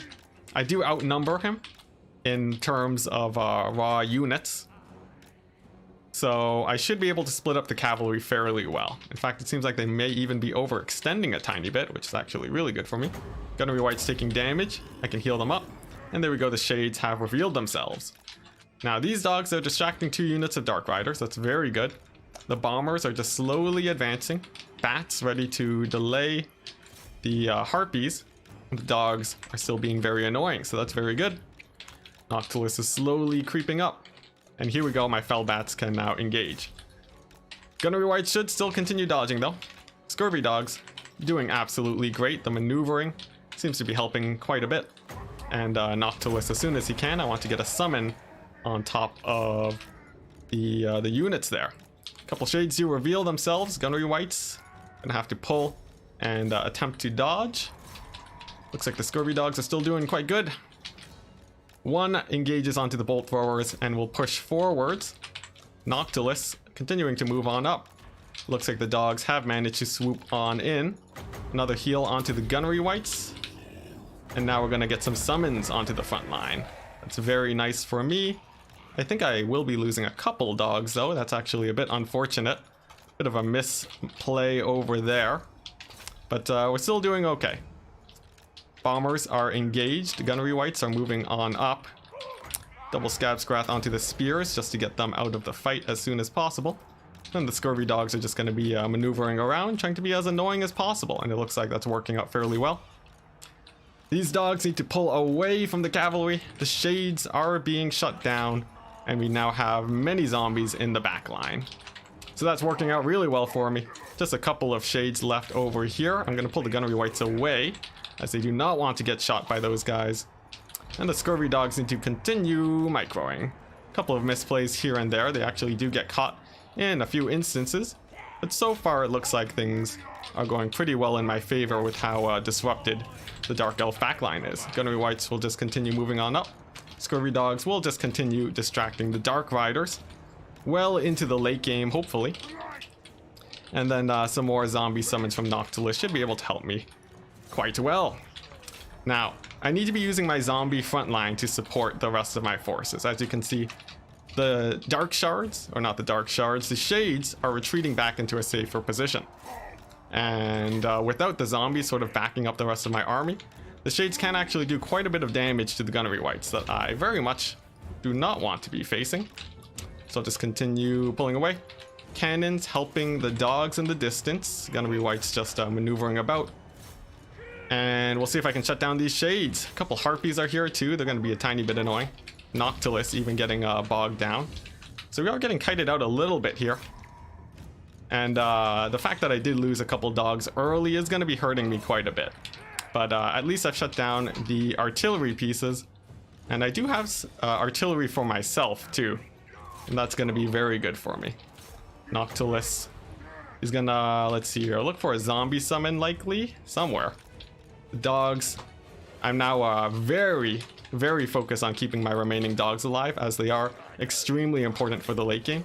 I need them to kill off the Shades. So that's going to be hugely important, and the Gunnery Wights are just going to be doing their thing, just trying to avoid the Shades and staying safe. In fact, these Shades over here, since they are engaging on the Gunnery Wights and generally causing quite a few problems, I need to make sure that the Gunnery Wights pull away from them, and I'm going to use a zombie summon just to make sure that they're shut down. That allows me to shut down these units of Shades with the double Scab Scrat. It looks like that will get those Shades very low. And I still have my units of dogs, but no, one of the dogs gets caught. A big misplay on my part. That's definitely very unfortunate. But the army is still mostly Shades right now. I do still have a single unit of Scurvy Dogs, and they're gonna have their work cut out for them. But as I lose dogs, it will get easier to micro them, and that should be helping me out quite a bit. I'm actually gonna group them up with the Gunnery Wights so I can overcast the heck onto them. These bolt throwers shouldn't be getting too much damage, as I do have zombies moving in towards them soon. And the Scurvy Dogs are now grouping up. The only AP left right now are the Shades, and the Gunnery Wights are still healthy. That's a very big advantage for me. I think a Fireball is dropping onto the Gunnery Wights, but that's not too much of a problem. Overcast and the heck dropping. And there we go. The dogs are now secured once again. Oh my goodness. Very scary for a second there, but now that they are online and operational and fairly healthy, their cycle charging can run very nice cleanup on the rest of the Dark Elf army. So then that should be it, but I will still have to be careful not to make any major misplays here. Scurvy Dogs just cycle charging a ton. I do still have a couple zombies left. And the Gunnery Wights need to be moving up to shut down these Shades. It looks like they will be getting a volley off. There are actually quite a few Shades left in the situation, and oh my gosh, that was a very damaging volley onto the Scurvy Dogs. Another Fireball gets casted onto my forces. Scurvy dogs, oh my gosh, so low. Okay, and that's a heal onto the dogs. It looks like they will be living to see another day. Oh my goodness, a little bit too close for comfort there. Thankfully, I do still have my cannons alive. And the dogs are going to be playing a lot more safe than I would have initially thought here. Now, Noctilus, he's going to be very hard to kill off too. He's quite the beast in combat. These shades, man. If only I had more dog units. The misplay is really punishing me here. And this guy, he knows that the dogs are the key to victory, and he's actually chasing them down with the Dark Riders. They actually take quite a bit of damage. That's gonna be a really bad loss if I lose them. Now I do still have a Scab Scrat coming on up. Noctilus can pressure the shades too, and actually do fairly well in that situation. And even though a Bolt Thrower is online and operational, this could still go either way. Now sadly, we do lose a unit of Scurvy Dogs. That is really bad. The Gunnery Wights are kiting away. My artillery is moving on up. And Noctilus, he is shutting down the shades. The Gunnery Wights are actually going to move in to engage onto them. And if they stop moving, they're going to eat a double Scab Scrat. So that actually works out fairly well in my favor. And there we go. They do get trapped up. This Gunnery Wight, though, is getting so low. They need to finish off this Sorceress while they still can. And here we go. The shades, they turn, they pivot, they get Scab Scrat. Ooh, but a nice dodge from my opponent. They actually do manage to make it out of there. And we'll see how this fight goes.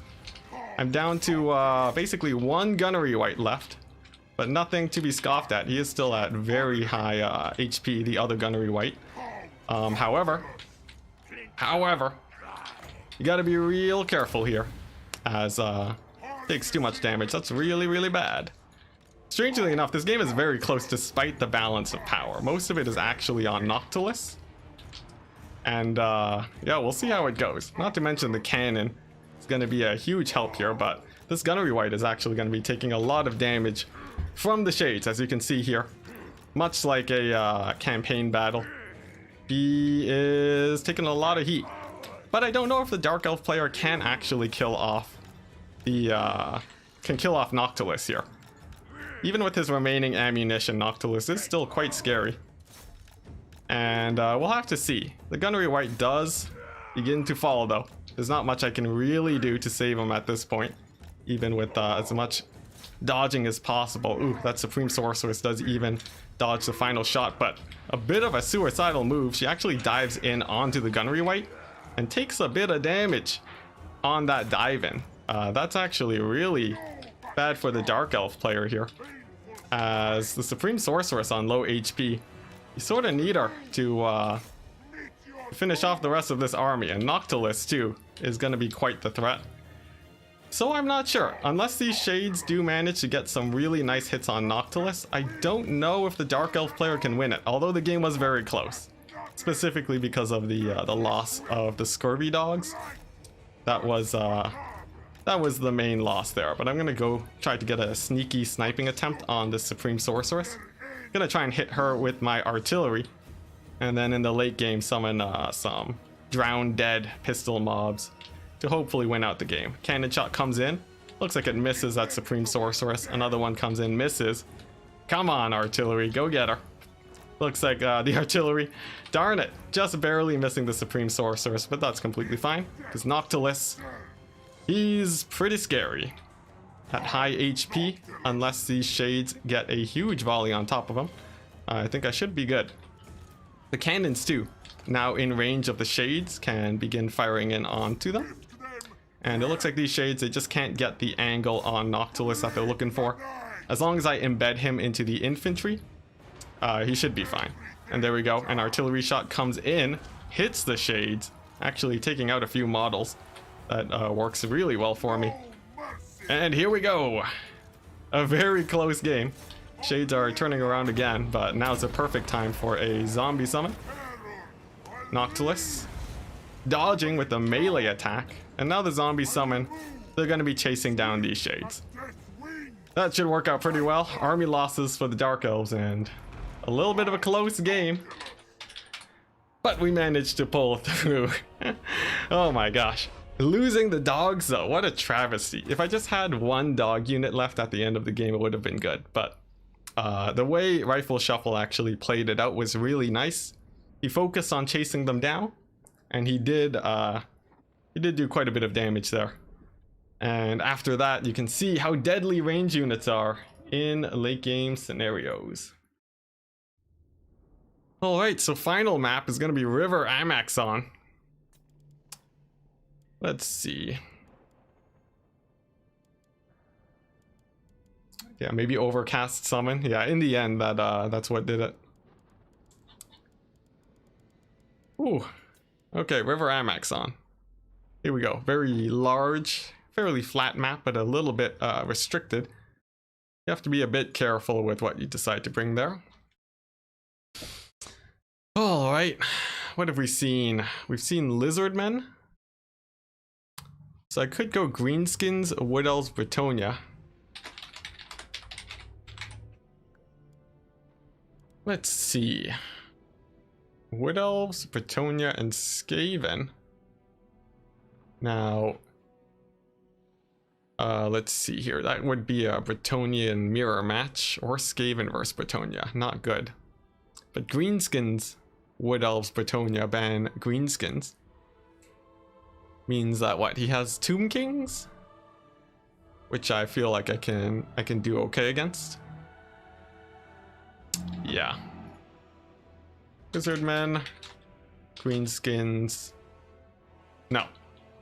Greenskins, Wood Elves, Bretonia, and Greenskins. He's already played Lizardmen, which means that in this final pick, the best option he has is Tomb Kings. And it should be fine. Now he could go Vampire Coast. I don't think that's especially likely since no one really plays Coast. And generally I'd be happy playing up against Coast just because of my just because I main them. So I should be fine. You don't care if your faction moves to a lower tier if you have other ways to approach a matchup. An interesting idea. Oh, there we go. He's going Vampire Coast. He's doing it. All right. Now this is interesting. Usually people won't go for Coast. In this case though, I'm feeling fairly comfortable. I could go Bretonia, or I could go for Greenskins. Let's see, my instinct is to go for Greenskins here. They will do pretty well in general. And then as for Bretonia, they do okay, but nothing too amazing, I don't think. Some Vampire Coast rushes could be quite scary, so I will go for Greenskins. A matchup I regard as generally pretty favored, and we'll have to see if Rifle Shuffle is actually proficient enough here to get the victory. Alright, alrighty. This should be interesting indeed. In the World Championship, Greenskins butchered Vampire Coast. You do have a lot of tools that are really annoying for Coast to deal with.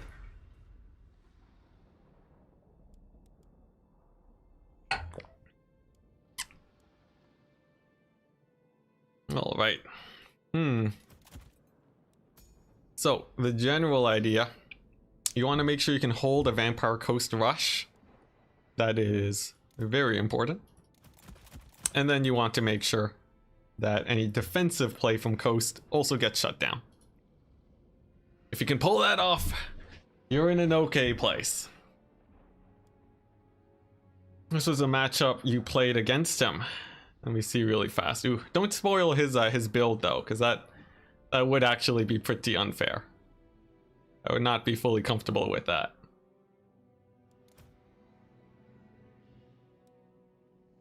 Let's see. Just gonna do a quick check on some ranges.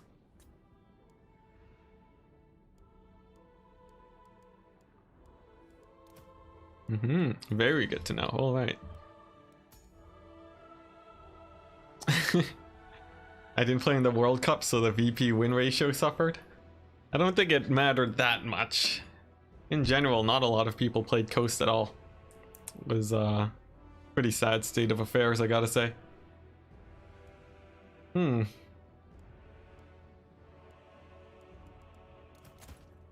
Okay, let's see. So I'm pretty happy with this. That feels pretty good. Let's see, and can I hold off a rush from Vampire Coast? Vampire Coast rushes are pretty scary.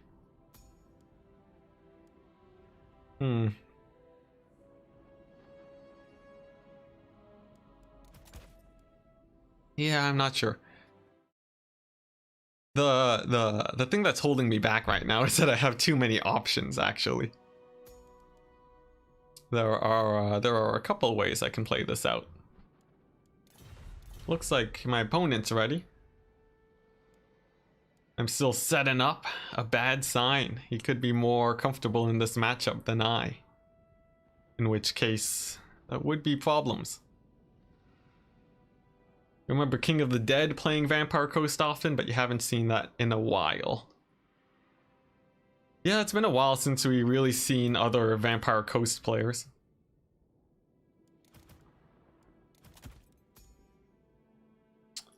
Let's see.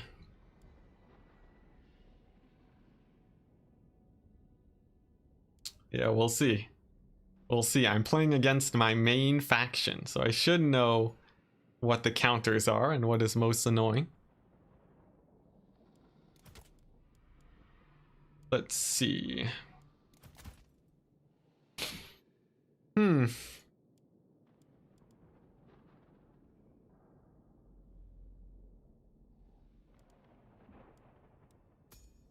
What's this? Veil? I have no idea what that is. Oh, actually, this could go pretty well. Okay. Okay, I'm sort of liking where this is going.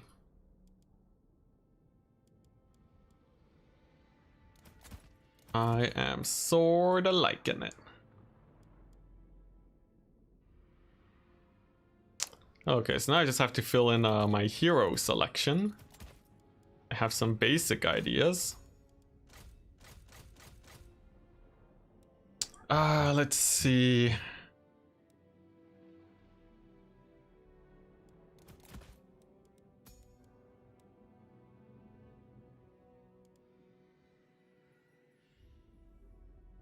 Oh, okay. It's Espanol, all right. Well, let's see. So I have most of my builds set up and ready to go. I think I'm in a decent position up against a rush style of build.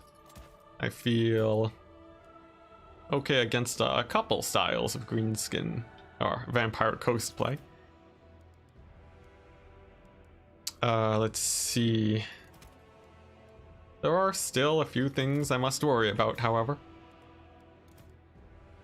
And we'll just have to see how it plays out.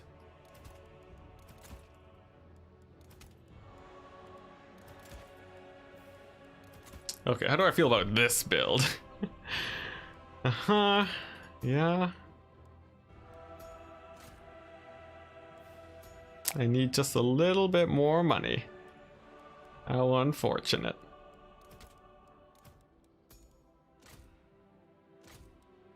So it looks like I have my spending correct now. The army looks decent.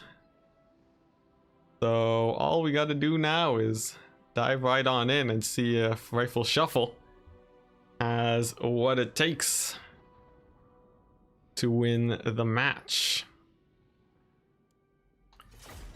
It's gonna be a scary one, guys. It's gonna be scary.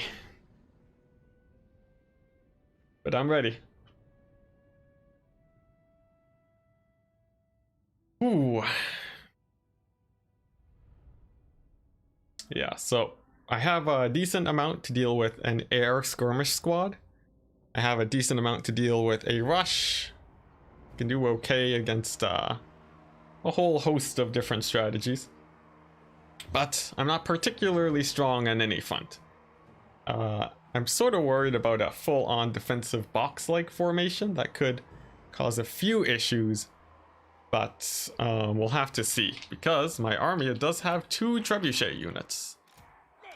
I have Grom for his armor piercing to deal with Silostra in a late game sort of crab rush style.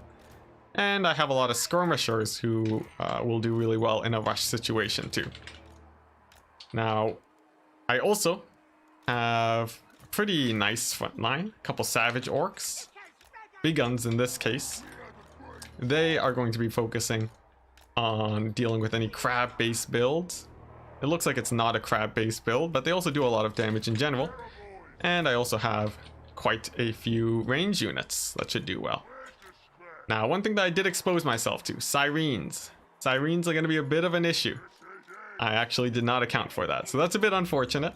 But it doesn't mean that we are without a good chance of victory here, as I do... I do have Spirit Leeches, worst case scenario, and the Savage Orc Big Guns will actually do fairly well against Sirens. In a late game situation, you can even cycle charge them with your Spider Rider, so I don't think that's a huge problem for me to deal with. But we'll have to see. If it is a quad Siren build though, that would be quite terrifying. So let's go ahead and send out the good luck, have fun.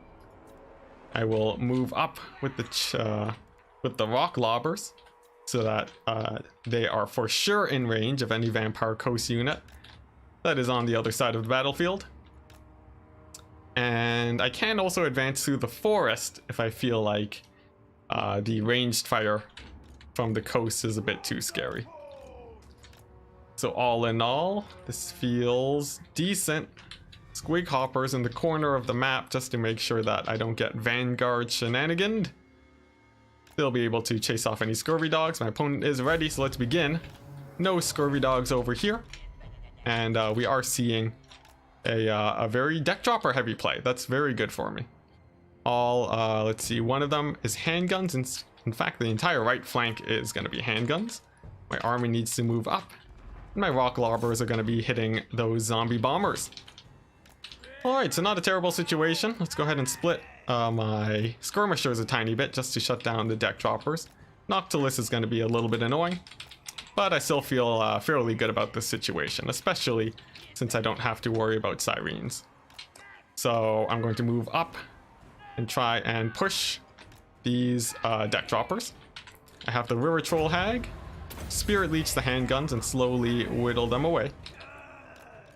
And then I can pull back when it feels unsafe. My rock lobbers are doing fairly well. And so far it's just going to be a little bit of skirmish back and forth.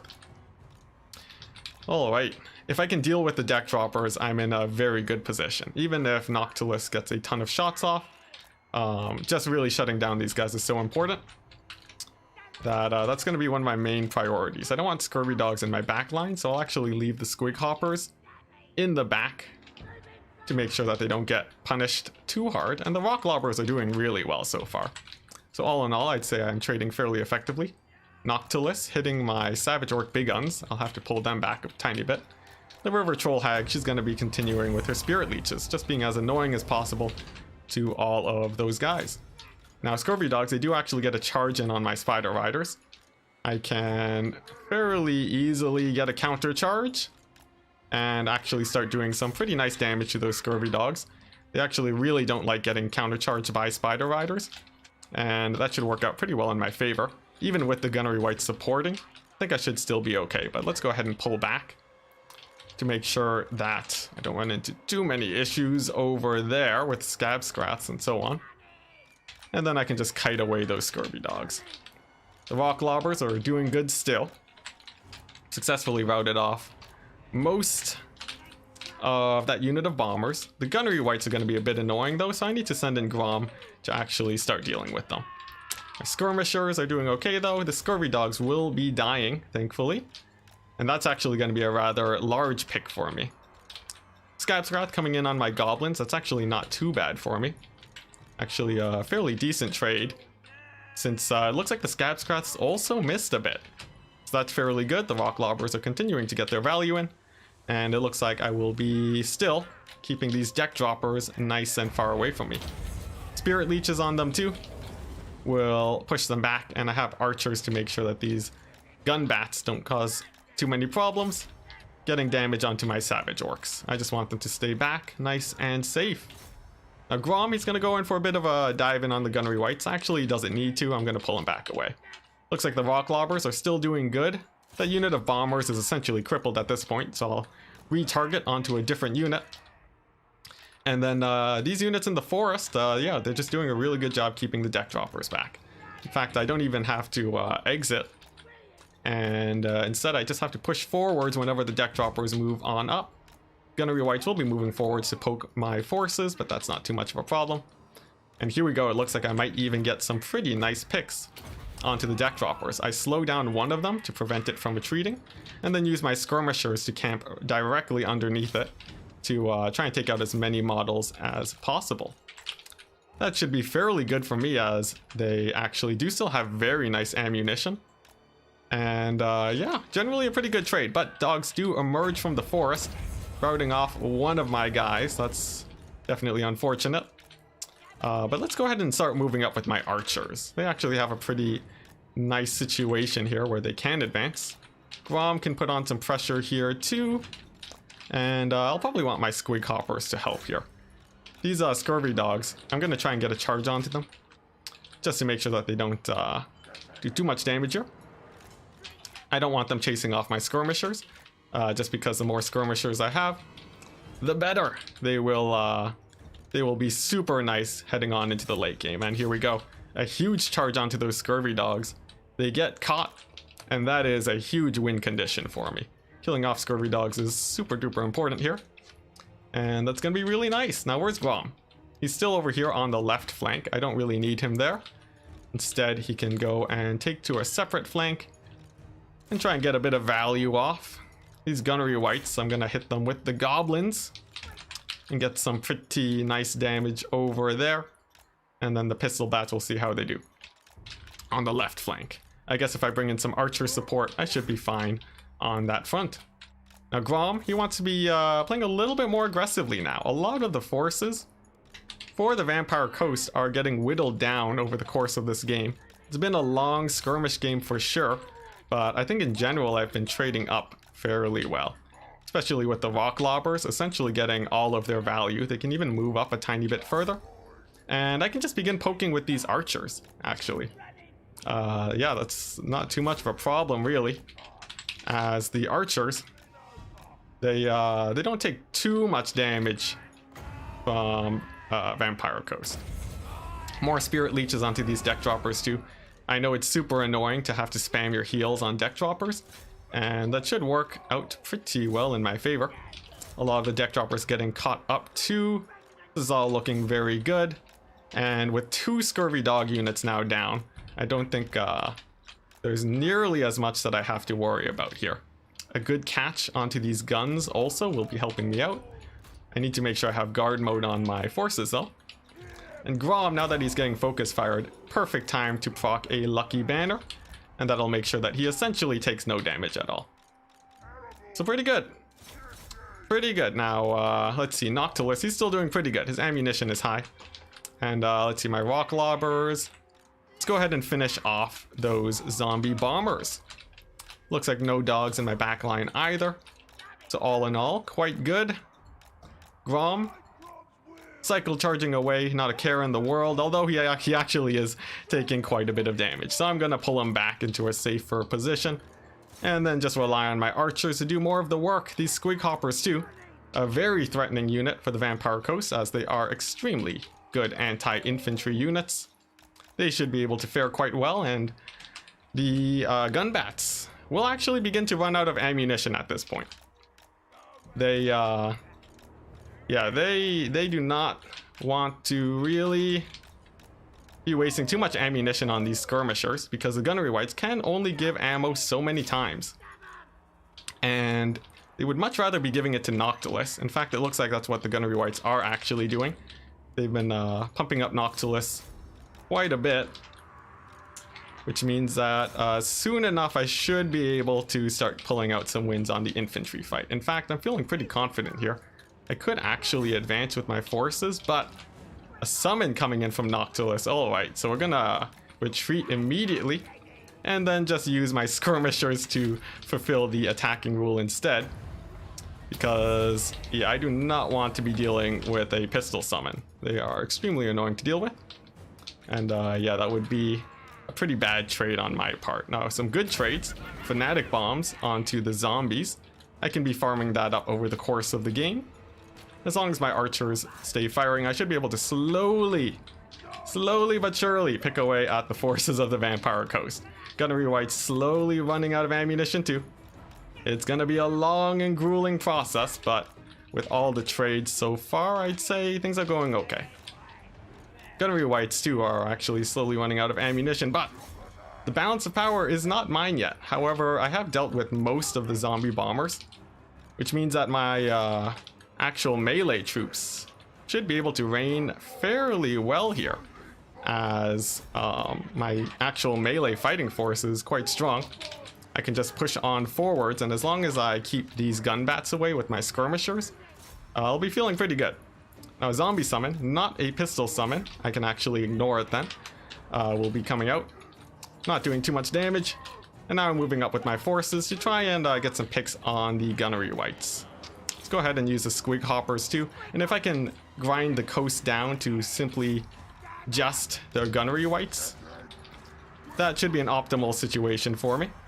Squig Hoppers moving on in, a pistol summon coming on down. I need to disrupt that as soon as possible.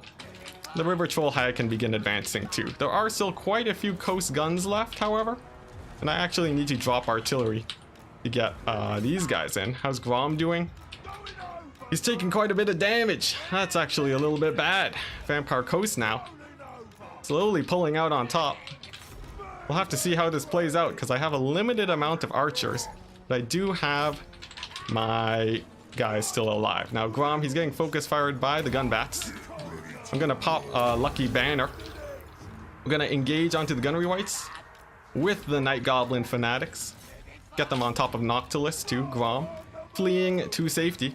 And the River Troll Hag is gonna be trying to cause some damage also. Grom, he's gonna be staying in the safety of the forest. I actually ran out of ammunition before the Vampire Coast did, but I do still have a fairly strong infantry corps, so we'll see if that's enough to pull through. Especially these fanatics are going to be extremely important here, and Grom just staying nice and safe. He does not want to be facing against any amount of Vampire Coast forces. He just wants to sit back and regenerate while the River Troll Hag does her work, chasing down Noctilus. And then my archers will be trying to beat up these Gunnery Whites as quickly as they can. Grom in the late game, once the ammunition is gone, should be able to help carry out a victory. And as we're seeing the Vampire Coast, they are slowly but surely running out of forces. Oh boy, it's gonna be scary though. It's gonna be a little bit of a tight game. The River Troll Hag is now getting focused down. The ammunition is finally beginning to run out, and I still have a couple units of archers left.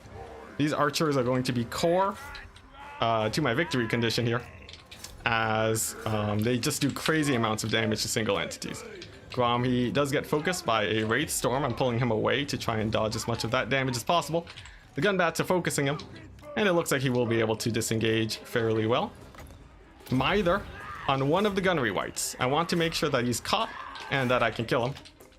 Grom continuing to heal, looking like he's in a fairly safe spot, and I just want to make sure that I'm not clumping up for any Scab Scrath shenanigans that could come down.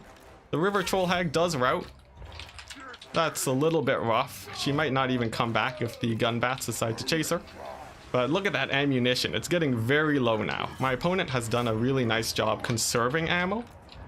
But despite all of that, it looks like I should still be able to come out on top here.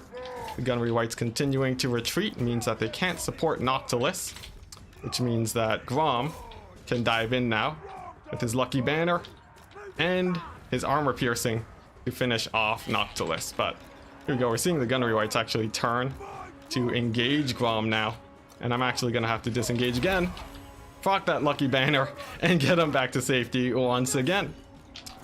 Grom just trying to be an absolute nuisance here for the Vampire Coast. It looks like it's working out decently.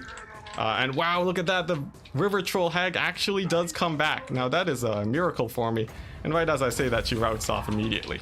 So, a bit unfortunate, some ups and downs for sure.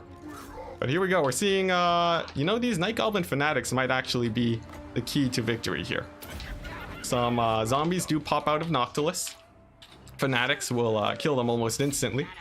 And without more Scab Scrats, I should be okay. How's Grom doing? He's doing okay. River Troll Hag is still alive, miraculously. And I think the grind might be over, guys. The grind, I repeat, the grind might be over, as the bats finally run out of ammunition. The Gunnery Whites, they did a good job providing more and more ammunition throughout the battle. But you can't run away forever. I will be able to shut one of them down. Get the rest of my forces in here, like my archers, to kill off the other Gunnery White. And in the meantime, Grom, he's just gonna be, it's gonna be Grom abuse, guys. He's gonna be going and just sitting back and regenerating. The worst fear here for the Vampire Coast. My Fanatics continuing to chase Noctilus, making sure that he essentially can never get a good engagement. And some final volleys coming down on Grom. They will be getting in some pretty nice damage, but I don't think it'll be enough with Vampire Coast to win it here, because Grom can now finally move on towards Noctilus. He's gonna be, wow, he actually took a lot of damage there. That's really bad. Oh my gosh, and Grom routes. What a mad lad. Alright, so that's actually pretty bad.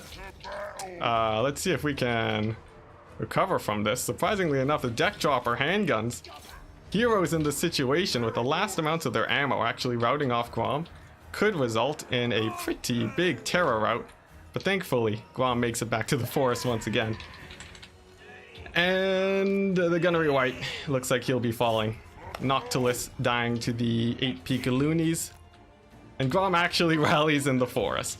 This is about the worst feeling for Coast ever. Just getting wrecked by the regen in this situation. It was a really grindy game, but it looks like that's going to be it. And that's going to be GG.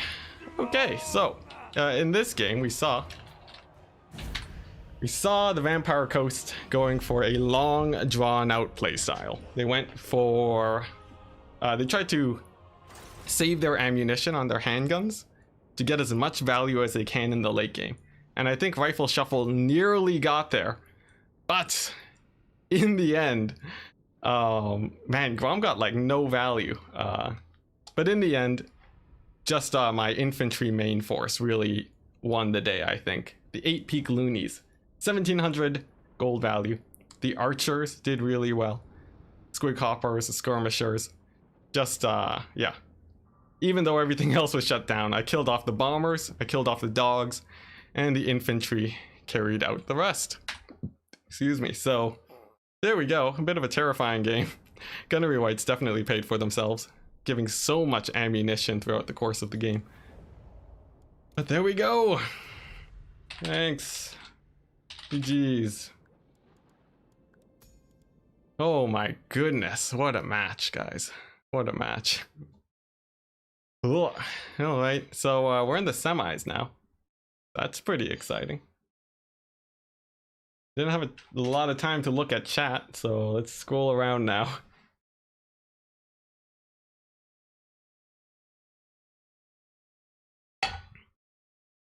Oh man. Oh my gosh, that was way closer than it should have been. If I had gone for a mass archer build though, I think I would have actually won that pretty handily. That build is it's meant to counter skirmish builds. So yeah, you saw I didn't really have an easy time shutting down the archers. And that really played out in my favor. For sure.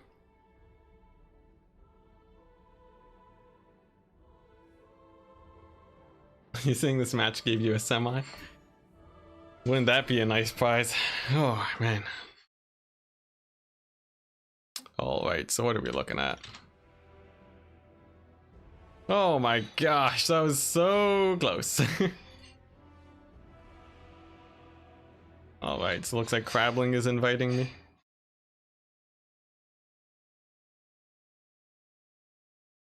Oh man.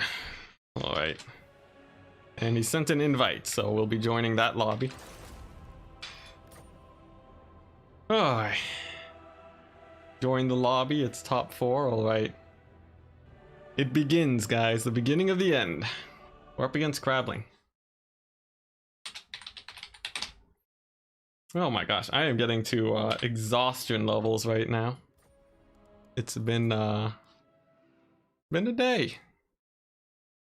It's been a day. How long have I been streaming for? Like 5 hours almost?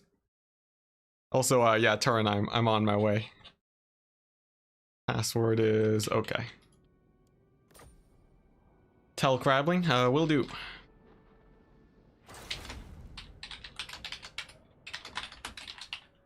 Okay, looks like he's already here. Sweet. Oh man, alright, here we go.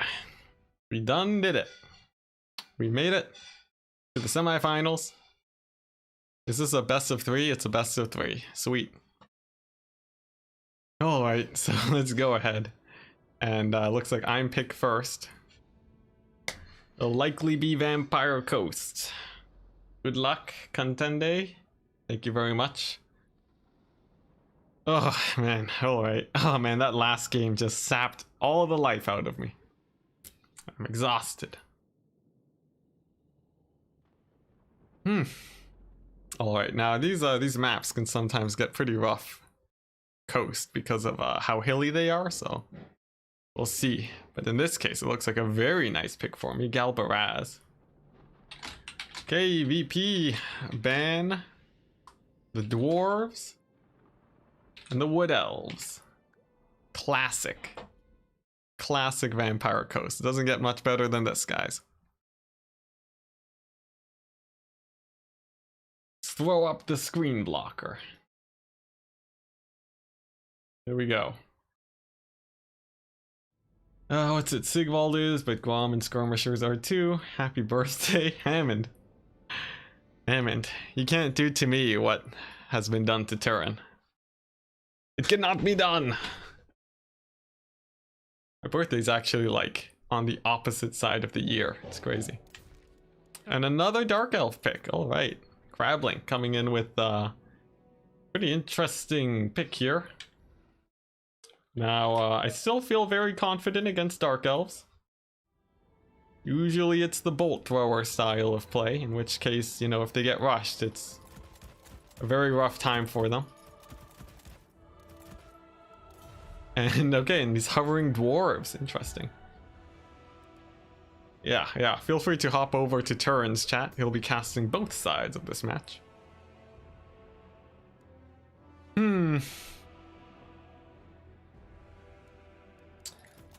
Alright, so let's see. Let's see, how do I want to play this one?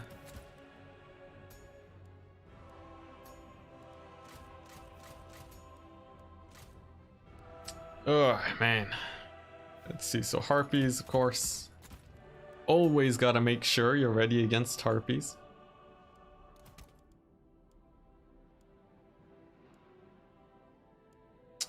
And then what else? I guess you don't want to get rushed. That's Coast. That's always pretty brutal.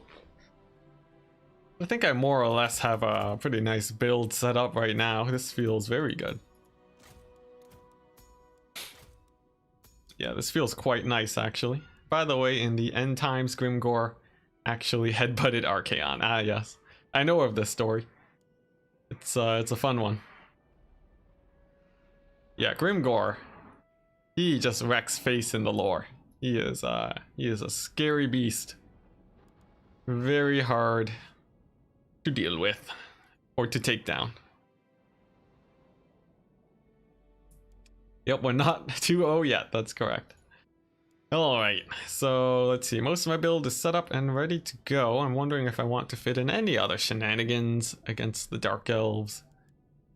There's a couple ways I could go about it. Looks like Crabbling is ready already. That's gonna be scary. So he's ready. Good luck, have fun. Terrifying. Alright, so I have most of my build set up. Ooh, if only I had 7 more gold. Oh crap, I just deleted my whole build.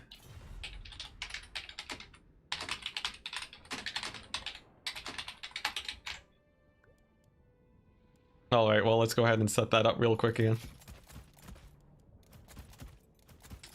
I know we don't want to keep people waiting, so let's go ahead and throw that together as quickly as we can.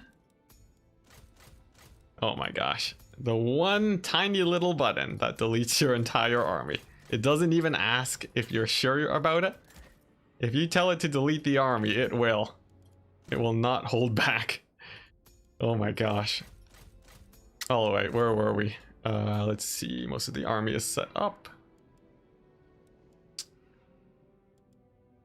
And then there we go. This feels pretty good. Feels quite good, actually. Feel very confident here. I have a caster. I got my units. Okay. All right, let's try this out. I suspect we'll be okay. Oh man. Poor Ent is getting tired. It happens every time. I'll deal with it.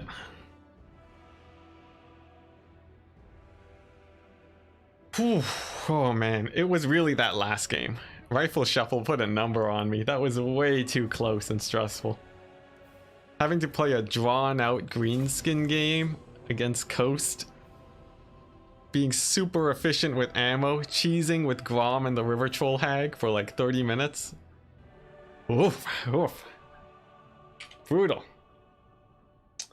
Are you also starving? Not starving, but I have achieved peckishness. I could use a meal. Maybe I'll do it after this best of 3 if we win. If we don't win, I'm not eating. But yeah, because the other best of 3 has to be played, so that means there's enough time for me to actually get some sustenance. Now, this build, guys, it's sort of an air style build. I have scurvy dogs and a nice chunky halberd front line with bombers. This front line is going to be pretty hard for the Dark Elves to dislodge, especially if they don't get some choice burning heads here. And to prevent that, I'm just going to spread out my forces a bit. The army for the Dark Elves, insanely small. Now, that's interesting. I don't know exactly what's going to go down, but one thing that's sort of in my favor here is that I have gun bats. Specifically, these guys are here specifically for these sort of cheesy-ish builds with very small armies, because these guys with extra ammo will essentially shoot for the entire game. So good luck, have fun, and we'll see what this army has in store for us. Maybe it's a rush. Okay, it's a shade build. Interesting, interesting. So let's just go ahead and move up with the army. Noctilus will be taking some pot shots at the shades. Just gonna be advancing a little bit, and it's just a full shade army. Okay, so I actually don't want to be advancing. I'm just gonna summon some zombies in their face, and then just push forwards. Some bats over there, not too scary.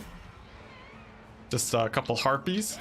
My zombies, they are getting killed fairly quickly. That's a bit unfortunate. But I will be able to kill off the Slaanesha's Harvesters, so I think on that front I'm okay. These Slaanesha's Harvesters too, taking a big old scab scrap to the face. They won't be having a great time.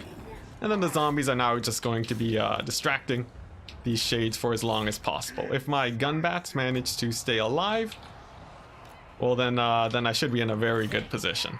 Noctilus is really the only thing that these shades will be taking down. So I think he's fairly fine. And thankfully my gunnery wights were not on crabs. So all in all, I'd say I'm feeling fairly comfortable here. Slaanesha's Harvesters are nearly gone. It seems like my Air Force will be assisting me greatly in this situation, and having that chunky front line of zombies will be doing me wonders in this situation. Another Burning Head does drop. I want to get into position to get ready for another Burning Head. No. Overcast Nahek action on my bats and my scurvy dogs. And there we go. I drop it. But we are seeing the gun bats actually running into a little bit of trouble with these harpies. They're actually, yeah, taking a little bit of heat. And with the shades now supporting, I have to be a bit careful here. Noctilus sort of just pulling away into a safer position. My fell bats are still doing good though. And with the scurvy dogs on top of the shades, I am regaining a fairly solid position here. The gun bats just shooting away at the harpies too. And I'm actually just going to move. Whoa, my dogs! Really don't want to make sure. I really want to make sure they don't die. Pulling them back into a safer position as fast as possible. And I am down to just the one gun bat. So actually a little bit scary. Perhaps this is the meta way to defeat Vampire Coast and all Shade Army. Actually being a little bit scary here. But here we go. I still have my mobile elements, so I should be completely fine. Of course, I have a couple zombies too. I have an Invocation of Nahek, and Noctilus is just going to be cutting away. The Gunnery Whites sort of dancing around, trying to make sure that they don't take too much damage from these shades. Scab scrathing away. And then I'm just going to be using my dogs to get in as much damage as they can. Gunnery Whites causing a lot of issues here for the Dark Elves. Burning Head does drop. I immediately pull away with my dogs. I do not want them taking too much damage. And then it's all on the Gunnery Whites now. Will they be able to win out this fight? Thank goodness they weren't on crabs. Otherwise, that would be really bad. But what I can do now actually is start summoning zombies of my own. And then using them to push into the Dark Elf line. That should work out fairly well. And then using a couple zombies here and there too, to really push back the shades. I am taking a lot of damage on these Gunnery Whites, so that's not very comfortable. And I think I am misplaying this just a tiny bit. Of course, Noctilus is still in a fairly comfortable situation, but I did actually lose one of my Gunnery Whites. And that's not great. However, as soon as he retreats, I think I'll be in a fairly good situation. Scurvy dogs continuing to bounce back and around, cycle charging the shades as much as they can. The harpies do come back, but they're not too much of an issue. And the scurvy dogs, they actually do start taking a bit of damage from the shades. I'll need to be careful that they don't take too much heat here, and actually I'll be pulling them away into a much safer position now. I'm actually going to throw down a heal on top of them too. Give ammunition to my gun bats, and Noctilus, he needs to be getting out of dodge as soon as he can, because those shades are in range and beginning to poke away at him. Scurvy dogs, though, the absolute heroes of the Vampire Coast, are going to be cleaning up the shades. Gunnery White poking away. Fellbats sort of just duking around, dodging as much as they can. And Noctilus will just be getting in his damage by firing shots here. Alright, another Scab Scrat. It's a miss. That's a bit unfortunate. But I do still have summons, and that's going to be quite good. Noctilus just continuing to fire. And soon enough, I should have another heal to drop onto the Scurvy dogs. That should work out quite well. Gunnery White doing well, fighting in melee against the shades. That'll go pretty well for him, I imagine. These guys, I'm going to catch them with the Scurvy dogs, but yeah, huge shot from Noctilus should get those shades off of the battlefield. These guys are routing. These guys should be dead soon too. There we go, they rout and presumably shatter. And now Noctilus, he's gonna be pushing away. Now the dogs, they're taking a bit of heat. I'm gonna try and heal up one of them to try and bring them back into a healthier position. And then just use Noctilus to kill off this unit of shades. Despite the strange build, it was surprisingly close. But I think I'm fairly well secured in this position now. I can land the bats to chase off the rest of these shades. And then it's gonna be a Gunnery White and Noctilus against the Supreme Sorceress of Fire. She's not extremely scary, as her combat stats just aren't really up to snuff. And as soon as I finish chasing off the shades, I'll be feeling much more comfortable here. However, I might be losing a Gunnery White, and we have established Noctilus isn't the best in melee combat. And these Gunnery Whites aren't on crabs, so they're not necessarily the best either. However, looks like that should be enough. Supreme Sorcerer is actually not landing on the Gunnery White, instead choosing to stay in the air. she does land, my dogs will swarm her and hopefully take her out. Fireball does drop, but the delay in trying to fireball actually allows me to get a few more shots off here. Extra ammunition on Noctilus so that he can really punish that Supreme Sorceress, and there we go, she routs. And that's gonna be game number 1. Oh my goodness. Now, this many shades. Surprisingly, they did okay. I would have thought they would have done worse, but they actually killed the bombers relatively quickly. Had I had more dogs, this would have been really, really shut down. But the fact that I went for only 2 dogs this game actually made it a very close and exciting game. Had I gone for, you know, Gunnery Whites on crabs, it would have been really bad. Although I think I still misplayed it in a few areas. For example, the Gunnery Whites should not have played so aggressively. They would do much better staying further back and just shooting for the entire game. But there we go, GG. You have normal shades, dual weapons, and great weapons. Indeed. So all legal. And yeah, very scary. Oh my gosh. How is my throat doing? I can feel it. I can feel it getting tired. Yeah, it's a bit shot right now. Oh man, and if we win this, we have to face against Evenstar in a best of 5. Terrifying, terrifying. And what do we got? Chaos, ban Lizardmen, and Wood Elves. Not a bad setup. My counter picks for Chaos. Let's see. Apparently I have High Elves here. What was my High Elf build against Chaos that was good? I think I might have done that wrong. That's a bit strange. He banned Wood Elves and Lizardmen. Why do I have High Elves as a counter to Chaos? That's really weird. I don't see any units here in the High Elf roster that would actually be good. Did he leave counts open? He did leave Vampire counts open. Okay, so we're almost assuredly going for that. Alright.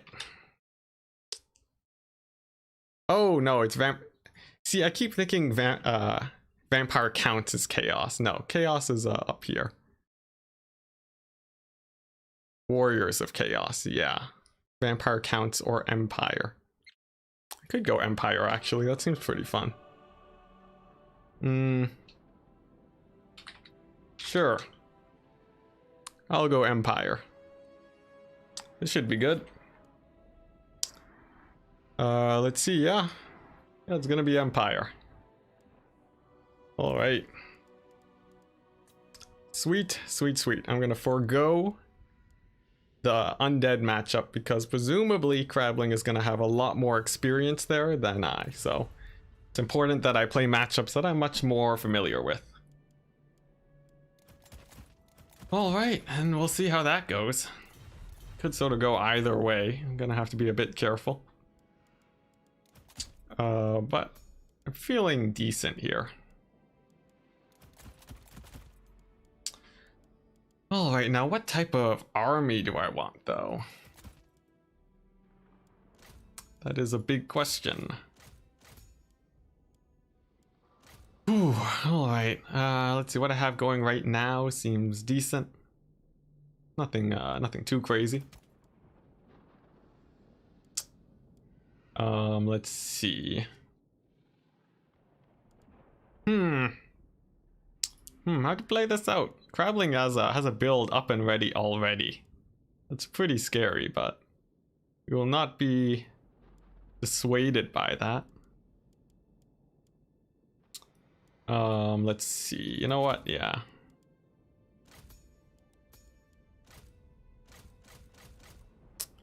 Yeah, this feels okay. Feels quite fine, in fact. Let's see. So I have most of an army here. I think I'm basically ready.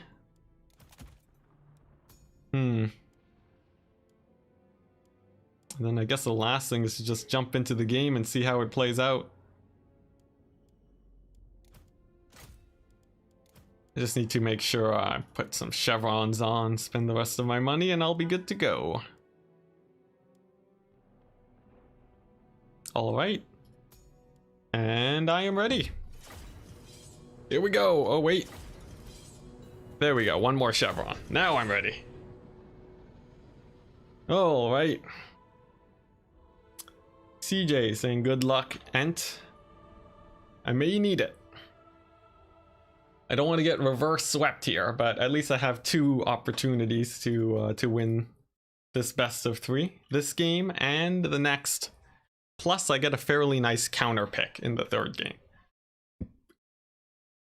So I'm feeling pretty good. Let's see which side of the map I get to. I sort of want the larger side. Hey, nice, look at that. I have so much space to kite back in. That is marvelous. And I'm actually going to do some shenanigans, guys. Look at this. Silver bullets on this cliff face over here, while my skirmishers take to the left flank. And what I'm actually going to do, I'm going to try baiting the chaos into taking an engagement, and then having the silver bullets just wreck their face. I think that should be fairly fun. So we'll see if they're able to do that. Good luck, have fun. Grappling ready already. Wow, that's a small army. Oh, right. So there we go. Grappling with the smallest army you could possibly imagine. It's gonna be... Actually, no, I'm the one with the small army. Why is the army so small? I have no idea what's going on anymore, but here we go. The match has started. And there's a Chaos Sorcerer of Death. I will have to consider what I want to be fireballing here. It's likely gonna be these Marauder champions. Spirit Leech does drop onto my caster. And let's just go ahead and move up and begin punishing this infantry. If I can get the Pistoliers to shoot the Marauder horsemen, that should be fine and dandy for me. The Outrider grenade launchers should do a lot of damage too. And there we go, we already see the first volley getting in quite the massive hit. There we go, Outriders grenade launchers doing quite well too, actually getting those guys very low. Let's go ahead and push on backwards. And then, yeah, just continue kiting. More fireballs galore. Silver bullets are going to be taking to this flank to try and get to a safer position. And the Pistoliers, fire at will is on, and they're going to be firing at the skirmishers, trying to do as much as they can. Now, Kolek's a little bit scary. Something of a lightning spell coming down from Kolek over there too. And it looks like he's actually pushing my my forces. Now this is a little bit of a risky action as Kolek can get sniped out. Force does land body block, and we're both probably just going to retreat from this situation. And yeah, I'll just be continuing to push back. Silver bullets moving along the sides, trying to get into a better position. And I just need to get my army further back before they take too much damage. These Marauder horsemen are actually a little bit problematic here, and I need to make sure that they don't cause too many issues. I need to be pulling away in this direction to try and avoid the infantry, and getting Boris to just charge Kolek in the back as much as he can. Should be fairly free damage. And there we go, I do manage to pull Kolek off of my forces. My mobility can get a fairly nice charge onto these Forsaken, who have overextended just a tiny bit. And then that will also allow my skirmishers to kite away in this direction. Now my caster, he's getting a little bit of damage on him. Actually, these Marauder horsemen are hurting him quite a bit. He's gonna have to dodge a lot and try and get to a safe place, but it's scary. Boris too, in a little bit of a rough fight. I'm gonna send a fireball this way to try and help him. And then just continue kiting backwards as best as I can. Now the silver bullets, they're lying in wait. They're still trying to find a good position to engage from. And my cavalry is still very healthy, which is good for me. This cavalry though, all the Marauder horsemen, they are gonna be pretty hard to deal with. I don't have infinite ammunition, and my knights can only cycle charge so much. But the Chaos Army is actually a little bit out of position right now. And that actually gives me a few opportunities here in that Yeah, if they're a little bit out of position, this is actually pretty good for me. Because the silver bullets can really punish Kolek if he does try to advance. And that should work out fairly well for me. I still need to make sure I'm playing very aggressively with my cavalry though. And my skirmishers are actually beginning to run out of ammunition, and that's going to be a little bit scary for me. Silver bullets just continuing to pivot though. And the grenade launchers at least are still doing very well. My fire sorcerer is back. I need to pull him to get him to a safe place. And I'm gonna see if I can actually draw some of these units into a worse position. But for now, I'll be continuing to expend ammunition, turning off fire at will with these guys. So I very much do not want to be wasting pistol ammo on Chaos Infantry. That would already be taking quite the beating from the rest of the Empire forces. Boris getting charged at by Kolek, gonna have to disengage as quickly as he can. And then the grenade launchers trying to punish these Marauder horsemen. A very long and drawn out game. Maybe not the one I should have been looking for, but we'll see how it plays out. If I get a win, it's definitely gonna be worth it. Silver bullets just continuing to kite away. Boris is still doing fairly healthy on HP, but I have finally lost my caster to the Spirit Leech spam, and that is definitely not very great. So we'll see if what I can do about that. Now the silver bullets are in a fairly nice position. I think this might be the time to actually reveal them, to have them start shooting at the Chaos Warriors. The extra pressure should put Chaos in a fairly difficult situation, as their army isn't really in a good position to deal with the silver bullets right now.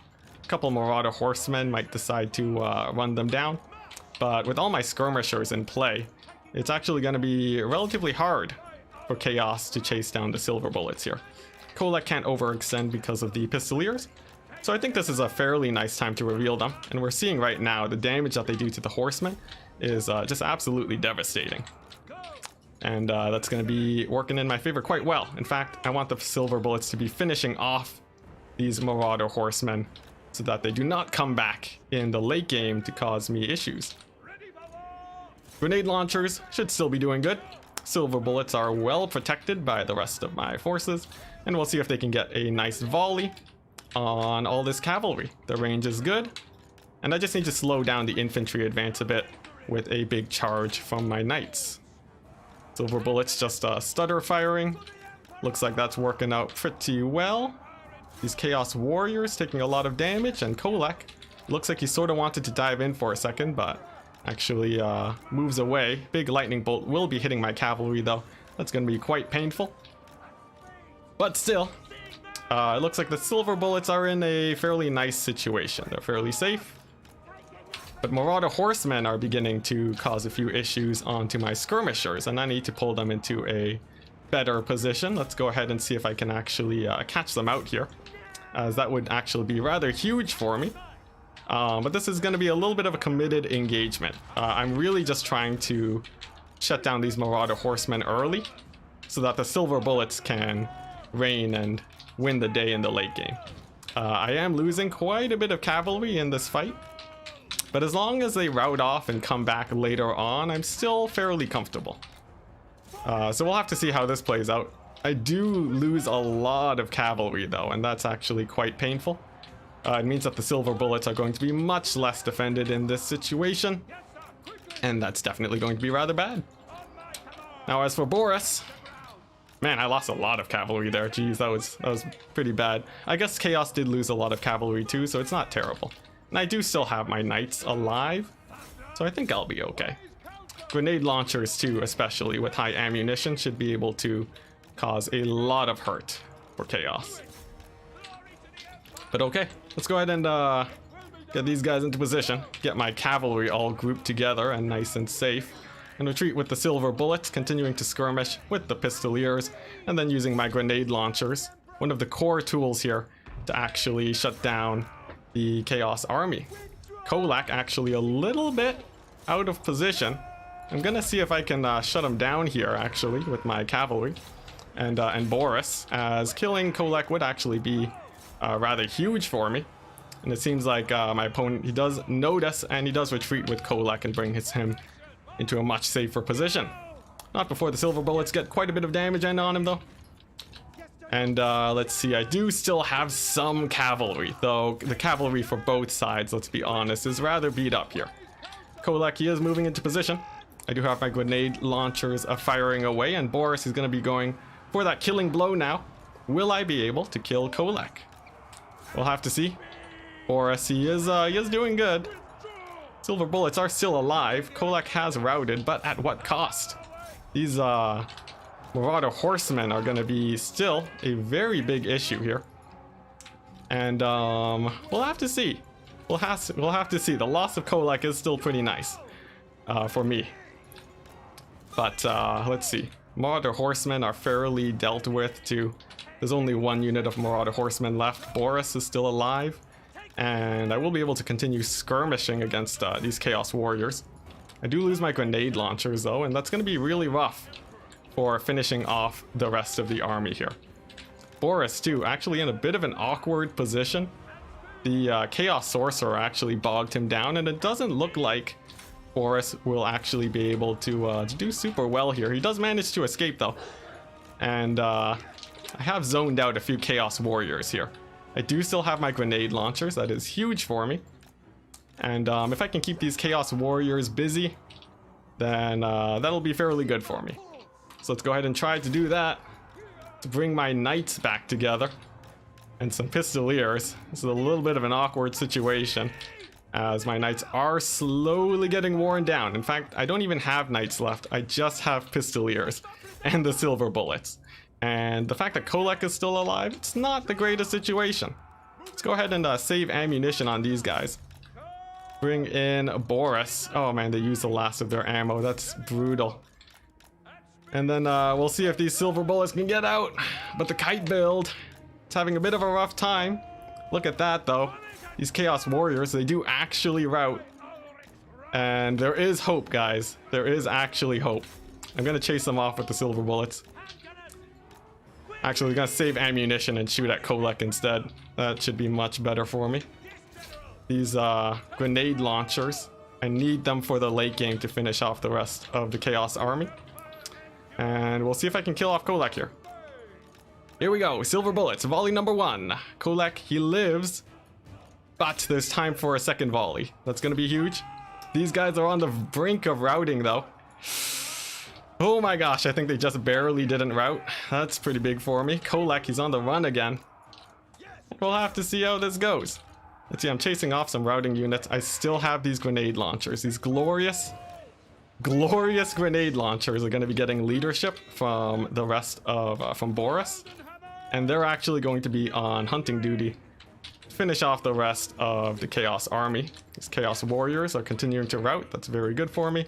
And Boris needs to be cycle charging these Forsaken. Let's go ahead and get them terror routed off the battlefield. And then pull these grenade launchers away before they get terror routed. Oh my gosh, the Forsaken. I think they have Frenzy still, so they're not routing. And that's actually really bad when it comes to the silver bullets. Let's go ahead and pull Boris out of here. And have him hunt this Chaos Sorcerer instead. The silver bullets need to live. And I'm rapidly running out of cavalry, so we'll see how this plays out. Let's see here. The Chaos Sorcerer of Death, he routs. That's huge. Boris, he's attacking. And the Forsaken, they're still holding fairly well. Boris gonna disengage. Silver bullets gonna disengage. My cavalry gonna try to save the day. But oh my goodness, these Chaos Spawn are so annoying with their Unbreakable. Actually doing rather well here. Silver bullets will just be routing, and instead I'm going for plan B. I'm gonna try and finish off Kolek Sun Eater himself while getting the bullets to safety. Kolek, he should rout here. He's very low on leadership. Let's see here. Let's pull away with these guys. Let Boris do the finishing blow. Oh no. Oh no, but I'm out of units. Now that is pretty rough. I only have Boris left, and he does not have healing. Now I did kill Kolek, but there is a full unit of weird spawn from Chaos. And it looks like that's gonna be it. I doubt he's gonna be able to finish them all off. but I might as well, nah, there's a unit of Chaos Warriors, so let's call it GG. No need to drag it on longer than it has to be. And that's gonna be it. Oh my goodness. So close. But not really, not really. In the end, these skirmishers and the skirmisher play, keeping them all alive really helped out Crabbling here. If I had actually gone for handgunners, like outriders, that could have helped out a lot better. Of course, I think a couple missed micros too, specifically with the cavalry, ended up giving me some trouble. But look at that, the silver bullets did okay. It's sort of an interesting tech pick. I think on a more flat map, it could have been better. And of course, I took a few too many hits from Kolek. So there we go, and it looks like we're on to the pick 3 now. Very exciting. So many ace matches today. Oh my gosh, it's getting me real tired, but it should be over soon, regardless of who wins.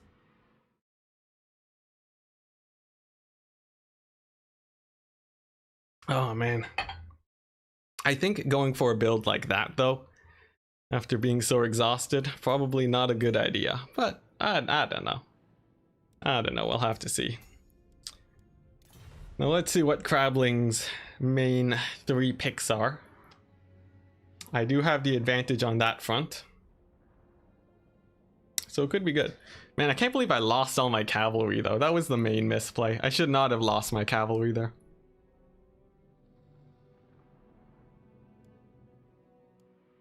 The big engagement on those horsemen, that was rough.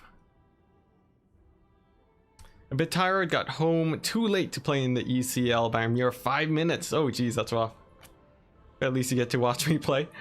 Well, this could be the last game. I hope it was entertaining though. Oh man, it's been good fun. A couple close calls, but still really good. Yeah, the kite build against Norska is so good, man. Very good. I'm wondering if the Bright Wizard was really worth it too. I guess if there was a Hell Cannon, maybe. But I could have gone for like a Jade Wizard and he could have healed himself up against the Spirit Leeches. We may never know. But against Chaos, like if I went, you know, something like this, that would have been pretty hype.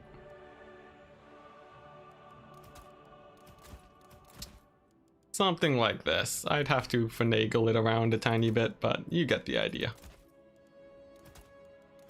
I'm really happy with how well the silver bullets did though. That went okay. Alternatively, war wagons, but they don't always pan out well. Norska, Beastmen, Skaven. No ban. Crabbling, exuding confidence in this situation. Norska, Beastmen, Skaven. Interesting. Alright. Immediately, Lizardmen comes to mind as a possibility. What happens if I go Bretonia? It's not amazing if I go Bretonia. Greenskins against Norska, against Beastmen or Skaven. How well do Greenskins do against Beastmen? I'm not sure. Against Skaven, I'd be pretty confident. Let's see. Greenskins against Beastmen. Greenskins really is the pick of the day here. Let's see if I can do something better though. Let's see. Vampire counts, but I'm not proficient enough where I really want to play that. Norska against Wood Elves could be pretty fun for the Wood Elves here. But it's a bit risky because Norska are very good at rushing. You know what? I'll go Wood Elves and Beastmen. That seems like a pretty good pick. I don't know about you guys, but it seems pretty nice.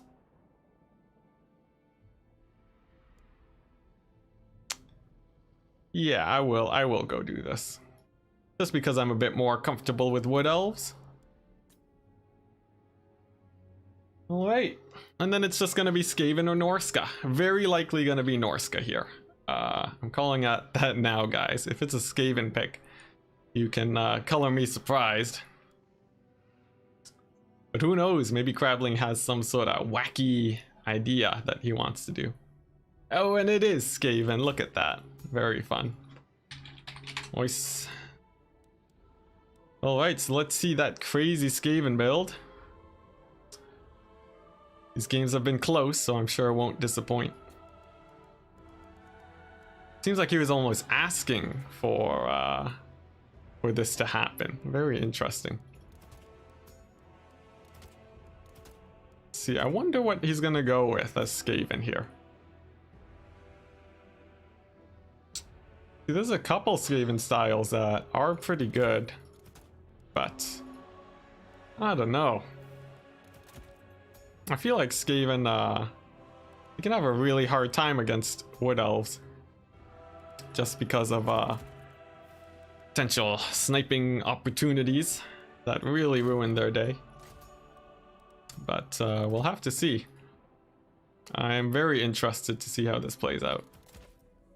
How many coast battles have I done? I've played coast in every best of 3 so far. So like 4, I think. Quite a few. Quite a few. Alright. Let's see. So I'm fairly happy with the setup I have going right now. This feels pretty good. Let's see.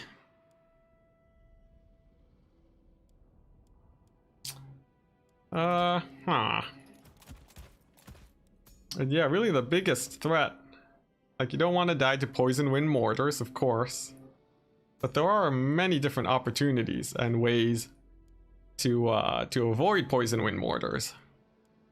So I feel like that's fine. But who knows? Maybe Crabbling has some sort of secret he's gonna throw against me. That'll really ruin me. I'm excited to see what he decides to go for here.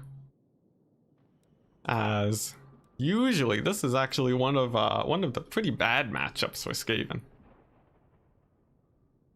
With my first Total War, Warhammer 1. I came in pretty late on the Total War train, admittedly. Let's see. The army's almost ready.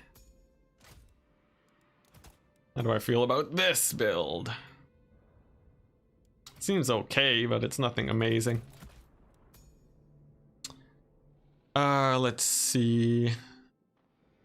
Yeah, this is a very okay build. It really is nothing too special. I'm really interested to see what Crabbling decides to go for, though. Alright. So this is nice and set up. I have a tiny bit of extra money left. Let's see if I can spend it effectively.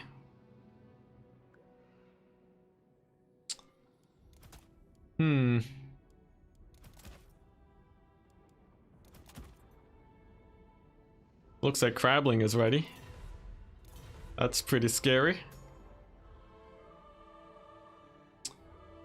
But I think I'm okay. I feel safe. Feel fine. Just a little bit of extra money to spend and then I'll be good to go. Okay. Just gotta add some chevrons. Double check that I have everything that I need. And okay. Let's go ahead and do it. Crabbling coming in with a pretty bad matchup. If he wins this, I will be very excited. I want to see a Skaven build beat the Wood Elves. But this map is fairly big. It's very large and flat. I'm really wondering what he's gonna bring. It could be a full-on rush, like a huge army of immense proportions. We will have to see. Considering this is supposed to be the best counterpick to Skaven, you would bet he has a very unique army. I think so. His army is huge. It is immense. Very good to know. I'm going to deploy fairly far back here, because I don't want to get caught with my pants down. I'm going to deploy on the left side of the map. And then I'm going to use a Waystalker and the Glade Lord to pick off any targets that that I don't want to face. These Glade Guard will just be chilling in the back. And then I have Sylvan Knights because it's actually fairly easy to snipe out the magic damage for the Skaven. Let's see here. I could position further back, but this feels like a nice safe distance. So good luck, have fun. And then we'll see what we're up against. In this case, I've brought some skirmishers, way watchers, deepwood scouts.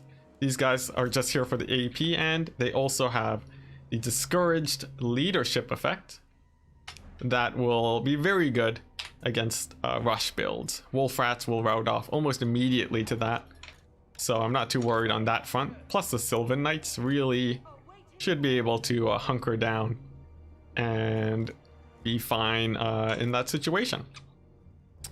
As for the rest of my army, if we do see a million units of hard to kill infantry, I have these Glade Guard Hagbane tips, which will be able to keep fighting far into the late game. The win condition is gonna be my Sylvan Knights. I have 1 unit of Dryads just to sacrifice. They're just gonna run into the army and delay as much as possible.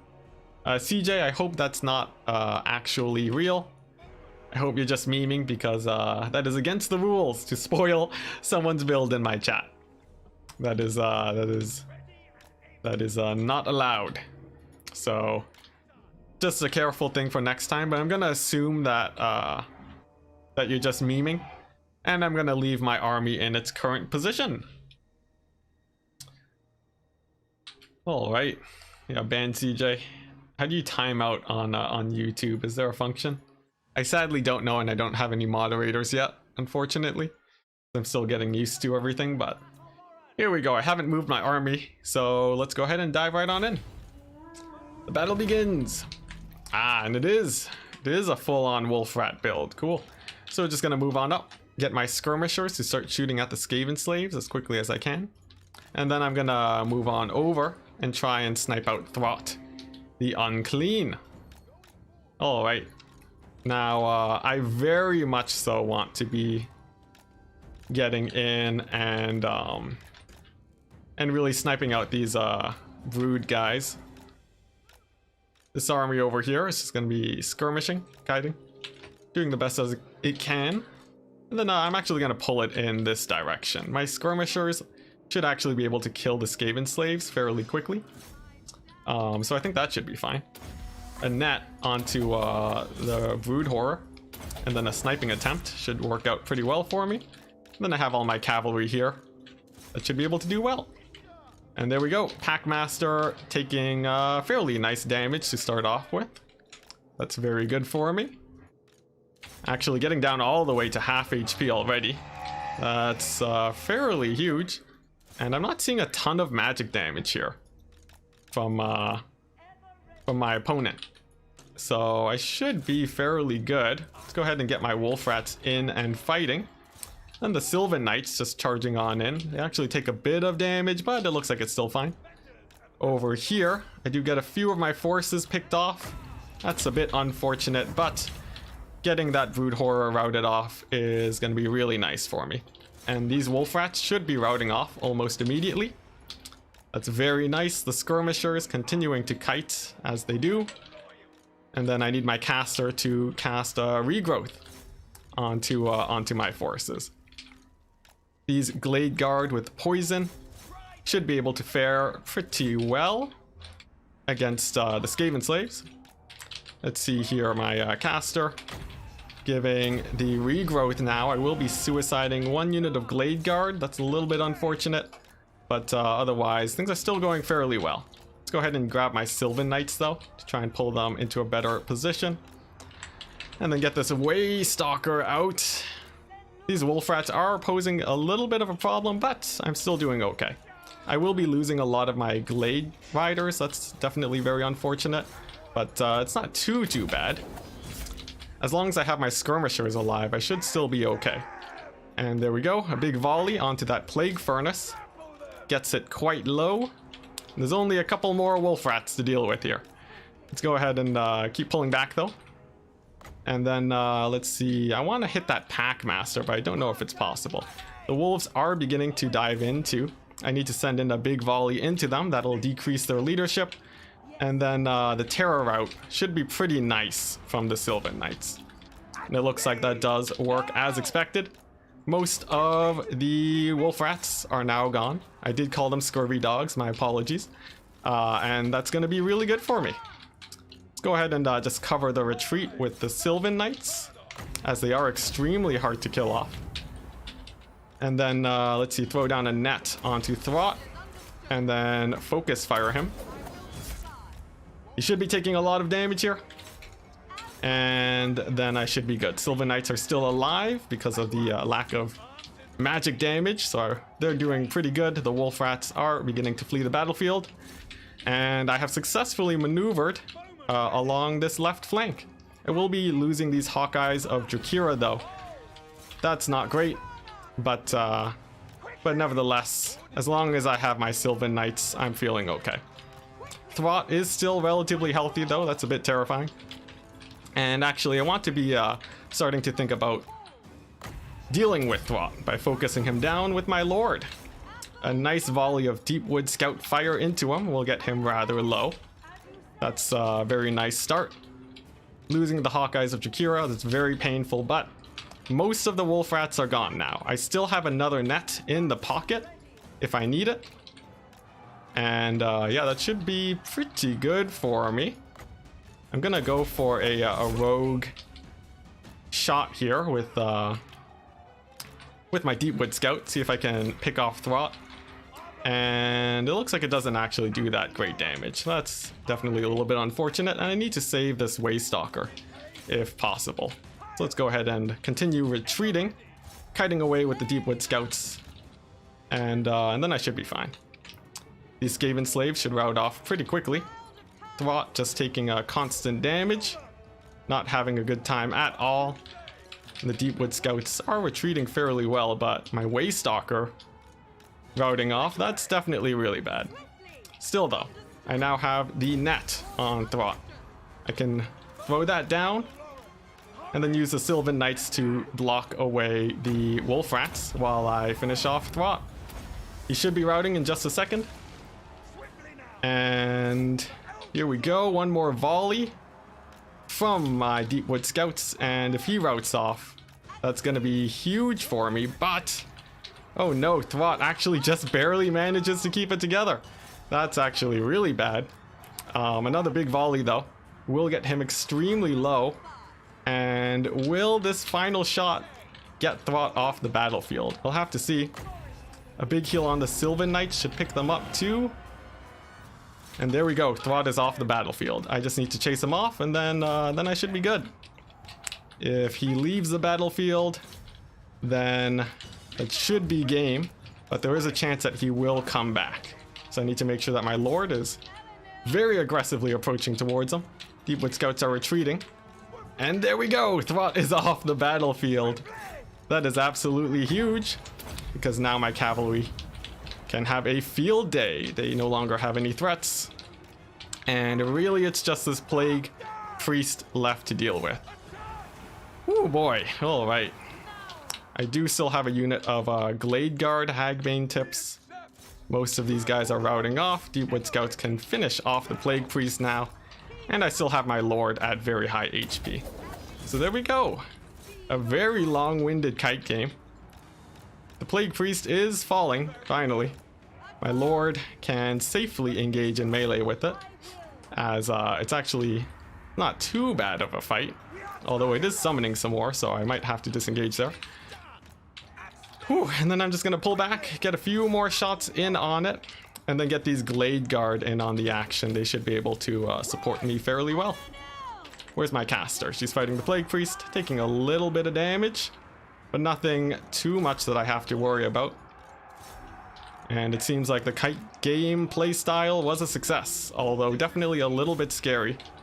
My opponent was definitely ready for a kite style with how many wolf rats he brought, but in the end we still came through.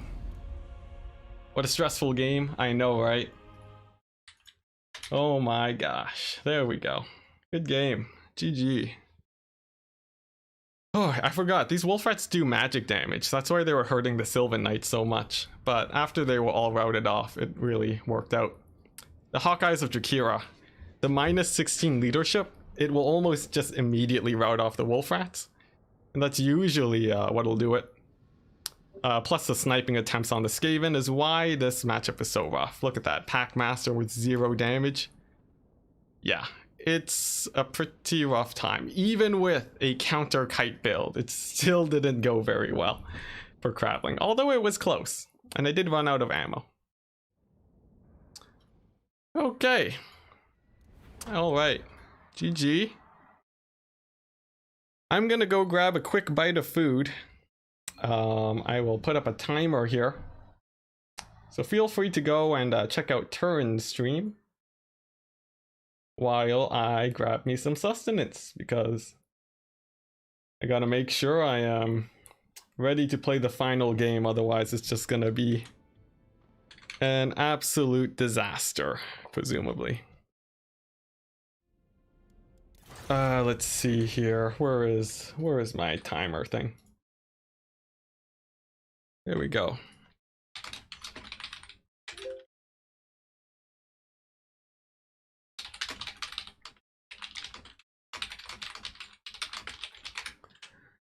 All right. Let's see. Yep, let's go ahead and set up that timer. Man, I'm tired. But we're so close. We're so close. Timer should be starting. Sweet. Let me open up Turin's stream.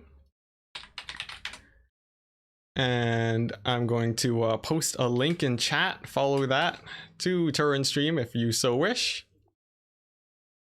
And I will be back in 20 minutes. See you guys then. Let me mute my microphone too.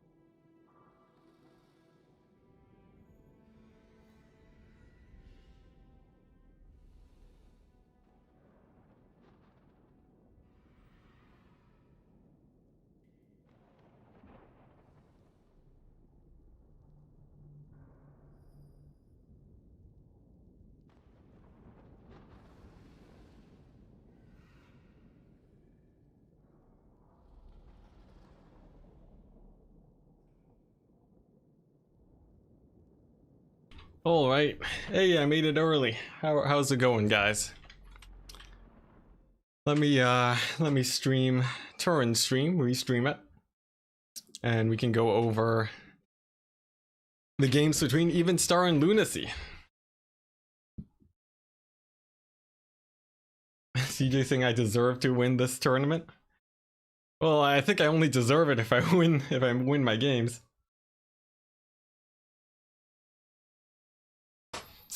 All right, so let's go ahead and copy the link. There we go.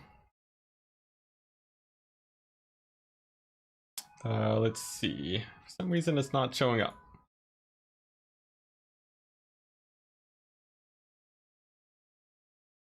Interesting. I'll need a hot second to get this set up. But then after it is, we should be good to go and we can watch the games between Lunacy and Even Star.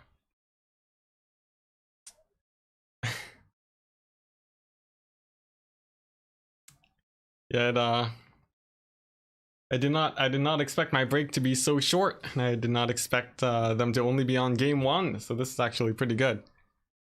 Looks like what, Even Star, no, Lunacy has a Hell Cannon Chaos build. That's pretty fun. Let's see.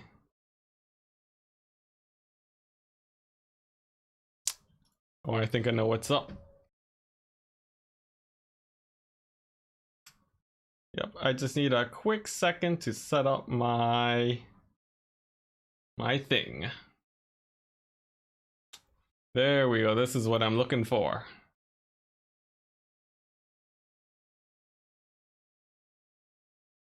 Here we go.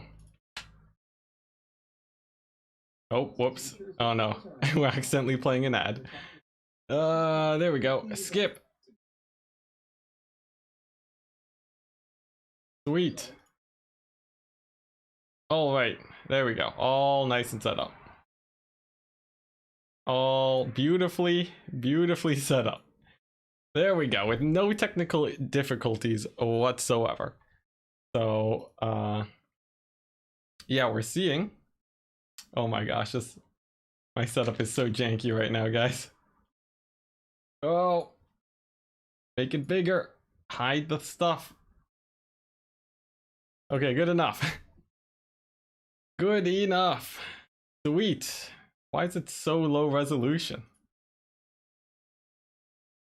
Professional streamer, guys. I'm totally gonna be a professional streamer. There we go. HD. Wonderful. Set. We can sit back, relax, and enjoy the games. Oh boy. Can I try making some of you mods? Sure, I can play around with that while I wait around. Let's see, there should be some sort of functionality on YouTube where I can do that, but I have no idea how. What if I go to my own video and try to make you guys mods? Let's see. If I click here, what if I click here? Pin, report, remove, timeout, add moderator. Oh, sweet. Thank goodness. All right, Biblington, you're a mod now. Contende, guess what? You're a mod too. Glenn, boom, moderated. Everybody's a mod. Rubber Duck of War. I don't even know if you're still here, but you're a mod. All right, sweet. I think the rampaging is more or less good now. Yeah, okay, yeah, that should be enough. Sweet. All right, done and done. Now let's go ahead and watch this game between Bretonia and Chaos. Pretty common matchup that you see. Usually, sometimes you'll see Bretonia ban Chaos or otherwise try to avoid it, but Bretonia usually have other bans that they're looking to ban out. So Chaos counterpicking can be quite good.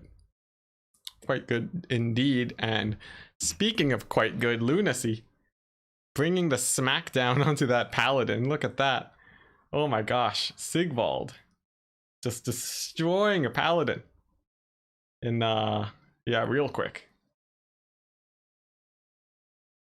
If everyone is a mod, is anyone a mod? That's deep. It's deep, yo. But the answer is yes. Yes, everyone is a mod. But yeah, looking pretty good so far. What's this? Bretonia. Balance of power actually is chaos favored, so that's a good sign for me. I'd rather face Lunacy than Evenstar, just because of Evenstar's strength with undead factions. Something that I actually have less experience facing. So generally, I think I'd rather face Lunacy, but then again, if Lunacy is able to defeat Evenstar, maybe I'd rather face Lunacy or Evenstar instead. So I'm not entirely sure, but regardless, I'll have to face the winner.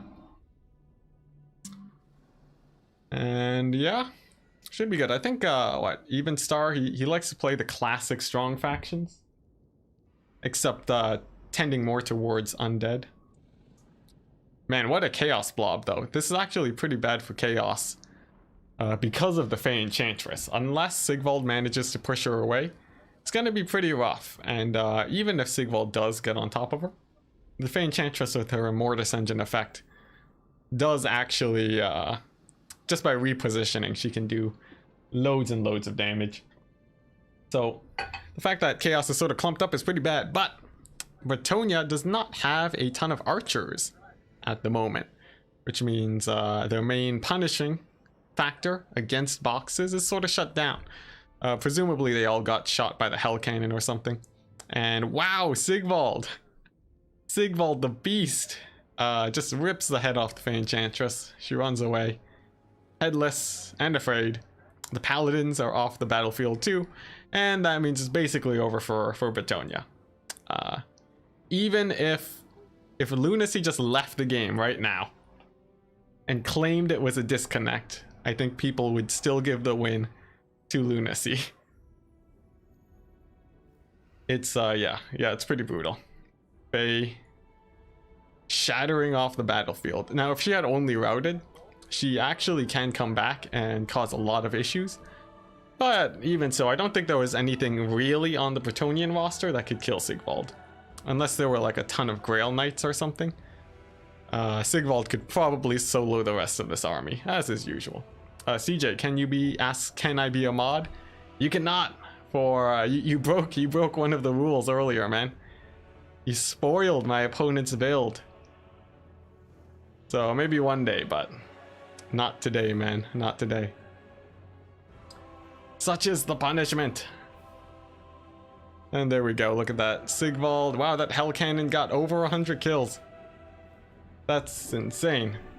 Also, it's a Yeoman build. No archers. That's it's sort of a new counterplay. Bretonians are going for mounted Yeomen to try and deal with the advent of chaos bringing mobility to shut down their archers. The main downside is that your Yeomen will run out of ammo, and they'll only just pay for themselves. So generally, I'd say can be a little bit dicey to go ahead and do that. But honestly, I think the biggest things that happened here was that Sigvald just really got his connections and just ran over those single entities like it was nothing. So cool. I'm gonna go grab some more water so I don't die of dehydration, and then I should be back by the next game.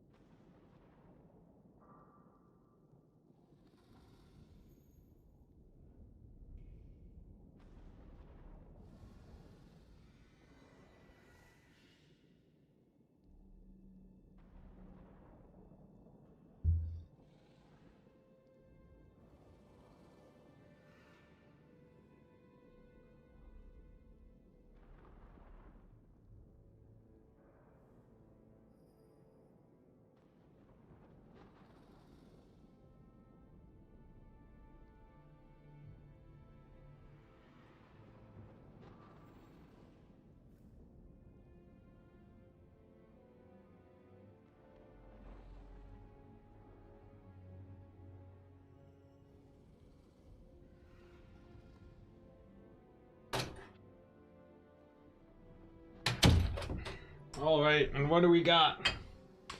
What do we got? Greenskins and Bretonia. Looks like Lunacy's gonna be greenskinning next. That's pretty interesting.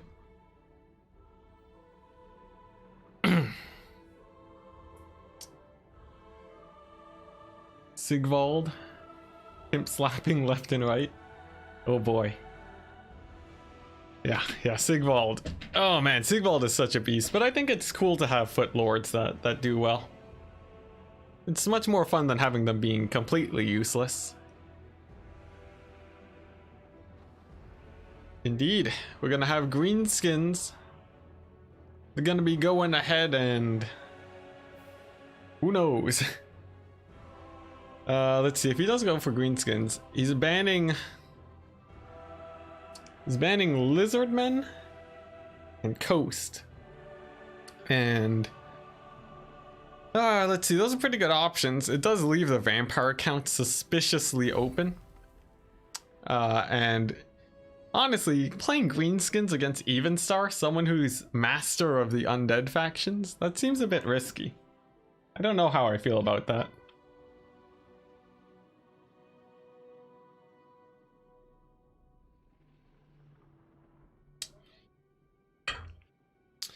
Yeah, that's true. The Lunacy is yeah, if he's big on greenskins and Bretonia, he could just be very comfortable facing up against undead. Greenskins, of course, do have a lot of AoE, which are extremely powerful against the tightly packed formations of the undead. So I could see this working out. I'm really interested to see, though. A lot of the times with matchups where players, you know, sort of invite the counter pick, it can go south pretty quickly. For example, if you just haven't practiced it against much more experienced players, you might get the false sense that you can win the matchup. But with someone who's a lot more experienced, you could get run over. And in this case, Evenstar, he's real good with vampire counts, so I'd be a bit worried for Lunacy here. It also means he won't have greenskins as a pick in the ace match if he loses. So we'll have to see. I was expecting Tomb Kings though, but vampire counts is still very good. Evenstar sort of likes to play a different type of vampire counts too. A lot more mobility. I think he takes, what's her face? Isabella on her non-dragon mount too. Her Hellsteed. So we could see that, some possible extreme healing situations too, but Lunacy might be prepared for that, so I'm not sure.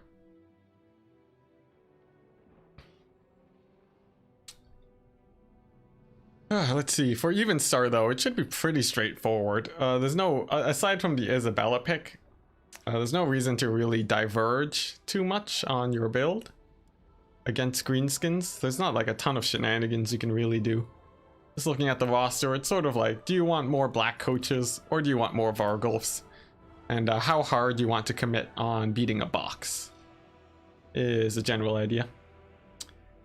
You've been noticing that got a decent build for high elves into Bretonia, but been struggling recently versus strong Bretonian players. Yeah.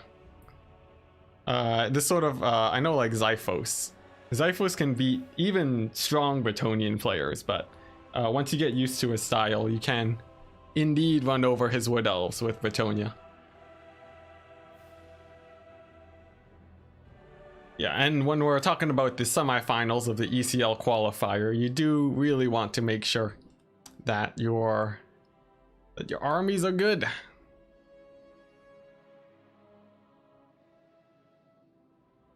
Alright, now the question is Evenstar gonna get 2-0'd by Lunacy? I actually haven't seen much of Lunacy too much, but I know that they play fairly often in tournaments. Do you guys know anything about the notoriety of Lunacy? Sadly, I don't get around as much in the Warhammer community as I used to. So a lot of players fly onto my radar.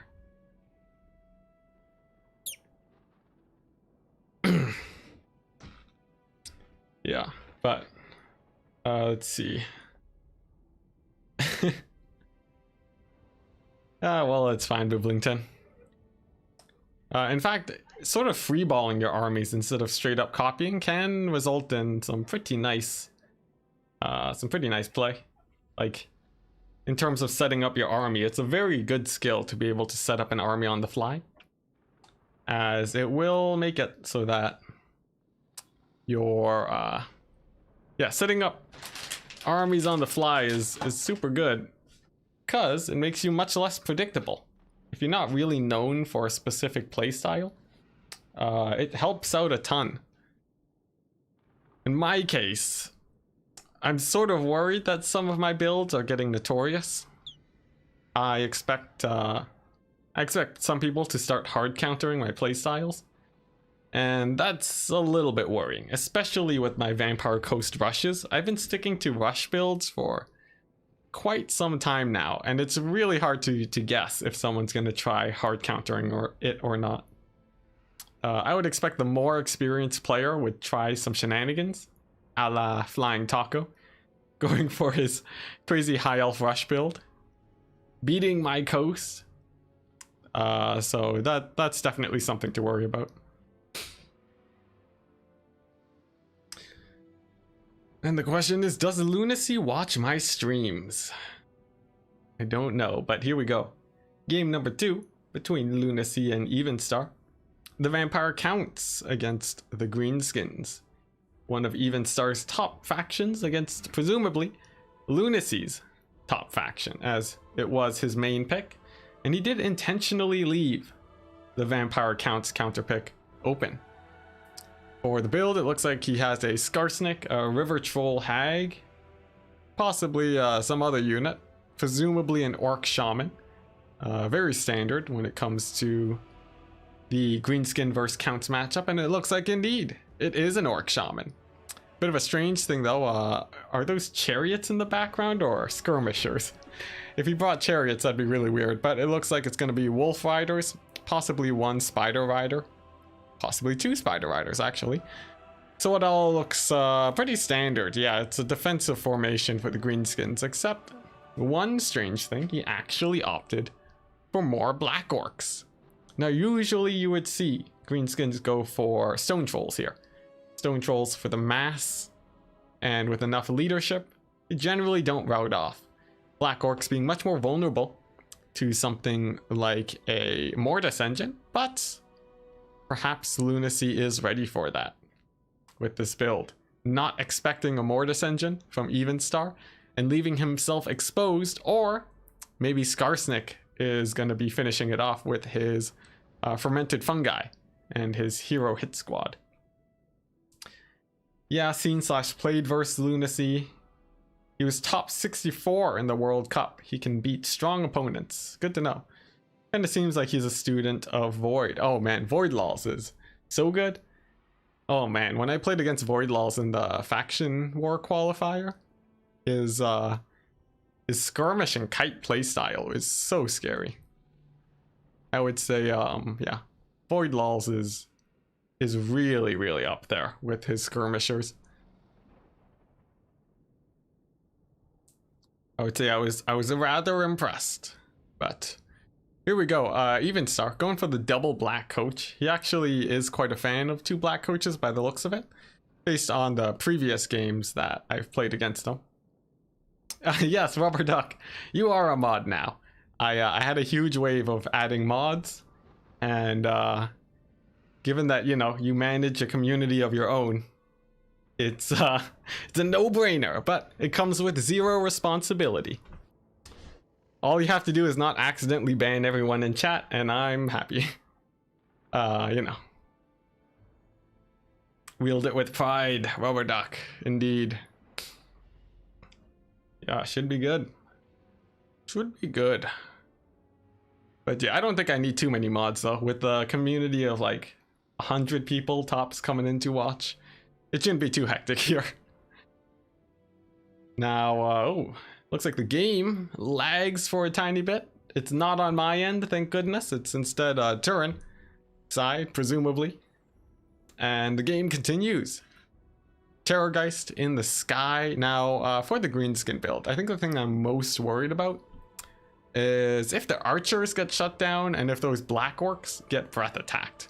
I would say that's probably one of the larger points for Evenstar to focus on, because it appears he does not have a Mortis engine, which would have been very useful against double black orc, but opting not to go for it. Actually a fairly common choice, I think. Could be punished. Black orcs are so good in combat, so I don't expect them to be off the battlefield anytime soon, unless of course, like I said, they take a huge breath attack to the face. Now, as the game goes on, it's gonna be a long skirmish. Now, the day has been filled with long skirmishes, a lot of them on my side, which actually makes me fairly comfortable. I can sit back, relax, watch a kite game, and not get exhausted out of my mind. Definitely a large plus for me. And actually, no, that is a Terrorgeist, indeed. Okay, so there are breath attacks for Evenstar, but not the strongest ones. A little bit more lag. I really hope that's not on my end, but looks like it's fixed. And the Forest Goblin Spider Riders, they do get caught a bit. Even Spirit Leeched, which seems a little bit overkill. Yeah, a little bit of a strange move, especially since they do actually trade fairly well on the retreat. But perhaps Evenstar figures without any skirmishers on Lunacy's side, he'll be able to run over the rest of the army without having to worry about the constant damage. Oh yeah, the break is amazing. This feels so good, not having to play a kite game against 8 wolf rats. It's very low stress, I must say. Now, he has routed off the skirmishers. That's actually a fairly good trade for Evenstar, I'd say. And he's been playing a very, very patient game here. Charge on Grom. Perhaps a risky play, because Grom, he has mass. He's actually blocking the Dragon Lord. River Trollhag comes in, slows, attacks on the back of the Dragon Lord. It escapes, but not before getting hit. Actually an inefficient trade, despite getting the charge. Pretty bad, actually, but not too much damage went either way, so I would say it's still fairly even, although definitely not something Evenstar is looking for. The Black Coach getting beat down by Grom, definitely not something Evenstar is looking for. That's about 500 gold damage, straight up, and a breath attack. On the Hag, it misses. Oh my goodness, alright. So, we already have some wins for the Greenskins. Couple points of damage, couple missed opportunities, but that does not mean the game is over. Greenskins can always make mistakes, and the matchup is generally disadvantaged for Greenskins too. A solid trade, Black Coaches into Savage Orc Big Guns. They'll have to get out before they get surrounded. But if they do terror out them, and it looks like they will, that's actually a pretty good situation for Evenstar. A 900 gold pick to make up for his comparatively minor losses earlier. Now, that's only one part of the greenskin puzzle that he has to unlock.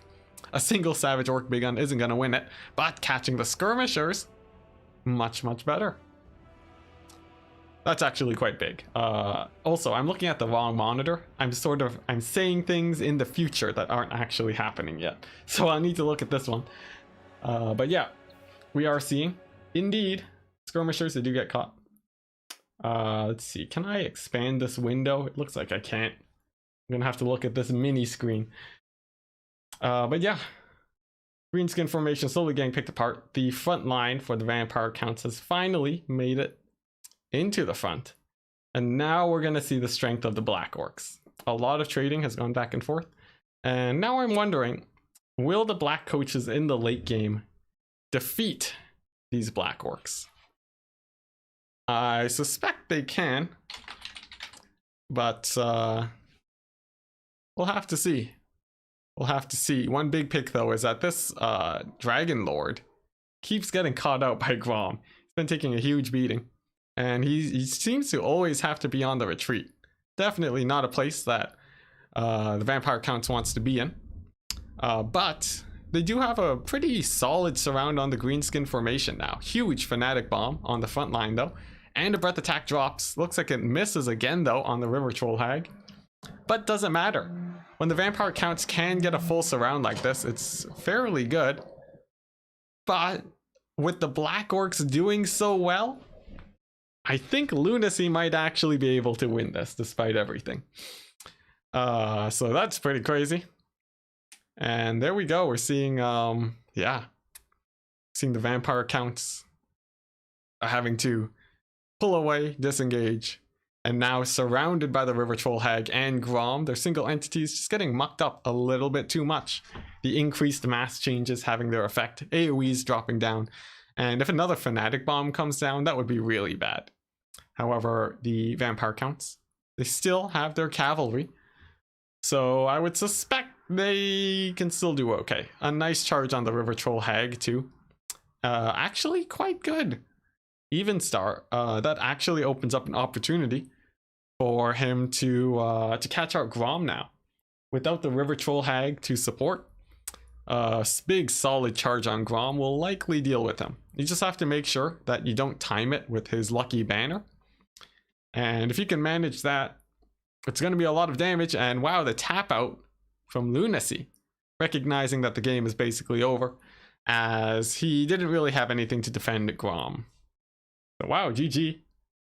And yeah, wow, that felt like an early tap out, but I think Lunacy, his judgment was very strong here. The balance of power was mostly because of Grom, and a late game cycle charging will 100% beat him.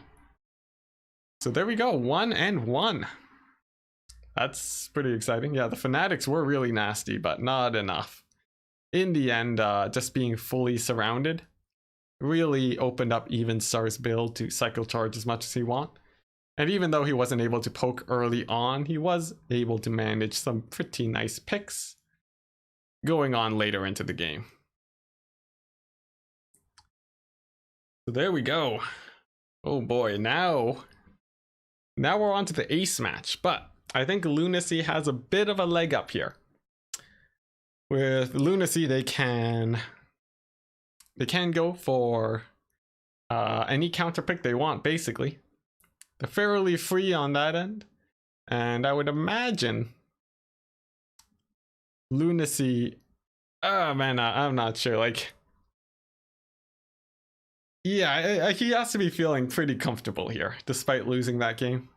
Just having the counter pick is very strong, if you know your factions. And given that these two guys were part of the top 36, I would expect them to have many counters ready. Yeah, it was pretty over, indeed. Oh, Bone Zone again? I wonder if that means I won't be getting the Bone Zone. I would say maybe. But I oftentimes, when I get to the finals of these competitions, Turin will whip out the Bone Zone. Lunacy does have the tendency to leave early though, if you think he's lost. I see. One thing that it does do though is that it does preserve your energy. A lot of people, if they're in a losing game for a long time, that can really slow you down. And you want to make sure that you don't tire yourself out in a match that's already lost. So Turin loves the Bone Zone. I know he loves his Bone Zone, yeah. Close quarters with a few forests sprinkled about, and some fast engagements. There's not a lot to hate about the map. It's quite glorious. And the question is, what will the 3 picks be? That actually means that I will be chilling for yet that much longer, regaining my energy, while they duke it out. The slight advantage to me. Hopefully it pays off.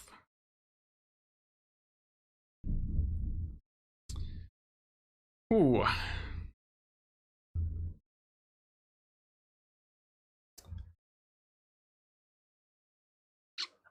Sorry, I'm just checking my messages to make sure I don't forget anything.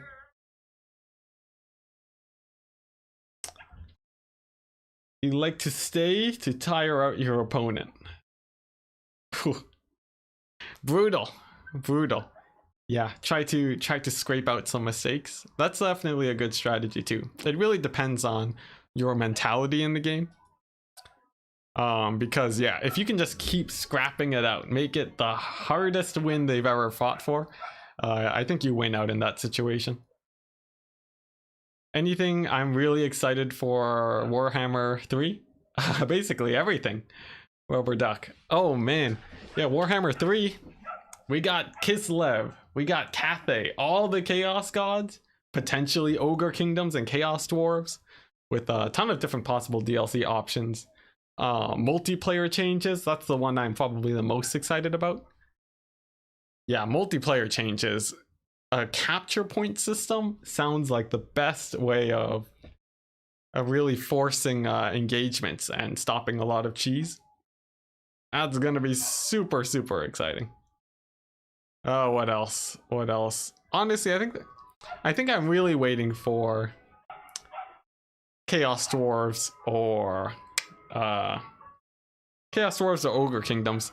As much as Cathay is cool, I know nothing about them, so there's nothing to be hyped about. I hope you guys can't hear the ice cream truck and the dog yelling at it outside. It's insanity outside right now, but the window will remain open. It looks like you guys can hear the dog. Whoops, well, whatever. Ban the mods. Yes, there should be a feature on YouTube where you can have a viewer uprising. If there's enough viewers that want to ban a mod, boom, they're gone. Banned for life. The multiplayer changes can be the best thing to happen in years, yeah. For Warhammer, I think so. Really, let's see. If they do the multiplayer changes, like a worst case scenario, we go back to the old system. There's like no downside here. It's great. Oh, my throat. Okay. Okay, just one more hour. One more hour. Possibly more. I could be playing this, yeah, actually longer than an hour. That'll make this stream very long. Extremely long. But we shall continue. Nice complex Slayer messaging me so that I don't forget the faction bans. Very useful information. And here we go. What are we seeing? A Vampire Coast build against what? Chaos? Is this a similar build to how I play it out? Lunacy actually playing Coast instead of Evenstar. That's a bit of a change. And it looks like, yeah, it's going to be a deck dropper heavy style. The double Gunnery White plus Noctilus combo is actually one of the most meta ways to play Vampire Coast right now. And honestly, if Lunacy is able to kill all the skirmishers, I think Evenstar is going to have a bit of a problem. If his skirmishers do manage to live though, then Lunacy, well, he won't have too many options to really maneuver around and kite and so on and so forth. So I expect, yeah, the game will mostly revolve around that. I'm pretty sure Evenstar is aware of that too. So that should actually make for a fairly fun match here. And there we go. So what are we seeing? We are seeing a 6 Marauder Horsemen too. That's actually quite nice. They will die to Noctilus over time though, so the clock's sort of ticking for Evenstar. Just a casual 7-hour stream. Well, it's making up for the fact that I don't stream nearly as often anymore. Is there a matchup you don't bring Noctilus plus whites against? Let's see. Let's see. What's a matchup where you don't do that? You do it against Beastmen, Bretonia, Dark Elves, even Dwarves sometimes, Empire, Greenskins, Eye Elves, maybe Lizardmen. I think Lizardmen might be the one where you don't bring Noctilus and 2 Gunnery Whites. Because you can do it versus Norska. You might not want to do it versus Skaven though. Although it wouldn't be terrible versus Skaven either. You definitely want it against Tomb Kings. Against Coast, sometimes you'll take it too.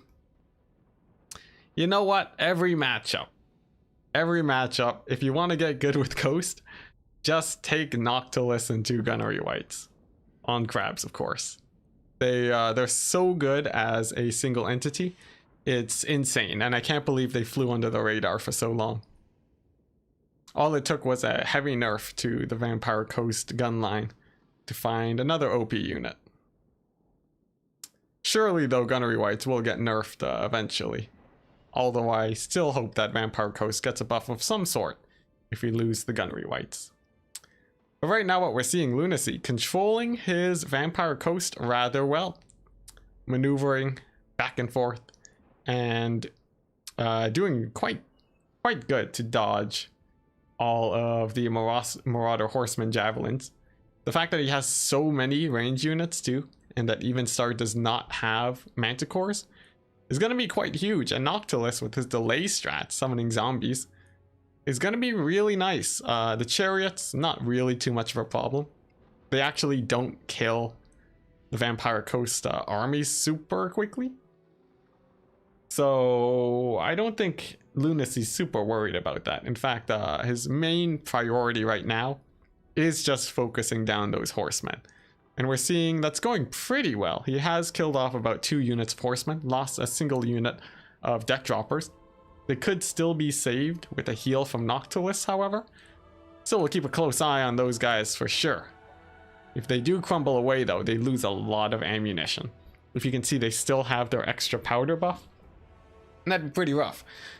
Speaking of rough, many of the zombies actually getting caught out by some chaos spawn. This is inevitable, but it does feel like it happened a little bit earlier than Lunacy would have hoped for. Big burning head too will clear out the zombies much faster.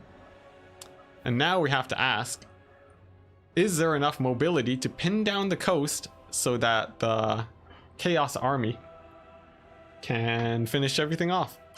Right now I'd say Vampire Coast should be able to win this with their mobility. Those deck droppers are absolutely brutal in a kite situation, as they essentially have infinite ammunition. And look at that, Scurvy Dogs are still alive, and they can actually kill off the Marauder Horsemen pretty well. Sigvald though, he is catching Noctilus, a pretty scary situation. Noctilus, he can sometimes outpace Sigvald though, especially with zombie summons. But a botched summon actually does not block Sigvald, and Noctilus could be in for a rough time. Now he's not a win condition. Someone's cutting the grass outside. I don't know if you guys can hear that. But yeah, Noctilus, you know, he's running away. However, he's pretty fast. Okay, I need to close my window. This lawnmower is driving me insane.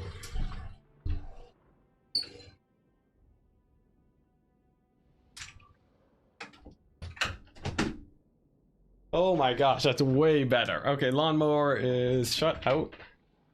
And yeah, what was I saying? Noctilus, he's cutting away.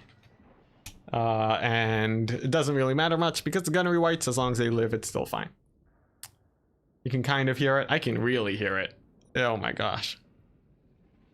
Now, what are we seeing? Where are the Gunnery Wights? Are they dead? Because that would be really bad. You don't want to run out of ammunition here. Vroom, vroom. Oh man. Oh, what's it? Lawnmower stream? I'm sure someone would watch that. Now, Big Scabscrath. Pretty good. Nothing too crazy, but really, these Gunnery Wights, they do have to live. If they get caught, it's a very, very bad situation. Lunacy has to really focus on that. And in the meantime, he will be able to use his deck droppers to just continue shooting away. Noctilus takes a bit of damage, but he's not really afraid. He has enough mass to push through just about everything. And with even just a couple zombie summons when he gets to low HP, you can see Sigvald already gets slowed down. So Lunacy has to be feeling pretty comfortable. He's in quite the commanding position. And with the Gunnery Wights just not taking that much damage from the Chaos spawn, I'd say Lunacy has this game. He has the balance of power, and unless he loses everything to kill Sigvald, honestly, he could lose most of his ground force right now, and his deck droppers would probably clean up the rest of the battlefield. They still have really nice ammunition, and there's like nothing left for Chaos. It's just Sigvald. And despite his shieldedness and his armor, he sadly just can't take 1,000,000 bullets to the back. In fact, nothing can really take 1,000,000 bullets in the back except for Mogre. I guess his missile resist does help quite a bit, but aside from that, Lunacy's in a very good position, and it looks like he will be taking out Evenstar to face up against Enticity, myself, in the finals of Turin's tournament. Yeah, that's Sigvald routes off at full HP. That's a tragedy. What a tragedy, guys. And there we go. With the deck dropper build variant of what I usually bring, he has brought Rotting Prometheans and more gun bats than usual. Pretty nice. It helps kill off the Marauder Horsemen much better. I would say Evenstar, if you wanted to counter it, some Manticores would have actually done him a lot better than the 3 Chaos spawn. But you can't prepare for everything, so looks like that's gonna be it. Oh boy. There we go. Let's go ahead and close that. And then jump into our final best of 5. Myself against Lunacy. Oh boy. Very exciting, guys. Very exciting. You're prepared for some drawn out long skirmish games? Oh, please. Please no. Alright. Hey. Nice VP game. I'm gonna make it known that I was totally watching his builds. Cause why not? And then who's picking first? Looks like Lunacy. I get the counter pick. That's fun. Vampire Coast Mirror in the finals. That's one way of dealing with my coast. It's the mirror is not the most fun thing to play in the world. Cool. Now we wait for Lunacy. What build will he bring? Maybe a Bretonia pick? Could be possible. I have many counters to Bretonia though. If he goes for Coast, I'll have 1,000,000 counters to that. Should be good. The Mental Edge strat. I'd say it's more of a downside because he has the information, but it could be seen either way.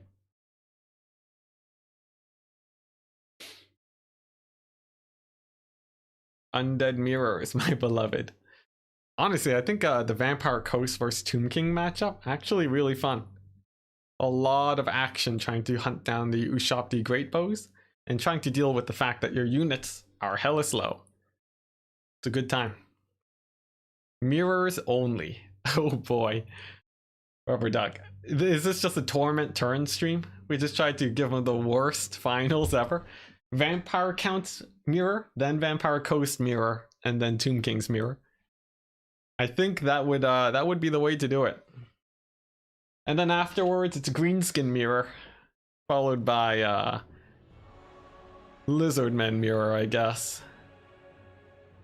No, Bretonia Mirror is actually more decrepit than the Lizardmen Mirror, I'd say. Alright. Wouldn't that be something? Eternal Torment for Turin. Ooh. Let's see. So I think we're still waiting on Lunacy to pick. Dowie. Oh man, I love me some Dowie Mirror. Yeah, that'd be great. That would be prime. Amazing. Lunacy is now cursed because he defeated you.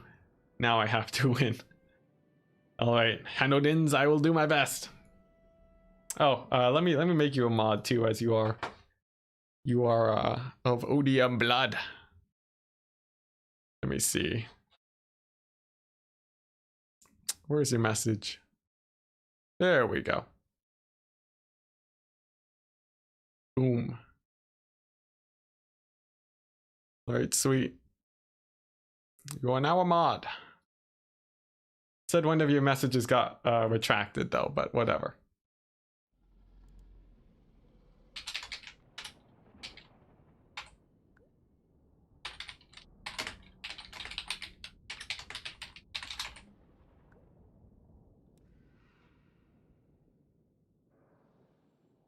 See, pretty sure this is going to be the longest stream on the channel.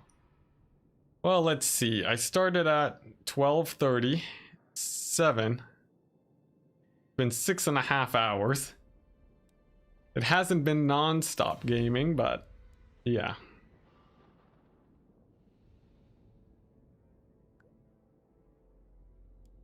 All right, and we got double bans at the first round and single bans in the next.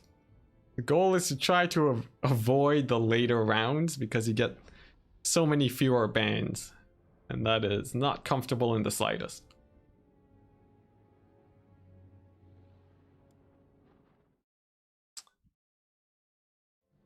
Whew. Yeah, I know, didn't you retracted your own message? But why? Why would you hide it from the world? Dowry Mirror is fun if one player knows about giant slayers and the other doesn't. I haven't seen that before. That seems like something pretty fun. Pretty sure this is gonna be, yeah, okay. So here we go, Lunacy. Greenskins ban the Lizardmen and the Coast. Boo, yeah. He's leaving the Vampire Counts option up. Is there another army that I want to take? Tomb Kings, possibly, but no. I'll go Vampire Counts. And I'll load up a build. So sweet. This is a match Lunacy actually, this is a match Lunacy lost, right? Did they? I think they lost this one. So I feel okay here. But yeah, we'll see how it plays out. All right, so Lunacy, he's definitely, he should know now that I have been watching the stream, so I am aware of his builds, and we'll see if he can mix it up a bit, or if whoops, that's my Coast build. Whoopsie daisies. Yeah, we'll see if he mixes it up or if he goes for something different. Given that he is picking up after Void Lulls, it seems like he should be fairly comfortable here in this matchup, but we'll have to see. Alright, Vampire Counts versus Greenskins. How do I feel about this build? Honestly, seems pretty good. Pretty good. I'm quite happy with it. Let's see. There's a couple of things I could change though. A bit on the single entity front, I guess. I could even I could mix it up a lot actually. There's a few ways. There's a few ways I could go about this. Let's see. Even Star sort of went for a more dragony type build.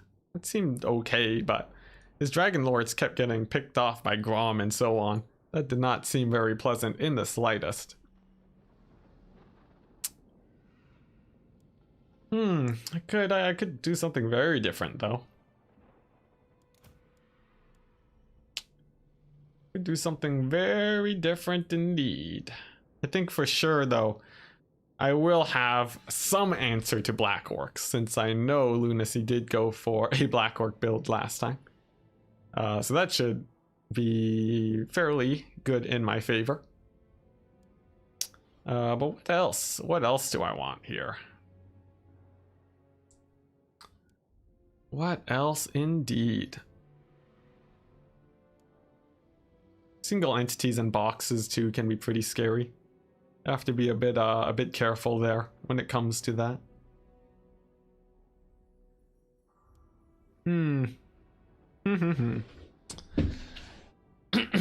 All right, you know what? I think I'm more or less ready. Feels like a fairly nice build. Let's just roll with it. I just have to be a bit careful on a few fronts, and then I should be good to go. Fermented fungi is one thing. Mither. You have to be very careful around mithers. And essentially just keep your single entities safe. And your cavalry safer. Actually, your cavalry a little bit less safe. Your cav should be making most of the plays. And then your single entities should be finishing off any late game situations. And there we go, Lunacy's ready. I myself am ready too. We'll dive right on in. Game number 1. We'll see. We'll see. This matchup, I'm pretty sure Lunacy has more practice here.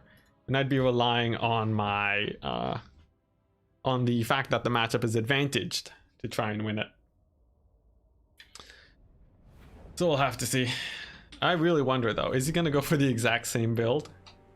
That'd be something. If he does, I feel pretty confident. We shall see though. Now for my army, I have the double black coach. This is should be a very familiar build to some of you. Double black coach, tons of cavalry, chaff front line just to stall for cycle charging. This is my bread and butter vampire counts build against greenskins. And I don't think there's really much need to change it. It's a little bit weak to boxes. And my experience with boxes is a little bit low too. So if we do see that, which it looks like we won't, it would be a little bit scary. But with this sort of setup that I have going, I feel pretty good. Even if there are boxes, the Dragon Lord with his cycle charging can still take them out. It's just a little bit scarier than usual. However, I don't think Lunacy would box up here. And instead, we'll just have to see how this plays out. Good luck, have fun. And this game, I'm going to really focus on keeping my black coaches from dying. They seem to always die when they play this matchup. And it's about time I learned how to keep them safe and alive. Shouldn't be too hard, just got to make sure they don't get mithered. And that they engage far and away from any single entities. In the late game, they can fight single entities fairly well, so that should be good. Also, if we see black orcs, breath attacks should be able to help out a ton in that situation. And that's going to be one of my main goals here, really nailing these breath attacks and cycle charging super efficiently with my lord. If I can get Grom to proc his lucky banner early too, that would also be quite nice, as this guy, he does a lot of damage. His breath attacks are scarier than a Strigoi Lord, so I'm feeling pretty good here. Still though, I think it all hinges really on my black coaches, because they are an alternative source of terror that I really do need. Usually my cavalry does manage to make it out alive, and sometimes I lose my Dragon Lord, in which case the match is basically over at that point. Ooh. It would be weird if you went for the same build. I don't think it'd be super weird. But there we go. Lunacy is ready. So we'll start the game. And I don't know, it looks like a pretty similar build to me. We don't see any stone trolls or anything here. So I just have to make sure I negate the damage of these skirmishers by sort of pulling away from them. Usually I'm actually quite happy to have them shooting at my zombie frontline, as the zombies, they're there to tank damage, and they can tank like an infinite amount of damage from the skirmishers. And we can see here, he's opting not even to shoot the zombies because he does, just because he doesn't want to be wasting ammunition. So all in all, I'd say this is fairly good. It buys me time to advance. Skirmishers fainting a charge into my zombies. Looks like they don't actually connect though. And then let's see here. Yeah, just sort of bouncing around trying to get some shots off. Black coaches taking a little bit of a volley. Nothing too scary though. And I'm just continuing to advance. My guys along the flank will be trying to cycle charge possibly a few goblins along the way. For my lord, I just want to make sure he doesn't get hit by the skirmishers too much either. A little bit of dodging will go a long way, as long as you are careful there. And then hopefully I can catch a few goblins here. Possibly some savage orcs. Pretty good pickings. The archer boys are going to be a little bit harder to actually get engaged on, but all in all, I'd say I'm feeling okay.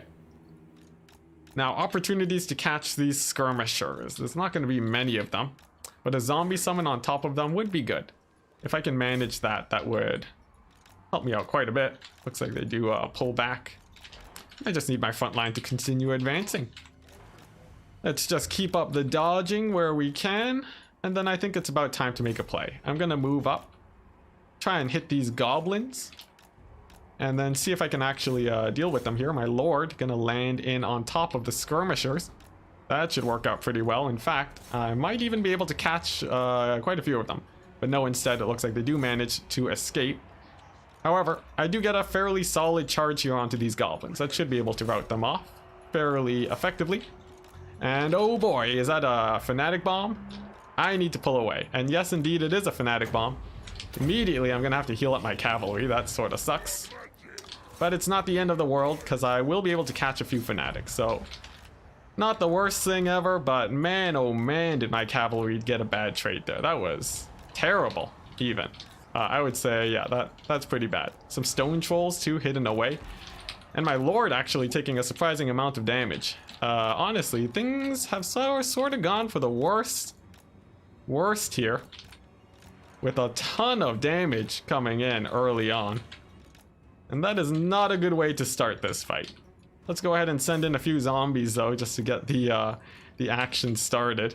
Let's go ahead and pull in my guys together. I think a spirit leech is coming in on my lord too. Man, that's rough. And there we go, it connects. But here we go, I can still heal up my forces. That should work out fairly well. The goblins, I want to get enough damage on them such that the fanatics no longer cause too many issues, and I want to get a bit of a surround here to make it so that there's not a lot of maneuverability here for the greenskins. If I can achieve that, that should work out fairly well. A couple savage orcs here that I could hit up, but the stone trolls are going to be a bit of an issue. We'll see if I'm able to shut them down. These black orcs though, at least possible breath attack opportunity seems possible. And here we go, stone trolls moving on in. My lord gonna go in for Grom as I pull back with my cavalry. My zombies moving on in. Fairly nice connection with Grom, actually not too bad. And the black coach is moving on in, and I can simply disengage here and hopefully get on out. My lord taking a bit more damage than I would have hoped, but it looks like he's holding on okay. That should be fine, and I'm looking to get some breath attacks now. If I can pull that off, that would definitely be great. And here we go, right on top of the black orcs. Seems like a fairly good place to throw that down. Fairly nice connection, but we do still have these archers poking away at my forces, getting in a lot of damage. And the goblin fanatics are still being quite a pain. Look at that, loads of damage onto my guys. My lord, he's taking a lot of damage. But I have routed off a couple greenskin forces, and that's going to be my my big hope here. Another sniping attempt onto my lord. Not too bad, not too painful for me either though. And we're just slowly grinding down the greenskin lines, but I'm slowly falling behind here. I need to be making bigger plays than this if I want to shut down the greenskins.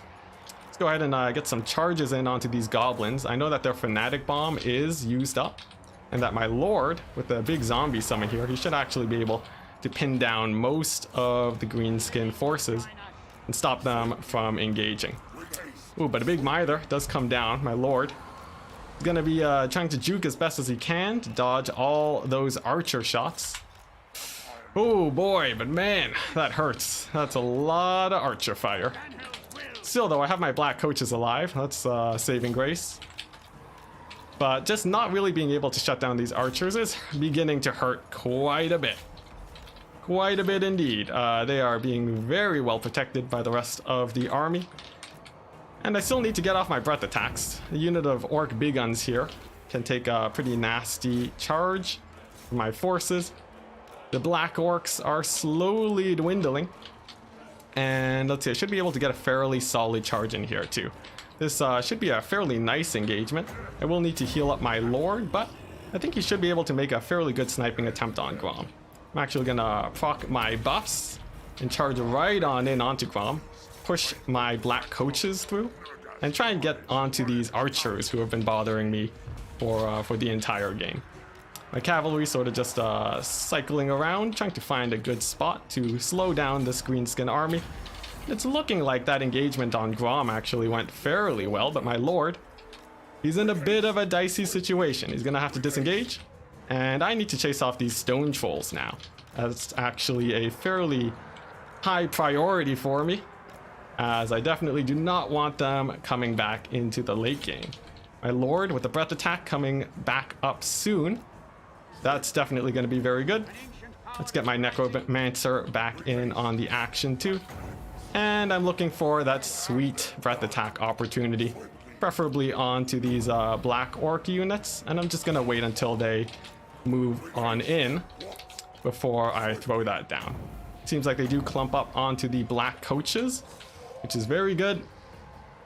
But ooh, I botched that Bret attack just a tiny bit. Let's go ahead and reposition and try again. As for my black coaches, they need to be rounding up the rest of the infantry. Black orcs, there we go, very nasty hit on top of them. Actually looks like it may even get them to rout. With my cavalry coming back, I'm feeling a little bit more confident. Grom's pretty beat up too. So we'll see how this goes. Black coaches can jump the orc archer boys now. My lord hitting up the black orcs. If I can finish off the black orcs, that would be amazing for me, but I don't know if that's entirely possible. These black coaches too are sort of getting rounded up, getting caught out by Grom, but he does have to disengage just to protect the rest of his army, which is exactly the position I want to be in. My lord, however, is very beat up. He's gone to the stage where I actually just have to keep him alive into the late game for cycle charging instead of playing more aggressively with him. It's a little bit unfortunate, still not too bad. In fact, we've cleared up most of the greenskin forces now, and it's just going to be down to heroes, which that's actually rather good for me, as cycle charging is going to be doing a lot. Grom, he might try to help protect this river troll hag, but I'm actually going to body block him with my black coaches, and it looks like that actually does work successfully, and the black coaches do manage to keep my lord from getting absolutely murdered by Grom. About as well as you would expect. The double black coach absolute terrors are going to be cycle charging, and it seems like that strategy of keeping them alive is going to be paying off rather well. I still have my knights. Cycle charging is still possible, and we're seeing now Grom, he's fairly beat up. I'm going to do a quick check. He doesn't have Lucky Banner up, I don't think. He's getting very low on HP. With my lord back in the air, I should be able to actually just catch him out here and get a victory. As if I do manage to kill Grom, that is likely going to be it for the good old greenskins here. And there we go. He's extremely low now. Charge bonus on my lord. Extra melee attack. Grom has shattered off the battlefield. And I think that's going to be it. A pretty clean vampire counts game, except for, of course, the major misplays of getting murdered by fanatics. That was pretty bad. But aside from that, look at that. The black coach micro working out quite well. Oh, baby. Man, that was scary. That was real scary for a second. If he did manage to kill my lord, I wouldn't have been able to clean things up there. But there we go, GG. Oh man, well played to lunacy, but yeah. Oh man. Oh man, that's scary. In the end though, my lord, just keeping my dragon lord alive for the whole game, and the double black coach, I'm pretty sure they got 1 million, yeah, tons of value. They killed about half the greenskin army on their own. The black blood knights did really well too. Look at those chevrons. And hey, look at that. Tons of people are subscribing.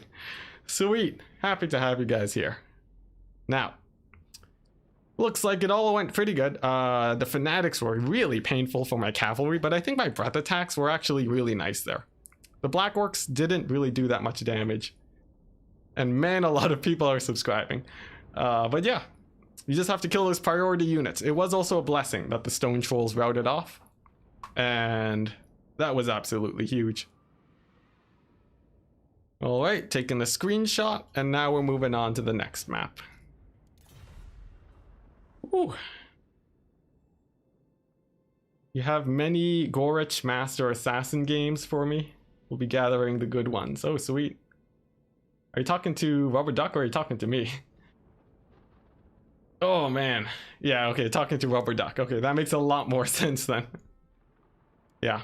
Anyone who doesn't know, for whatever reason, Rubber Duck of War does cast Warhammer tournament games and practice battles too. He does a style very similar to Turin, at least the same genre. So if you're looking for more content like that, Rubber Duck of War is the way to go. Now we're on Troll Country, one of the smaller maps in the game. Oh boy, Troll Country. Huh. Now that's a very small map. I could go for Coast, which honestly, it's not the worst on a small map. It's honestly not too bad. I might just go Vampire Coast here. Greenskins are out of the question, so one of the main Rush factions is sort of out. Honestly, it's not too bad. It's not too bad. The temptation is strong. Alternatively, I go for Chaos.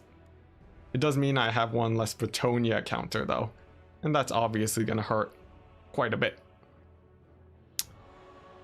Lizardmen, a potential. I'd have to ban Wood Elves and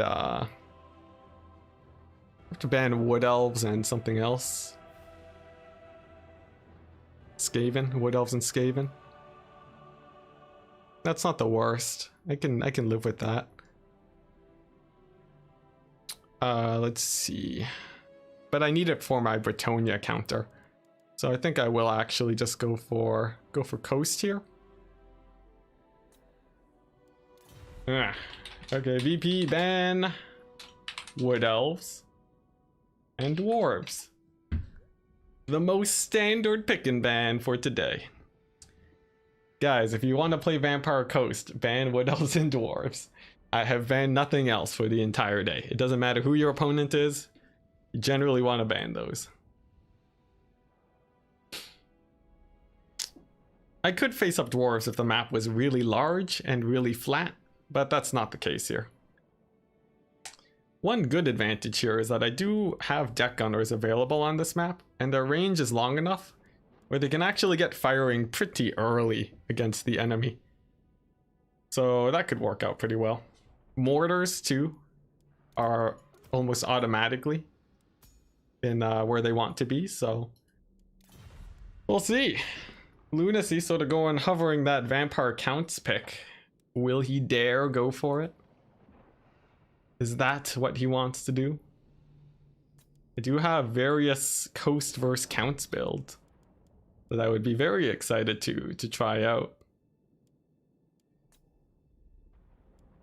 It would be very exciting. Some units only available in the sub faction. What's this? Sorry, I haven't been able to keep up with chat too much. Too busy playing games. I miss out on most of your conversations. Just talking about sub factions. Yeah. Sometimes high elves will go Averlorn or Elithanar. Yeah, those are two of the more meta sub factions actually. Averlorn has the Dryads, Elithanar has the Shadow Warriors / Walkers, I forget.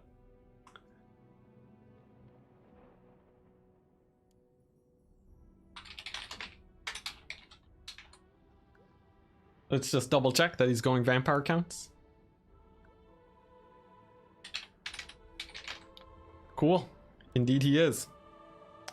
So now we just gotta pay attention. See, what was the first match? So we went Greenskin, Ban, Lizardmen, and VP. And now I'm playing VP. And then I banned Wood Elves and Dwarves. Let's see, so Lunacy is ready. Pretty happy with the build that I have set up right now. I might want to make one change though.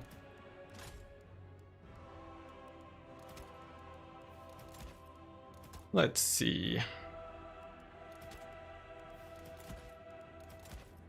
Yeah, I'm gonna make one change to it. This feels pretty good.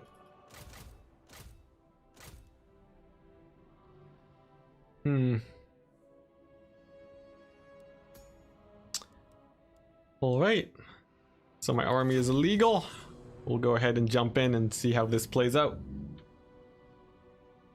All right, now vampire counts. Vampire counts. Usually, you know, they got a lot of scary tools. They got the Grave Guard, near unkillable by Coast standards. They have Crypt Ghouls, killable but very high DPS. They have, I know, lots of cavalry, dogs, all that jazz to really ruin your day. The biggest threat that they have, though, is that the vampire counts actually bring a fairly strong air game in a lot of matches. And that's definitely something that I do not want to be facing today. So to avoid that, I'm actually, I will be facing an air game, but to sort of put a stopper on that to make things harder for the vampire counts, I'm actually gonna go for a bat unit in my build here. So the gunnery wights are protected by the rotting Prometheans. They're nice and embedded in there, and they can't get cycle charged. Breath attacks are the next best options, but I have 2 Terrorgeists in the air, and they should be able to do fairly good. Scab Scrats are a possibility here, but if I position well enough, I shouldn't take too much damage. And then the hope is just that I win the air game, and that things go well. To win it, gunnery wights positioned inside these Prometheans to make sure that they do not stop firing for the entire battle. That's the general goal. Good luck, have fun, and we'll see how this pans out. Imagine you went Sisters of Twilight sub-faction if the Hawk Riders were buffed. Oh man. Yeah, that'd be pretty OP. That's like if you went Imric and you could take his dragons. I would say that is that would be quite strong, to put it mildly. Alright, so Rotting Prometheans positioned perfectly. Now, Zombie Summon could come down onto this, so the Gunnery Wight group. I need to make sure that if a Zombie Summon does drop, that they're not too hindered. Yeah, a Zombie Summon would. It would stop them from firing, and they can no longer support the air game, and that would be very bad. So anyways, Lunacy is ready. Let's go ahead and start the battle. His army is reasonably sized, and we'll see how well this army does. Just position a little bit further up, advance. We have White Kings, 2 of them, Scab Scrathers, 2 Vargulfs, and a huge Bat Air Squad. So I'm actually going to move up with my Air Force, as I'm very happy to take an engagement here. And yeah, the Gunnery Wights are just going to be poking away. They have near infinite ammo, and are very happy to just shoot for the entire game.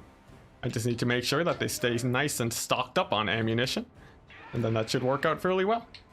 I have my bats to counter this sort of bat heavy play from the vampire counts, and now it's time to see if I can shut down Isabella von Karstein.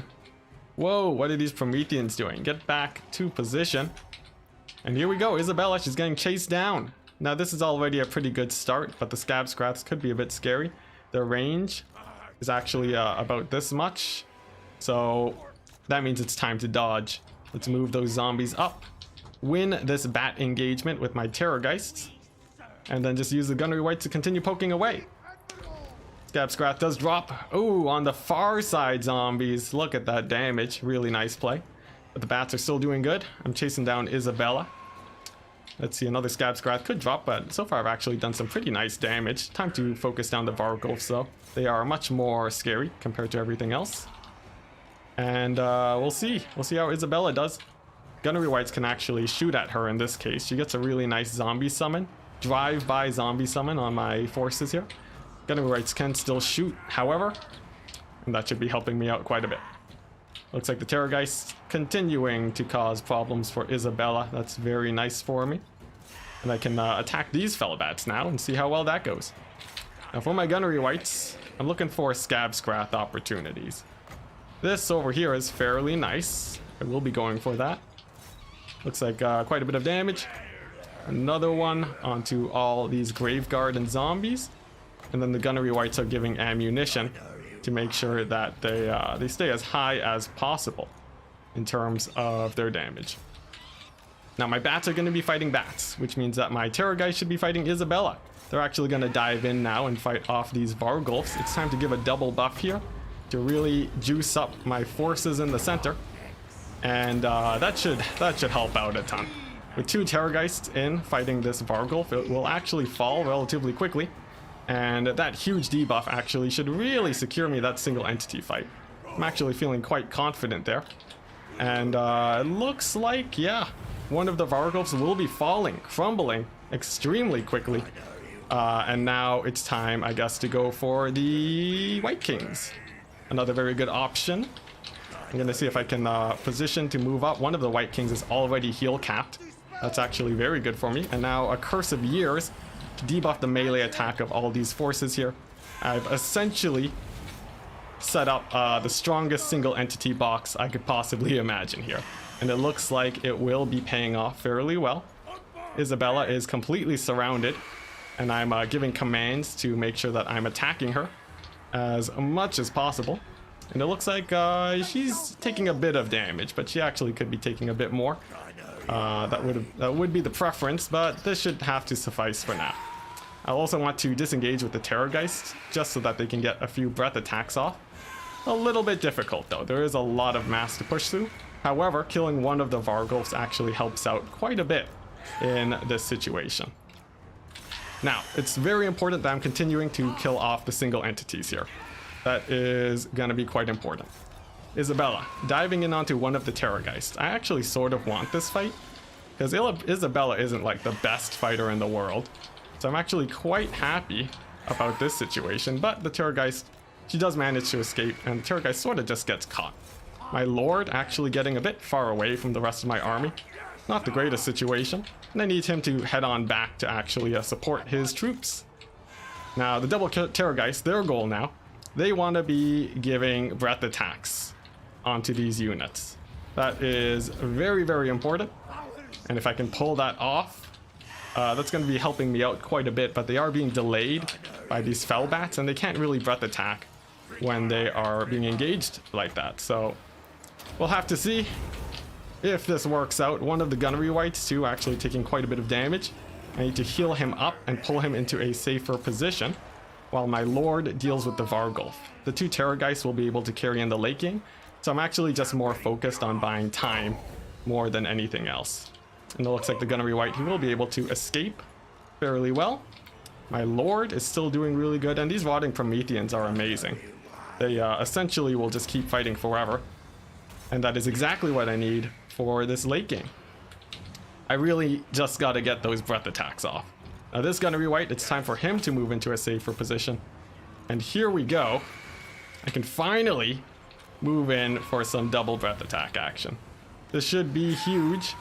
And actually nailing these is actually going to be rather important here. So first things first, let's chase off Isabella. And then use this Terrorgeist to hit the Vargulf. That's actually a fairly important target. And there we go, Vargulf takes a ton of damage. Terrorgeist will be swapping out, getting to different positions. Oh, but one of them actually lands. That's a bit of a misplay. I'm gonna need to pull that away. And then try and get it out of there so that I can get that breath attack. This one is gonna position so that I can charge into the Vargulf, but you know, suddenly things are looking a little bit scarier. This Terrorgeist lands too. Not the best situation. And unless I can kill off the single entities here, it could be a little bit dicey. Let's go ahead and throw down another debuff. These 2 White Kings have done surprisingly well, and oh, I know what's happening. My Terrorgeists are landing on the bats that are already touching the ground. Now that's not very opportune. The fact that these 2 White Kings have survived for so long also is a bit of a misplay on my part. Definitely not great, and I need these Terrorgeists to take to the skies before the Rotting Prometheans disintegrate. Otherwise I can't disengage anymore, and that means I also can't use my breath attacks. So let's fly up into the air, get one onto the black coach. That should work out quite well. Some pretty nice damage, but now it's just my Lord and my 2 flyers. My lord, he's taking a bit of a beating from that Vargulf. Actually taking a huge beating. And I think this is likely going to be it, but one more breath attack for the road. Come on. Get her down. Come on. Oh man, it looks like there we go. It does shoot, but it doesn't actually connect. And I think the two White Kings are probably going to be able to carry out. Let's go ahead and land the last Terrorgeist. Try and heal up my lord, but he is actually rather damaged, and I think this is likely gonna be it. Unless the two Terrorgeists manage to kill off innumerable amounts of Graveguard. The fact that I wasn't able to catch Isabella, or that the bats were able to stay in the air. That's gonna be it. And GG, well played. A nice Vampire Counts game. That is the standard counter pick to this type of air build. I was a little bit more advantaged because of the Fellbats, but in the end, I think the Gunnery Whites dying to the White Kings was the main problem there. If I could solve that, then I'd be in a much better position. But yeah, those Fellbats really causing a lot of issues. Lamprey's Revenge, though, a very nice unit, paid off for itself. And the Graveguard weren't super scary. It was more so just the fact that I wasn't able to snipe what I wanted to with these guys. And I'll have to try and find a way to micro that better for next time. I think probably sniping out the White Kings would have been good. There was one engagement where it was super close. But it looks like that's going to be it. 1-1. Go ahead and throw up this scoreboard real quick. Lunacy. Versus myself, we're 1-1, dead even. My coast is gone. His Vampire Counts is gone. My Vampire Counts are gone. So, we'll see how this plays out. Single ban. So, we'll see if I can take advantage of this. I do have a lot of separate bans that I could bring here. So, if my counter picking game is strong enough, I think I'll be okay.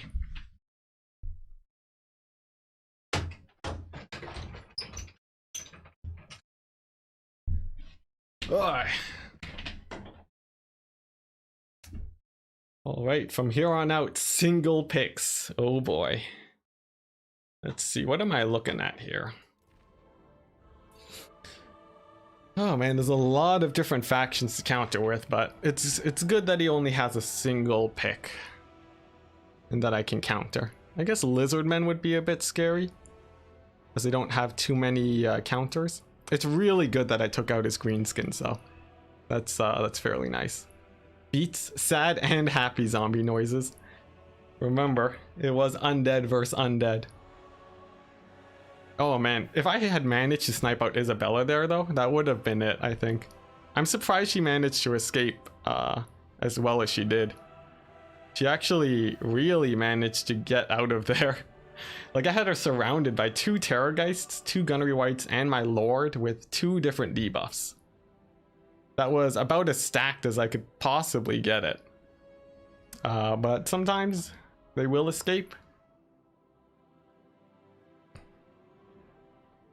Time to bring out Tomb Kings, so all the undead factions are played. I think we might see Tomb Kings. They're pretty good. They're not bad. Not bad at all. Let's see. I think for my next pick though, I'll probably go something like Lizardmen or Greenskins. Because he's played Vampire Counts. And he played Greenskins. So it's like I already have that free ban, and then he has to go for something else to try and counterpick. Like it'd be Greenskins ban Lizardmen, and then I'd feel okay. You'd have to go like what, Tomb Kings or something? Not bad. Actually, yeah, I'm quite liking the Greenskin pick. What else gets hard countered by counts?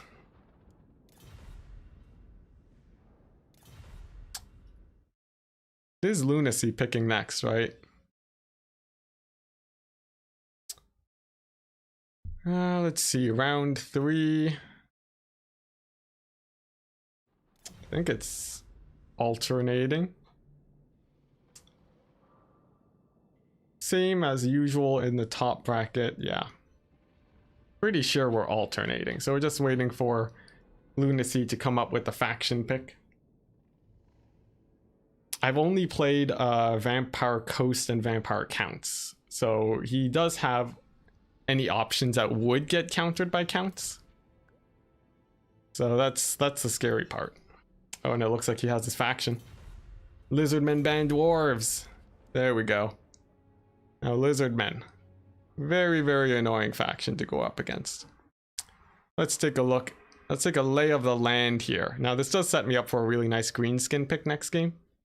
I'll definitely be taking that. But Lizardmen to ban dwarves means he's asking for a Skaven pick. Okay. Well then that's gonna be it. Skaven it is. Alright, let's throw up the army blocker. This should be fairly advantaged for me. Yeah, this should be pretty good. I just have to be careful not to run into any issues that I did in the past. Having to root against your dinos. I'm sure they'll still do okay. Now, yeah, the main worry is that I don't want to get shut down by flyers. I need to make sure that I have enough ways of killing large single entities. That could be potentially a problem. I do have various methods to prevent that, so I think I'll be mostly fine. We'll just have to see though. Let's see. The pterodons are really just are very scary here. And if you go too heavy on the ranged, normal Lizardmen play will cause a lot of issues. So you have to be, you gotta be careful. You gotta be real careful. Man,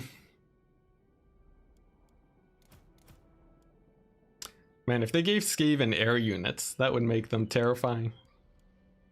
I can see it now. Skaven air squad. Alright. How do I feel about this build? Seems very okay. Like there's yeah, it's very just okay. This is not like an A plus build. Just sort of looking at it, I think it's not terrible, but it's not the greatest either. Flying rats. I'm sure they could fit it in some way, and then Skaven would be a terror. Who knows what would beat Skaven by then? If not air units, then what? Excuse me. Besides, we already have pigeons. It's not that bad. Yeah, pigeons, you're thinking of war pigeons. They only deliver messages, and that's it. Okay, so anyways, I'm fairly happy with the setup I have going at the moment. Yeah, this is a very decent setup. Let's see, are there any modifications I would make here?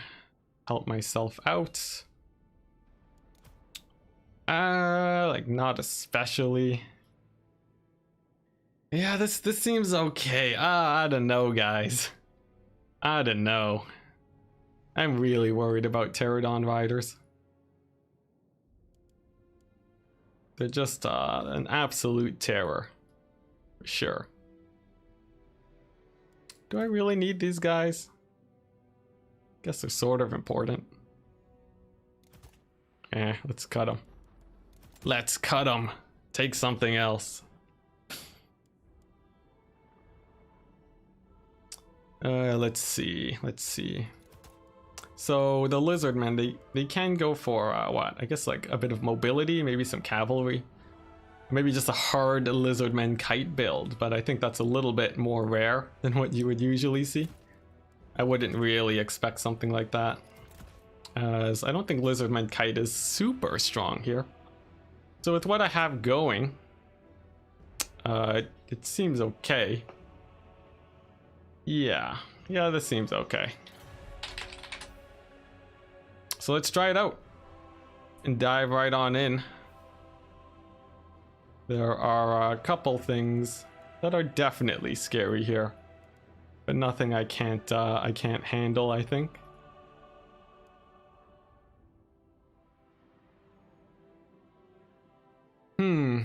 Let's see.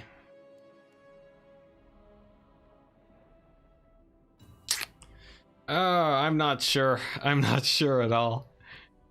Man, where do I want to go? You know what? Maybe I'll change this. Maybe I'll change this. Yeah, this feels a lot better. This feels much, much better. Yeah.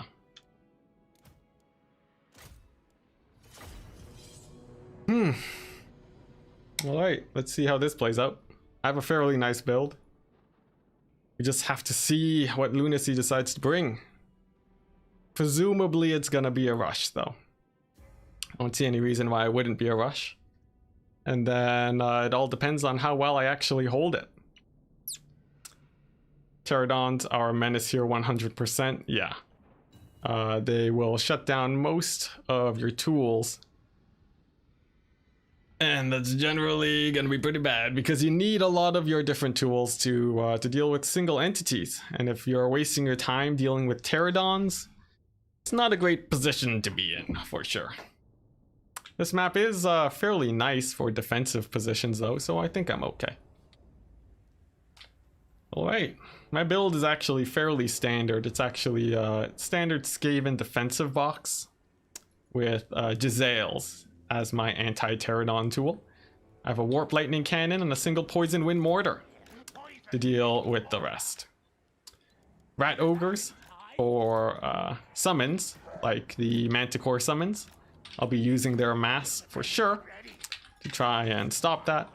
And then a death blob for the end of the game to hopefully win things out. All pretty normal, I'd say. Just gotta make sure these Giselles stay online and operational. But that's why I have so many rat ogres. I suspect the rat ogre should be able to do pretty good here. Skaven slave slingers too. Just a general nuisance will be taking to the flanks, making sure that they can also pepper down any pterodons that try to sneak their way in. My goal, advance so that I have this defensive formation, and then use it to prevent any lizardmen flanks, because my infantry force is actually a little bit thin. And I do not want my infantry getting overrun here, because I do have quite a bit of guns. So here we go.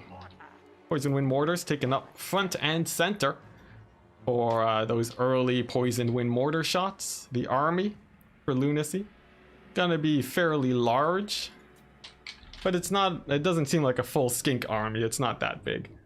So yeah, let's see how this goes. I'm really banking on these Giselles doing well though. If they get shut down, well, I guess that's probably just game. However, if I do dodge the rock drops, that would be a very nice advantage for me. You like the build? That's a good sign. I have the blessings of Duck of War. Rubber Duck of War, that is. That's enough to keep me going. Let's see how well it goes. Whew. And then if I can win this, I have to deal with a counter pick myself, but I get to play greenskins without worrying about lizardmen or the vampire accounts. That's going to be really good. What did he ban as lizardmen? He banned dwarves, okay. Yeah, so I think I'll be okay. Let's give him the go ahead so we can start the battle. And here we go. We're gonna pivot. And it is a full skink army, okay.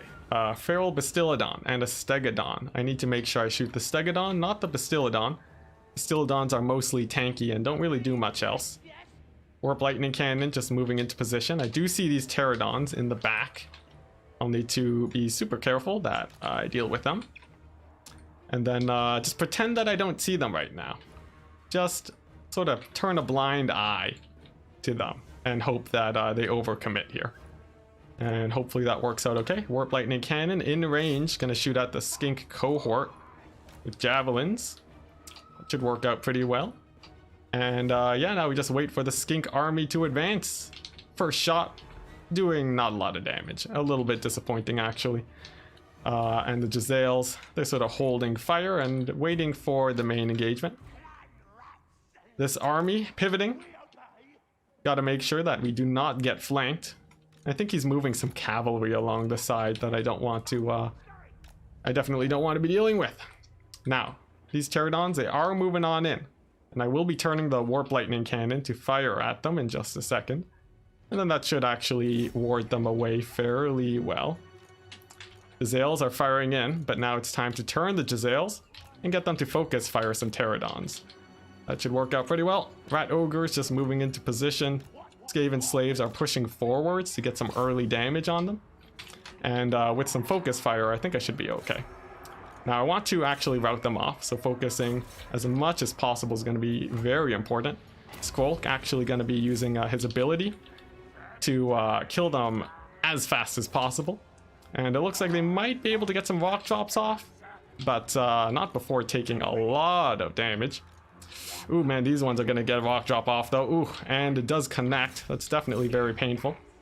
How is the Poison Wind mortars doing? They're doing very good. Punishing the skinks. Clan rats are going to move up, and I just need to shut down these pterodons. Let's go ahead and move these Jezzails. Get them into a safer position. Rat ogres. Shutting down that manticore as best as I can. And Squolk gonna proc his damage onto the pterodons, but I think I actually missed that. That's definitely a little bit unfortunate. And here we go. It's time to see how well the main fight actually goes. My clan rats are engaged. The warp lightning cannon is sort of shut down now, but I think I should still be okay. I have the plague priest online and operational. It can get some breath attacks, get a lot of damage here onto the lizardmen forces, and the pterodons are beginning to rout off. Let's see, not before dealing with a lot of my Jezzails though, unfortunately.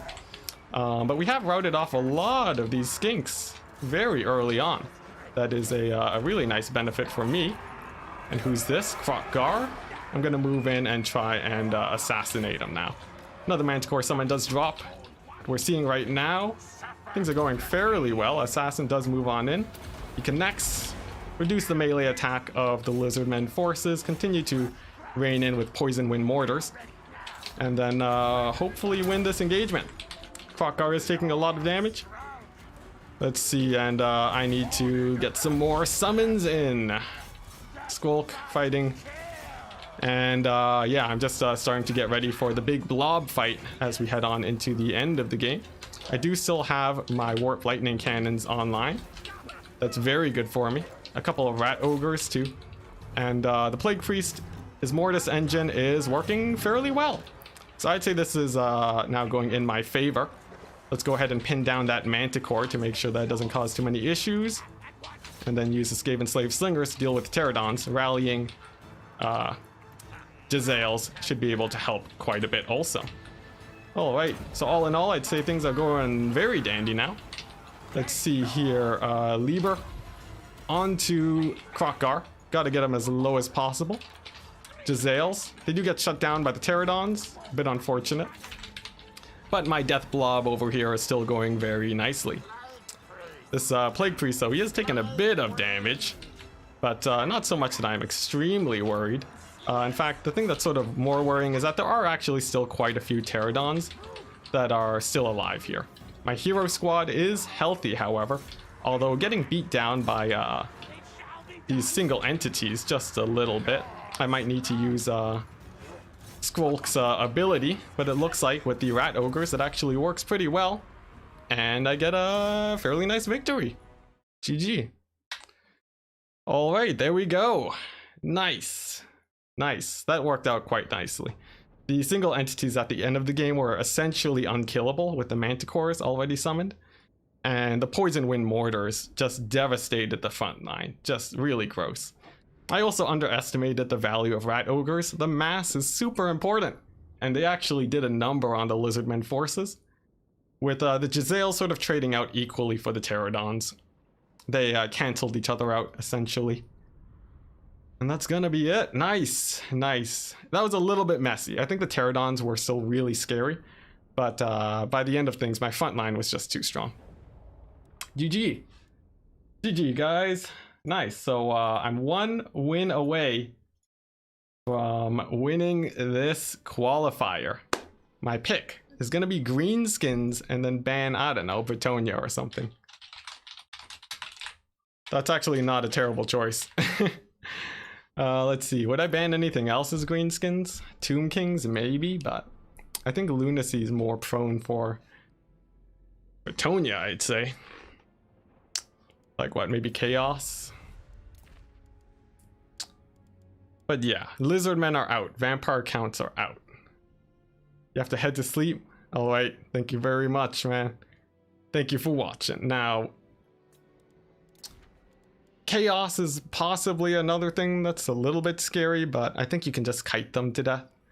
I'd say greenskins ban... What, ban greenskins? Ban the mirror match? Because counts and lizardmen are out. Let's see. What are we at right now? Wait. Yeah, he played counts against my coast. Lizardmen. I don't need to ban Dark Elves. Yeah, greenskins ban greenskins, face Bretonia. That's not bad, that's not bad. There we go. Greenskins ban greenskins. The real meta, guys. This is it.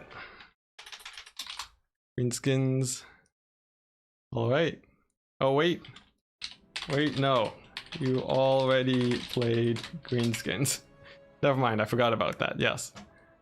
I guess greenskins brand Bretonia then? I'm not too scared of Bretonia. Dwarves, Empire.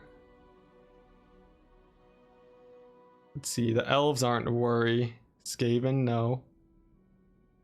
Greenskins ban Tomb Kings. There we go, that feels much safer. Alright, sweet. Alright, so I have, in a best of 5, I have greenskins and I banned lizardmen, Tomb Kings, and vampire counts. And greenskins. It can't get much better than this. Yeah, this is essentially the best case scenario. And it looks like he's going for coast. Oh Nelly. Oh Nelly. The dreaded vampire coast. Vampire coast. Alright. This is pretty exciting. Vampire Coast, a very fun faction to go up against. This could be an extremely long game, guys. This could be a while. But yeah, fun nonetheless. Let's see, what do I want? Now he can go for a rush or he can go for a defensive style. Both options. Fairly scary. Let's see, but what should I go? What's the scariest thing he can go for as the Vampire Coast? I guess, like, yeah, there's not a whole ton that I'm super worried about. And as for me, I have a few styles I can go. A rush, mass archer, or skirmish. Yeah, he went for Vampire Coast. It's insane.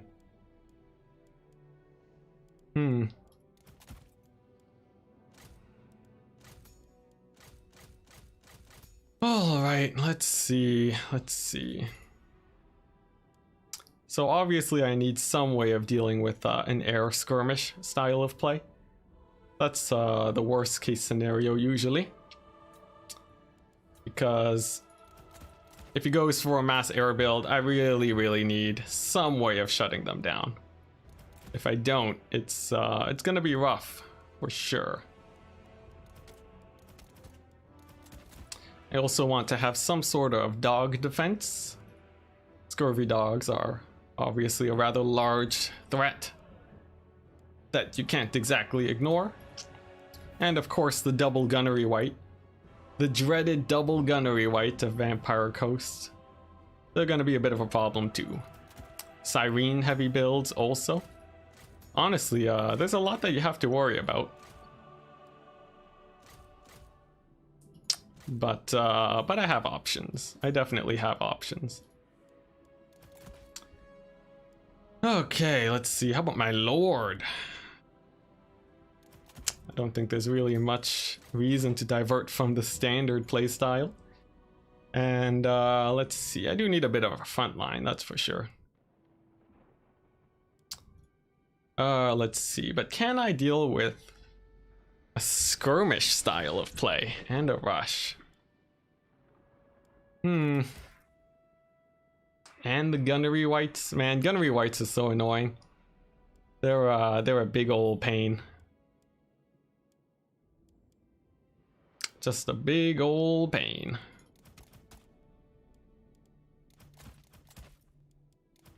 Okay, so the build that I have going right now feels okay. Let's see. Yeah, it feels okay. It's only okay though. It could be better. But I don't want to mull too long on my build selection here.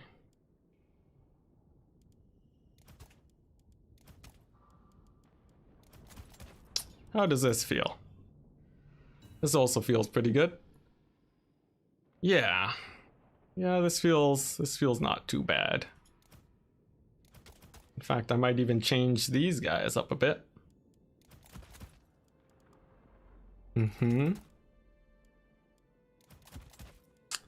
And then I should be in a decent position if I do run into gunnery whites. I think they won't be too much of a problem.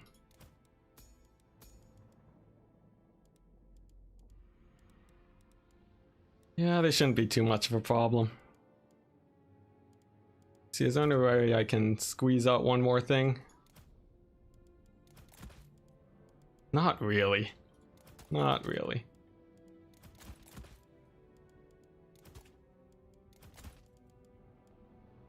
But okay, I think my army is set up. I'm ready to go. Let's see what lunacy decides to bring against me. This could be a very long game, just like the last one, guys. He could be going for a full-on rush, or possibly a... I'm not sure. I'm not sure. If he goes for a full-on rush, I feel decent. You're betting he's gonna bring a bunch of gun bats plus 2 gunnery whites, pistol, normal, lord, and rest zombie and dogs. Yeah, that's generally the meta against a skirmish type greenskin build. It's why I've opted for a more heavy archer build, actually taking 4 of them this time. And the rock lobbers too. This should do pretty well against Vampire Coast. I can afford to go fairly wide also. Then I'm gonna put these fanatics closer to the flanks and hope that they're able to do well. Squig hoppers too for the long flank in case they're needed. And then just a simple front line of some big guns, the normal goblins, and the bread and butter of the greenskins. Rom, River Troll, Hag, Orc, Shaman, so that Sirens don't cause too much of a problem for me. This is all generally pretty standard. So I just need to make sure that I play this one correctly. Putting in a full day's worth of work here. Yes, we are about to reach the 8-hour mark. That's it's pretty intense. You can see the sun is actually set. It's starting to get dark. I'll turn on a light. I've streamed for so long, the sun has begun to set. Now, army sizes fairly comparable. The skirmishers, if he has a lot of gun bats, I need to make sure my archers are there on the flanks to actually defend the rest of my infantry. And then they should be able to do fairly well. I'll need to play a little bit tighter if he has a very heavy flying build. And then hope that the River Troll Hag can sort of hard carry in that situation. Am I making bank when I win? Not that much bank, but it'll be nice. Here we go. Lunacy is ready. So let's begin the battle. And here we go. We're seeing it is a gunbat build. Very nice. Some gunnery whites, Noctilus on a Necrofex. All in all, very standard. And I just need to push back these gun bats with my archers. I can advance with my army. And those are the pistol ones. Those are the handgun variants. He has no sirens, but a unit of mortars, simply to force me to advance. A good call. We'll see how this plays out. Noctilus immediately, he's going to be punishing my skirmishers a bit, just firing away. And I need to be advancing. That's going to be the general name of the game today. Go ahead and get the River Troll Hag moving on up. Getting my skirmishers to push back these deck dropper handguns. I just need to engage in onto this army and use my archer advantage to really punish the Vampire Coast. There's no dogs on the flanks, so that's not too much of a worry. The gun bats are going to be pretty annoying here. They're actually already beating up my squig hoppers, which I do not appreciate. I need to get my range units in as soon as possible. Now, I can slow down one of them and catch that with a couple skirmishers. That works fairly nicely into my advantage. And I'm just continuing to advance. Now, Grom, he doesn't want to get hit by these gunnery wights. They actually do fairly large amounts of damage that I do not want to be taking just yet. Instead, relying more so on my archers to do well, and using the squig hoppers to dive in onto the back line, since it's mostly undefended. I can pretty safely move back, actually. Squig hoppers just sort of repositioning just a tiny bit, and my goblin fanatics should be able to do quite well also. Rock lobbers just hurting some zombies. I'm gonna have it hit some bombers now. And then squig hoppers just continuing to make their long flank, getting in some pretty nice damage. My archers are getting in range of these deck droppers too, and I want to be focusing them down one at a time. Now mortars. Mortars are going to be a little bit annoying. I need to make sure that I'm dodging them as much as I can. And here we go. I am about to dive in on Noctilus with my squig hoppers in on the back line. That's a fairly good position.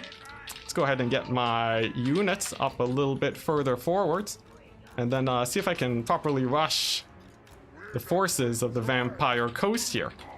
Noctilus is on the run. Grom moving into position. And can he defend his mortar? If I can kill the mortar, that's actually very big for me. Let's go ahead and get a solid charge in. And Grom just going to be moving right on forwards, while my archers deal with the gunnery wights. Here we go, a really nice engage from these squig hoppers, slamming into the mortars, disrupting them, doing quite well. Archer summon onto my archers, actually being a little bit painful there. The squig hoppers do have to retreat, but at the moment, these deck droppers, they just don't do that much damage. And actually, I should be able to do fairly well on the DPS. Grom getting the lucky banner proc. Really don't want him to die. That would be very bad. And a huge eat butt onto all of those zombies. Absolutely amazing for me. Now the mortars are still getting shut down. That's very good. And I can begin thinking about fanatics now, but a little bit of a misplay. My River Troll Hag getting out of position, routing off the battlefield. That's definitely not a great misplay. She should be staying alive for much, much longer. But still, I think things are going okay. My shots now are coming in towards the gunnery wights, trying to get them off the battlefield. And I still have squig hoppers in on the back line. Most of the zombies are dealt with. And I can begin using fanatics to really start clearing up the majority of these Vampire Coast forces. There is still one unit of bombers left alive though, and I will need to deal with that. My archers too, we'll see how well they fare heading on later into the game. But of course I still have fanatics, that's going to be huge for me. Squig hoppers are still alive and functional, and I am shooting these deck droppers fairly well. Grom is just sort of staying safe in a nice far away position. Oh, whoops, a bit of a misplay. I hit my own goblins just to damage some zombies. Not really worth it. But with the mortar gone, I can actually begin kiting in this situation. So I'm actually just going to do exactly that. Pulling away and just keeping these archers alive. That should work out pretty well. Of course, the deck droppers are still alive, so I will have to play a little bit aggressively. But all in all, I'd say it's going fairly well. These goblins are really hard to kill too for the Vampire Coast, and I think that should help me quite a lot. As long as they stay away from zombies, they are extremely hard to shut down as they are unbreakable. And without enough tools to deal with my archers, I should be okay. Grom is still alive. I still have some big guns. I think this is looking on the up and up for me, but let's not get overconfident now. Go ahead and get these goblins engaged. That's the last unit of bombers that I really have to worry about. My archers are all alive. Good time for a wah. I do dodge a scab scrat. That's very good. And I can get these guys into position for a fanatic bomb. So all in all, very good. Let's go ahead and use my rock lobbers now to deal with the rest of these bats. Just trying to damage whatever it can. And then I'm gonna begin chasing down Noctilus as best as I can. I still have all my archers. Grom can help against the zombies. And yeah, just gonna be archer power now. Doing the best they can to kill off the deck droppers. Not exactly the easiest task, but with so many orc boys left, I'm feeling pretty confident. How's Grom doing? Fairly well. Cleaning up the rest of the zombies. And look at that, the fanatics giving Noctilus a very hard time. That is huge for me and very good. I still have all my archer units alive. That's very important here. And these fanatics are just going to be continuing to bother Noctilus as much as they can. The big guns are splitting to chase off the gunnery wights. And then Grom can attack from the flanks to go ahead and deal with them. That should work out really well. Quick check on ammunition. Ammunition is highest on this unit to the left. And they also happen to be the one that are heal capped. So it's actually much better for me to focus them with my archers. And that is exactly what I'm going to do. Grom is now moving on in for his killing blow play. Gonna give him a nice melee attack buff and charge him right on in onto the gunnery wight with all of his buffs. He should be able to get in quite a bit of damage, but I will have to be careful that he actually does disengage before too long. Otherwise, those gun bats are gonna be getting a lot of damage onto Grom. And you can see here, it's a really good thing that I used his lucky banner. As boy oh boy is he lucky to have not just gotten absolutely murdered there. And there we go, gunnery wights are getting shut down.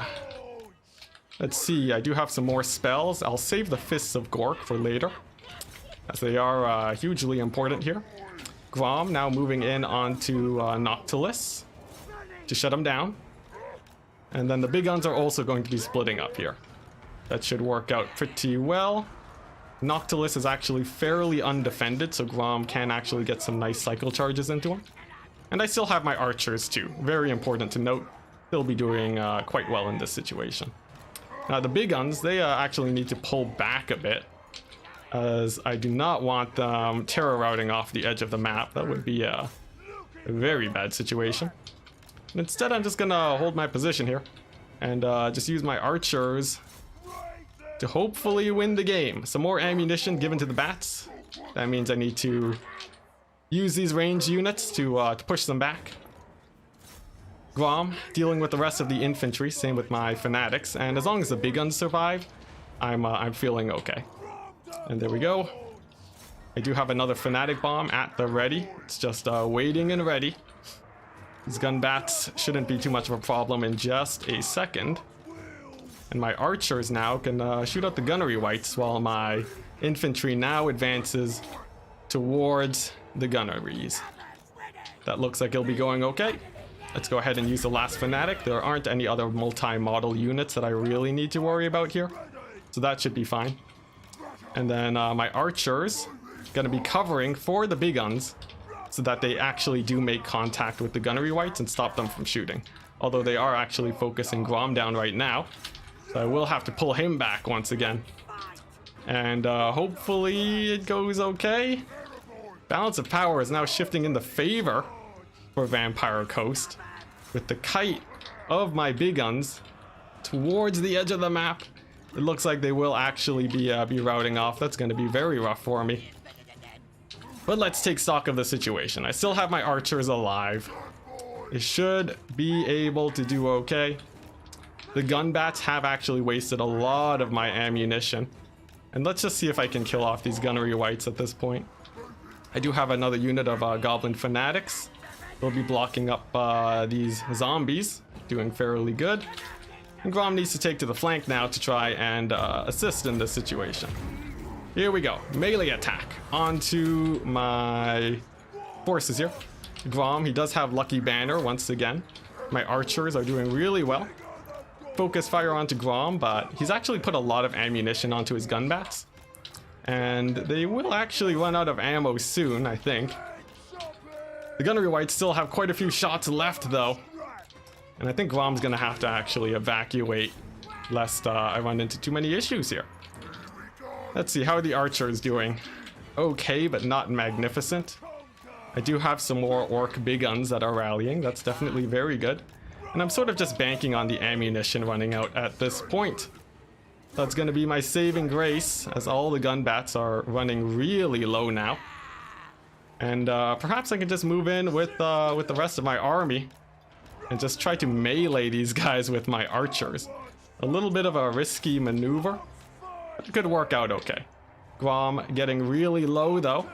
He's actually getting chased off by the gun bats. I'm gonna have to proc Lucky Banner right now, just to keep him safe, buff up his leadership, and just move into melee here with the rest of my army. Even though the archers they don't really want to get into melee, it's gonna have to be the decision that needs to be made. Let's go ahead and move them up. Grom retreating into a safer position, and now we'll see how this plays out. Big guns are doing well. Grom dodging like a madman, trying to stay alive to the best of his abilities. Looks like it's working out okay. His dodges actually doing rather well, I must say. The gunnery whites are getting low. Look at that, the ammunition. It's very, very low now. There's a single deck dropper left with ammo. And how are these forces doing? Honestly, they're still okay. Ammunition given to Noctilus, I think. Oh boy, it's gonna be a close one, guys. But Grom does still live. He does still live. And that should be helping me out quite a bit. The bats are moving around. Gunnery white with the tiniest amount of ammo left. And we'll have to see. We'll have to see how it plays out. My caster is getting really low. He actually breaks off and routes. And it looks like that's gonna be it. It's gonna be it. Ammunition. I'm getting shot at by Noctilus. My troops do rally. But, oh boy. Let's see here. The gunnery whites actually did run out of ammo. That's actually pretty huge. Noctilus has a few more shots left. But I can dodge it. Strangely enough. Oh my gosh. Maybe I can still come back here. The archers are alive. I do have a unit of fanatics. Grom needs to give leadership to these archers though so that they continue firing. And I need to get my infantry here to actually move in and support. How are the bats doing? Another big shot lands in. Some of the bats land. My archers rout. But I still have these guys over here. Grom no longer really needs to protect the archers. He's sort of just fighting the bats at this point. Necrofex sort of pointing and shooting. Hits my goblins, but actually misses fairly hard. And here's the big play. Grom is going to move in. Going to do his best to try and duel Noctilus. The best of his abilities. Noctilus getting my guys to rout off is a huge pain. And there we go. We'll see if I'm able to do this. Let's go ahead and get the armor piercing and the melee attack charging right into the face of Noctilus. I'm gonna save Lucky Banner for a better time right as the gunnery whites get engaged. Let's go ahead and buff up Grom's leadership, activate the Lucky Banner, and then move on in. Let's see, Noctilus is getting very low. Grom's ability to attack him is very high right now. He has huge melee stats. There we go. I might be able to get another hit on Noctilus. Could be huge, but Noctilus disengages. He's dancing. Grom's gonna disengage too. Loop around and see if he can shut him down. A nice charge could do it. So let's see. Grom, he charges right on in. Slams into Noctilus. Gets a fairly nice hit. I do have all of my forces here too. Finally helping assist Grom. He's gonna disengage from the gunnery whites. Loop around. Continue chasing down Noctilus. And then once he's down, I should actually have a fairly nice leadership debuff on the forces of the coast. But the Gunnery White gets close to Grom. He's gonna have to pull away. We're both desperately just running away with our lords, trying to get them into better fighting scenarios. But here we go. Noctilus. Oh my gosh, these bats, they have so much mass. Let's see if I can continue pulling through. Oh boy, this is gonna be real close. This is gonna be real close, guys. It looks like Grom. Oh man, the bats are giving so much stopping power. And he might just have to fight the Gunnery Whites instead. That's not the most optimal situation, but it's actually not the worst either, as I do have some multi-model units here, and that will actually allow Grom to cycle charge. However, his leadership gets low. Oh boy, let's see if I can maneuver him into a better position. My caster takes a bit of damage too. And we'll have to see. We'll have to see. Noctilus, he pulls away. Grom is going to go in for a final charge, but man, the deck dropper, the body block, and Grom is going to rout. GG, well played. And that's going to be it. Oh my goodness. What a close match. It was looking pretty promising, but in the end, I just didn't have enough archers. What you want to do if you're worried about this coast play, just go all in on the archers. That would have helped me out a ton for sure. Alternatively, I guess I could have played a little bit more aggressively. Possibly could have kept the Squig Hoppers alive, I guess. The Rock Lobber actually did do pretty well. I might take another one of those in the future, but one more Archer Boy would have done so well. If you look at the value on the Archers, they are absolutely amazing. And yeah, if you can keep them up, it's a good time for sure. Alright, sweet. Yeah, GG. Oh my gosh, what a struggle. And now Lunacy gets his pick 3. Let's see, what did I ban as the greenskins? I guess it doesn't matter. But yeah, he gets his pick 3. And we'll see how it plays out. I think he gets 1 ban.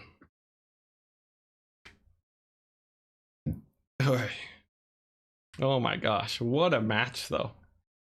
We're on to the ace match of a best of 5. Lunacy just barely coming out on top with that play. Grom, not enough to deal with the Gunnery Whites getting poked down over the course of the game.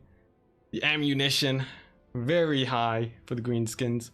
I'm wondering if I should just take a Doom Diver Catapult. I think those do okay versus deck droppers, but I'll have to test it out. Maybe like 1 unit of Stone Trolls, just to see how that goes, but it seems like the double Gunnery White play actually does pretty well against the greenskins. Alternatively, I think a full cavalry rush actually could have won it too. But things to test out next time. Alright, now I get the counter pick here, which I think is in my advantage. I essentially get to get the matchup that I want, and Lunacy is down a ton of factions. I'm down a good amount too though. I'm down greenskins, Vampire Coast, Vampire Counts, Lizardmen. Or no, I'm not down Lizardmen. I'm down Skaven. Yeah, but I think my counter picks are still fairly strong. I have Wood Elves. I have Chaos. Bretonia is a very nice one to have. Let's see what else. Man, I really should just go a mass archer build as greenskins. That would win so easily against the Gunnery White style. Like it would run it over. Yeah, 8 hours. We did it, guys. We hit the 8-hour mark. Anyone that comes in to watch the VOD, if they watch the whole stream, it's gonna take the entire day to do it.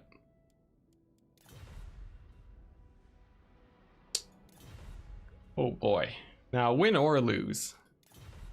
It was a very fun journey, and if we do lose, I do get to play in the next ECL qualifier. So that should still be a pretty fun event. But if I win, then I won't need to play in any more qualifiers. So honestly, I think it's a win-win. I'm pretty sure it's going to be a win-win. Oh man. If only I had just like a little bit more to catch the gunnery whites. I wonder, what if I River Troll Hag? Ah man, if I didn't lose the River Troll Hag so early, she would have won it. That mistake, losing my Troll Hag, that was what lost it there. Because she routed off to the gun bats and I couldn't Spirit Leech them. That was it. Darn it. Oh man, that was the play. That was the play. In the future, you know what? In the future, I'm gonna run a build like... I'm gonna do something like this in the future. Here we go. Let's save it. Let's see. Greenskins versus Coast. Emphasis on the more archers. The only downside is if you get rushed, but... yeah, that's the only downside. Yeah, the Troll Hag. Late game, she could have caught Noctilus. She could have smacked him with her bag. That would have been it. But what can you do? I wonder if these guys were Savage Orc Big Guns, if that would have helped. Alternatively, you can take something like this, Goblin Big Boss, but he actually dies fairly quickly. I actually think that's a pretty bad idea. What else? If I kept my cavalry alive to chase down Noctilus. But let's not mull on the past. Let's wait for his 3 factions. The good thing is that dwarves are still on the table. Lunacy has to worry about the Proud Dowie. High Elves. Very nice utility generalist faction. Same with Empire. He goes Bretonia though. That would be a counter. I have some Rush left in me. I have Lizardmen. I have Norska. I have Chaos. I have some Kite. Wood Elves. Although not a ton of Kite. I guess I could go High Elf Kite, but that's not amazing either. I wonder what his 3 factions are going to be though. There's a chance that he might not be comfortable with all 3 factions too. But given that he made it so far in the World Cup, I think whatever the pick 3 is, Lunacy should be fairly prepared.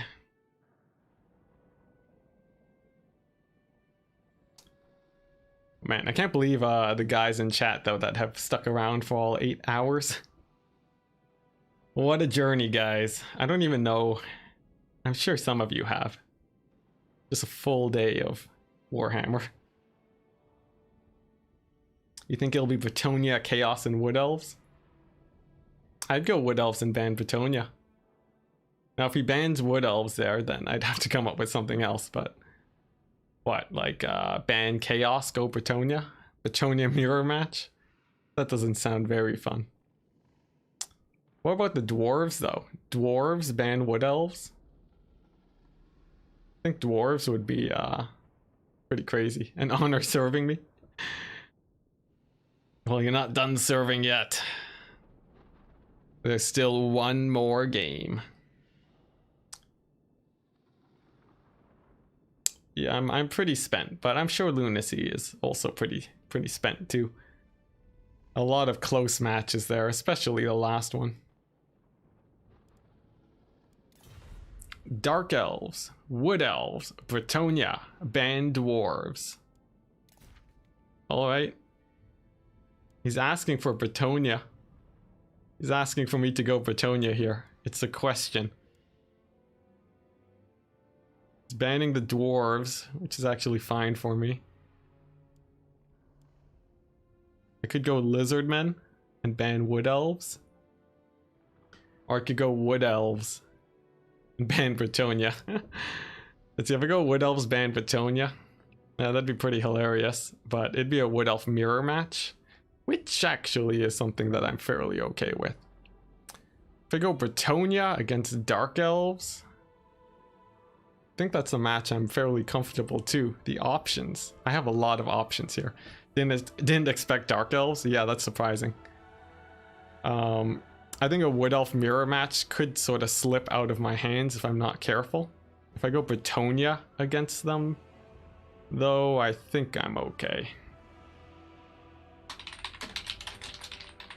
I'm thinking Bretonia, ban Bretonia. What else would be good? Or Wood Elves ban Bretonia. Bretonia versus Dark Elves? Or Wood Elves? Or the other way?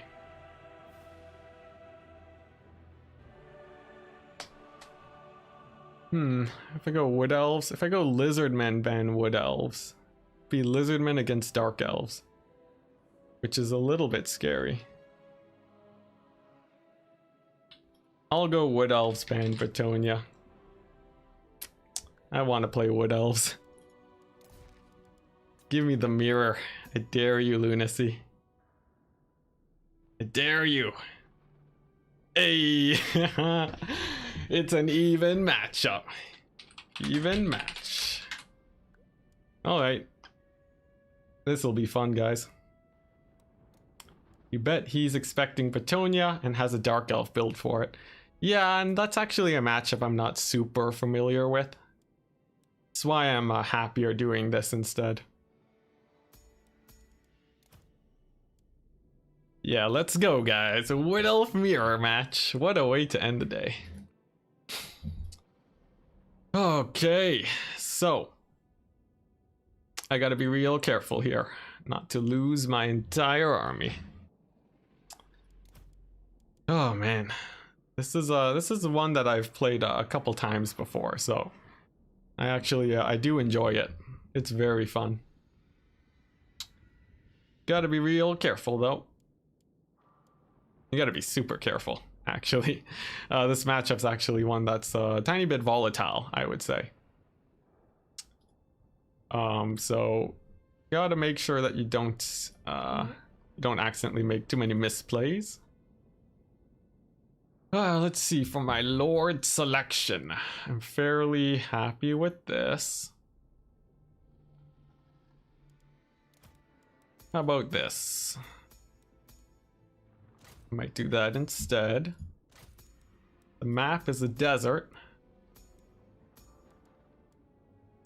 Okay. Yeah, ending it on a mirror match. I know. It's crazy, guys. What does the world come to?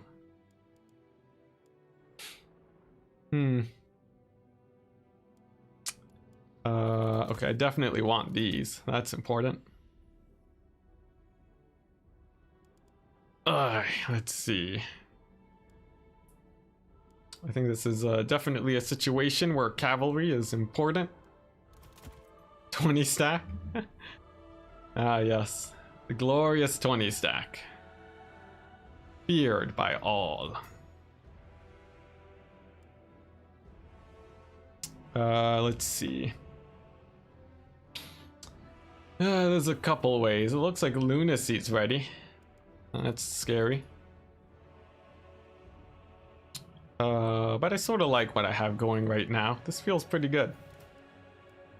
Yeah, this feels pretty good. Can I save a bit of money? I can. 4, 5. Yeah, this seems okay. I sort of like where this is going. Oh, man. Okay. I guess I'm ready. Alright. Here we go, Lunacy. It ends with this. We had a fun best of 5, but the big question. Who is the better Wood Elf player? Who will reign supreme as the Wood Elves? This is a matchup I asked for, so it'd be a little bit embarrassing if I was the one to lose it. Should have been sleeping for like 2 hours now, but you hear from the start and you need to see the finish. Alright, just don't punish yourself too much from the lack of sleep. How big is his army? We have almost the same sized armies. That's interesting. Now, I'm going for a classic kite build. Deep Wood Scouts for the win. Then loads of cavalry. 1 Glade Rider. Should be good. And yeah, that's the idea. Glade Rider is just going to be scouting for the range units that pop up. And I need to make sure that I can properly kite away. If we see like a mass vanguard, I need to be super careful and effectively avoid that. But with the space I have right here, it's a decent amount of space for kiting, so I think I'm okay. I can win cavalry engagements with Awakening of the Wood, and Sylvan Knights should lose to these Wild Hunters or the Glade Riders. So all that in mind, I think it's a decent situation. Let's go ahead and put my Lord up in center, and she's gonna dodge at the beginning in case a huge volley comes her way. And then that should be it. Good luck, have fun. And let's see how it plays out. Thought you could only do that if you ban 3 of the factions, 1 of the 3 factions. You can repeat a ban in ace match. Yeah, only if you're on the side banning factions. The 3 of them. If you're on the other side, you can't ban again, I believe. So here we go. You should be ready soon. Both armies are so small. This is scary. If he's not vanguarding though, I have a lot of space to kite, so I'm actually I'm not too worried. If he is vanguarding, it could be a little bit scary. I actually don't have that much AP. Like a full-on tree man rush could be bad, but let's see how it goes. Here we go. It is a full vanguard. He picked the right side, but I can actually maneuver fairly well. My Lord dodges immediately, and I'm just gonna run away with my spears. Let's get these Deepwood Scouts up and moving. And then let's see, as soon as these guys are in range, I'll be much more comfortable. So, Glade Riders moving on up. Skirmishing, distracting, keeping that cavalry away. Dryads taking the first volley of shots from my Deepwood Scouts. Dodges. That's a pretty nice play. And here we go, we're seeing a couple Deepwood Scouts, a Glade Lord with a net, presumably. And I'm just gonna have to continue pivoting here. How's my caster doing? Decently. And I have to make sure I don't waste too much ammunition here. That could actually be pretty bad. Let's see here, let's continue to pull away. And then rely on my Glade Riders to do more of the damage here, I think. Let's go ahead and move up with the Deepwood Scouts. The shields are blocking, that's definitely good for me. And let's see, Deepwood Scouts, a big volley on the way onto these Dryads. Then pull back, move with my Lord, and then slow down some of these Dryads. Make that a little bit better. Another shot from the Deepwood Scouts. We're gonna return fire, and I'm sacrificing these spears so that they can get a little bit of a better engagement. My Deepwood Scouts are nearby, so they can actually support. So I think I should be fine. Big charge on the cavalry front. And we're seeing now, my cavalry is pinned down. They're gonna get hit by the range shots here. So I'm actually gonna counter fire and see if that goes okay. I'm trying to shut down the ranged here for my opponent, and I'm hoping that works out. I'm gonna net 1 of the units of cavalry and then pull back with my cavalry to try and support my range units. Fire at will is now on, and here's the big play. Will I be able to escape with my archers, or will they get overrun? Because if I do manage to salvage this, I will have a fairly nice cavalry advantage. It looks like that may be the case. It's definitely a big scuffle. My Deepwood Scouts are pulling back and kiting. They're doing quite a good job here. And I can even get a few spears chasing off the Deepwood Scouts of my opponent now. That's going to be relatively large. Let's go ahead and pull back with my cavalry now and then shoot at these Wild Riders while the range units are distracted. My Lord, gonna stay in the air. I don't want her to land and to get sniped out. That would be very bad. And yeah, we're just gonna finish off these Wild Riders. I have a fairly nice cavalry advantage now. And I intend to continue pushing it. Awakening of the Wood, just to slow down the Dryads and continue punishing them. Deepwood Scouts do get engaged on, but I do have a fairly nice engage here. And I think that should work out pretty well for me. And it looks like, yeah, I've routed off most of my opponent's cavalry. That's definitely quite good. My Glade Lord Actually, I do get a bit of a surround on my opponent's Glade Lord. That's very good. And the spears are stopping these Deepwood Scouts from doing anything. So nice, I can turn off fire at will now, finally. I can move my Lord into position and start hunting down all these range units. Let's go ahead and loose a volley into some Dryads just to shut them down. And then get all my cavalry into position. Let's go ahead and slow these guys down so that they can't continue to retreat. And then get my Deepwood Scouts continuing to advance where they can. Glade Riders, gonna be moving in. I want to shut down those Wild Riders though, as they are definitely going to be a bit of a problem. Let's go ahead and throw down a heal. And if the Wild Riders go down, I'm in a very, very good position. Let's see, the Deepwood Scouts are very, very dealt with now. That's good. I'm actually going to have to pull back to keep my cavalry alive, however. And then my Lord with their net, she's going to be finding a nice position to take a fight in. Just, I guess, shutting down these range units. My Deepwood Scouts are still extremely high on HP. And I think that should be it. I have yet another net at the ready. My Eternal Guard have done great. And that's gonna be it. Lunacy tapping out of the game with a huge kite game away from all of these Wild Riders. There was one huge engagement that I did manage to come out on top of, thanks to the idea that I did have spears managing to fit in through the flanks and support Blade Riders, and the advantage of being attacked means that you can retreat and fire at the incoming forces. That worked out well for me. I trapped the cavalry and I used my Lord to net them down. It all worked out. Plus, shutting down the range units of Lunacy seemed to have helped me quite a bit also. Ooh, it's done, guys. It's done. It's over. Oh my gosh, it's over. It's over. I can sleep. Oh my gosh. All right. Oh. Goodness gracious. Jeez. Well, thank you very much, guys, for coming in to watch. It's been a long stream. Very much appreciation, high appreciation for all of the European viewers who came in and have stayed so long late into the night. Your support and energy have managed to bring me through. And thankfully, I did manage to qualify for the ECL. Sick and wonderful. So to celebrate, I will indeed be going unconscious for the next few hours and enjoying the victory. Thank you very much, guys, and bye-bye.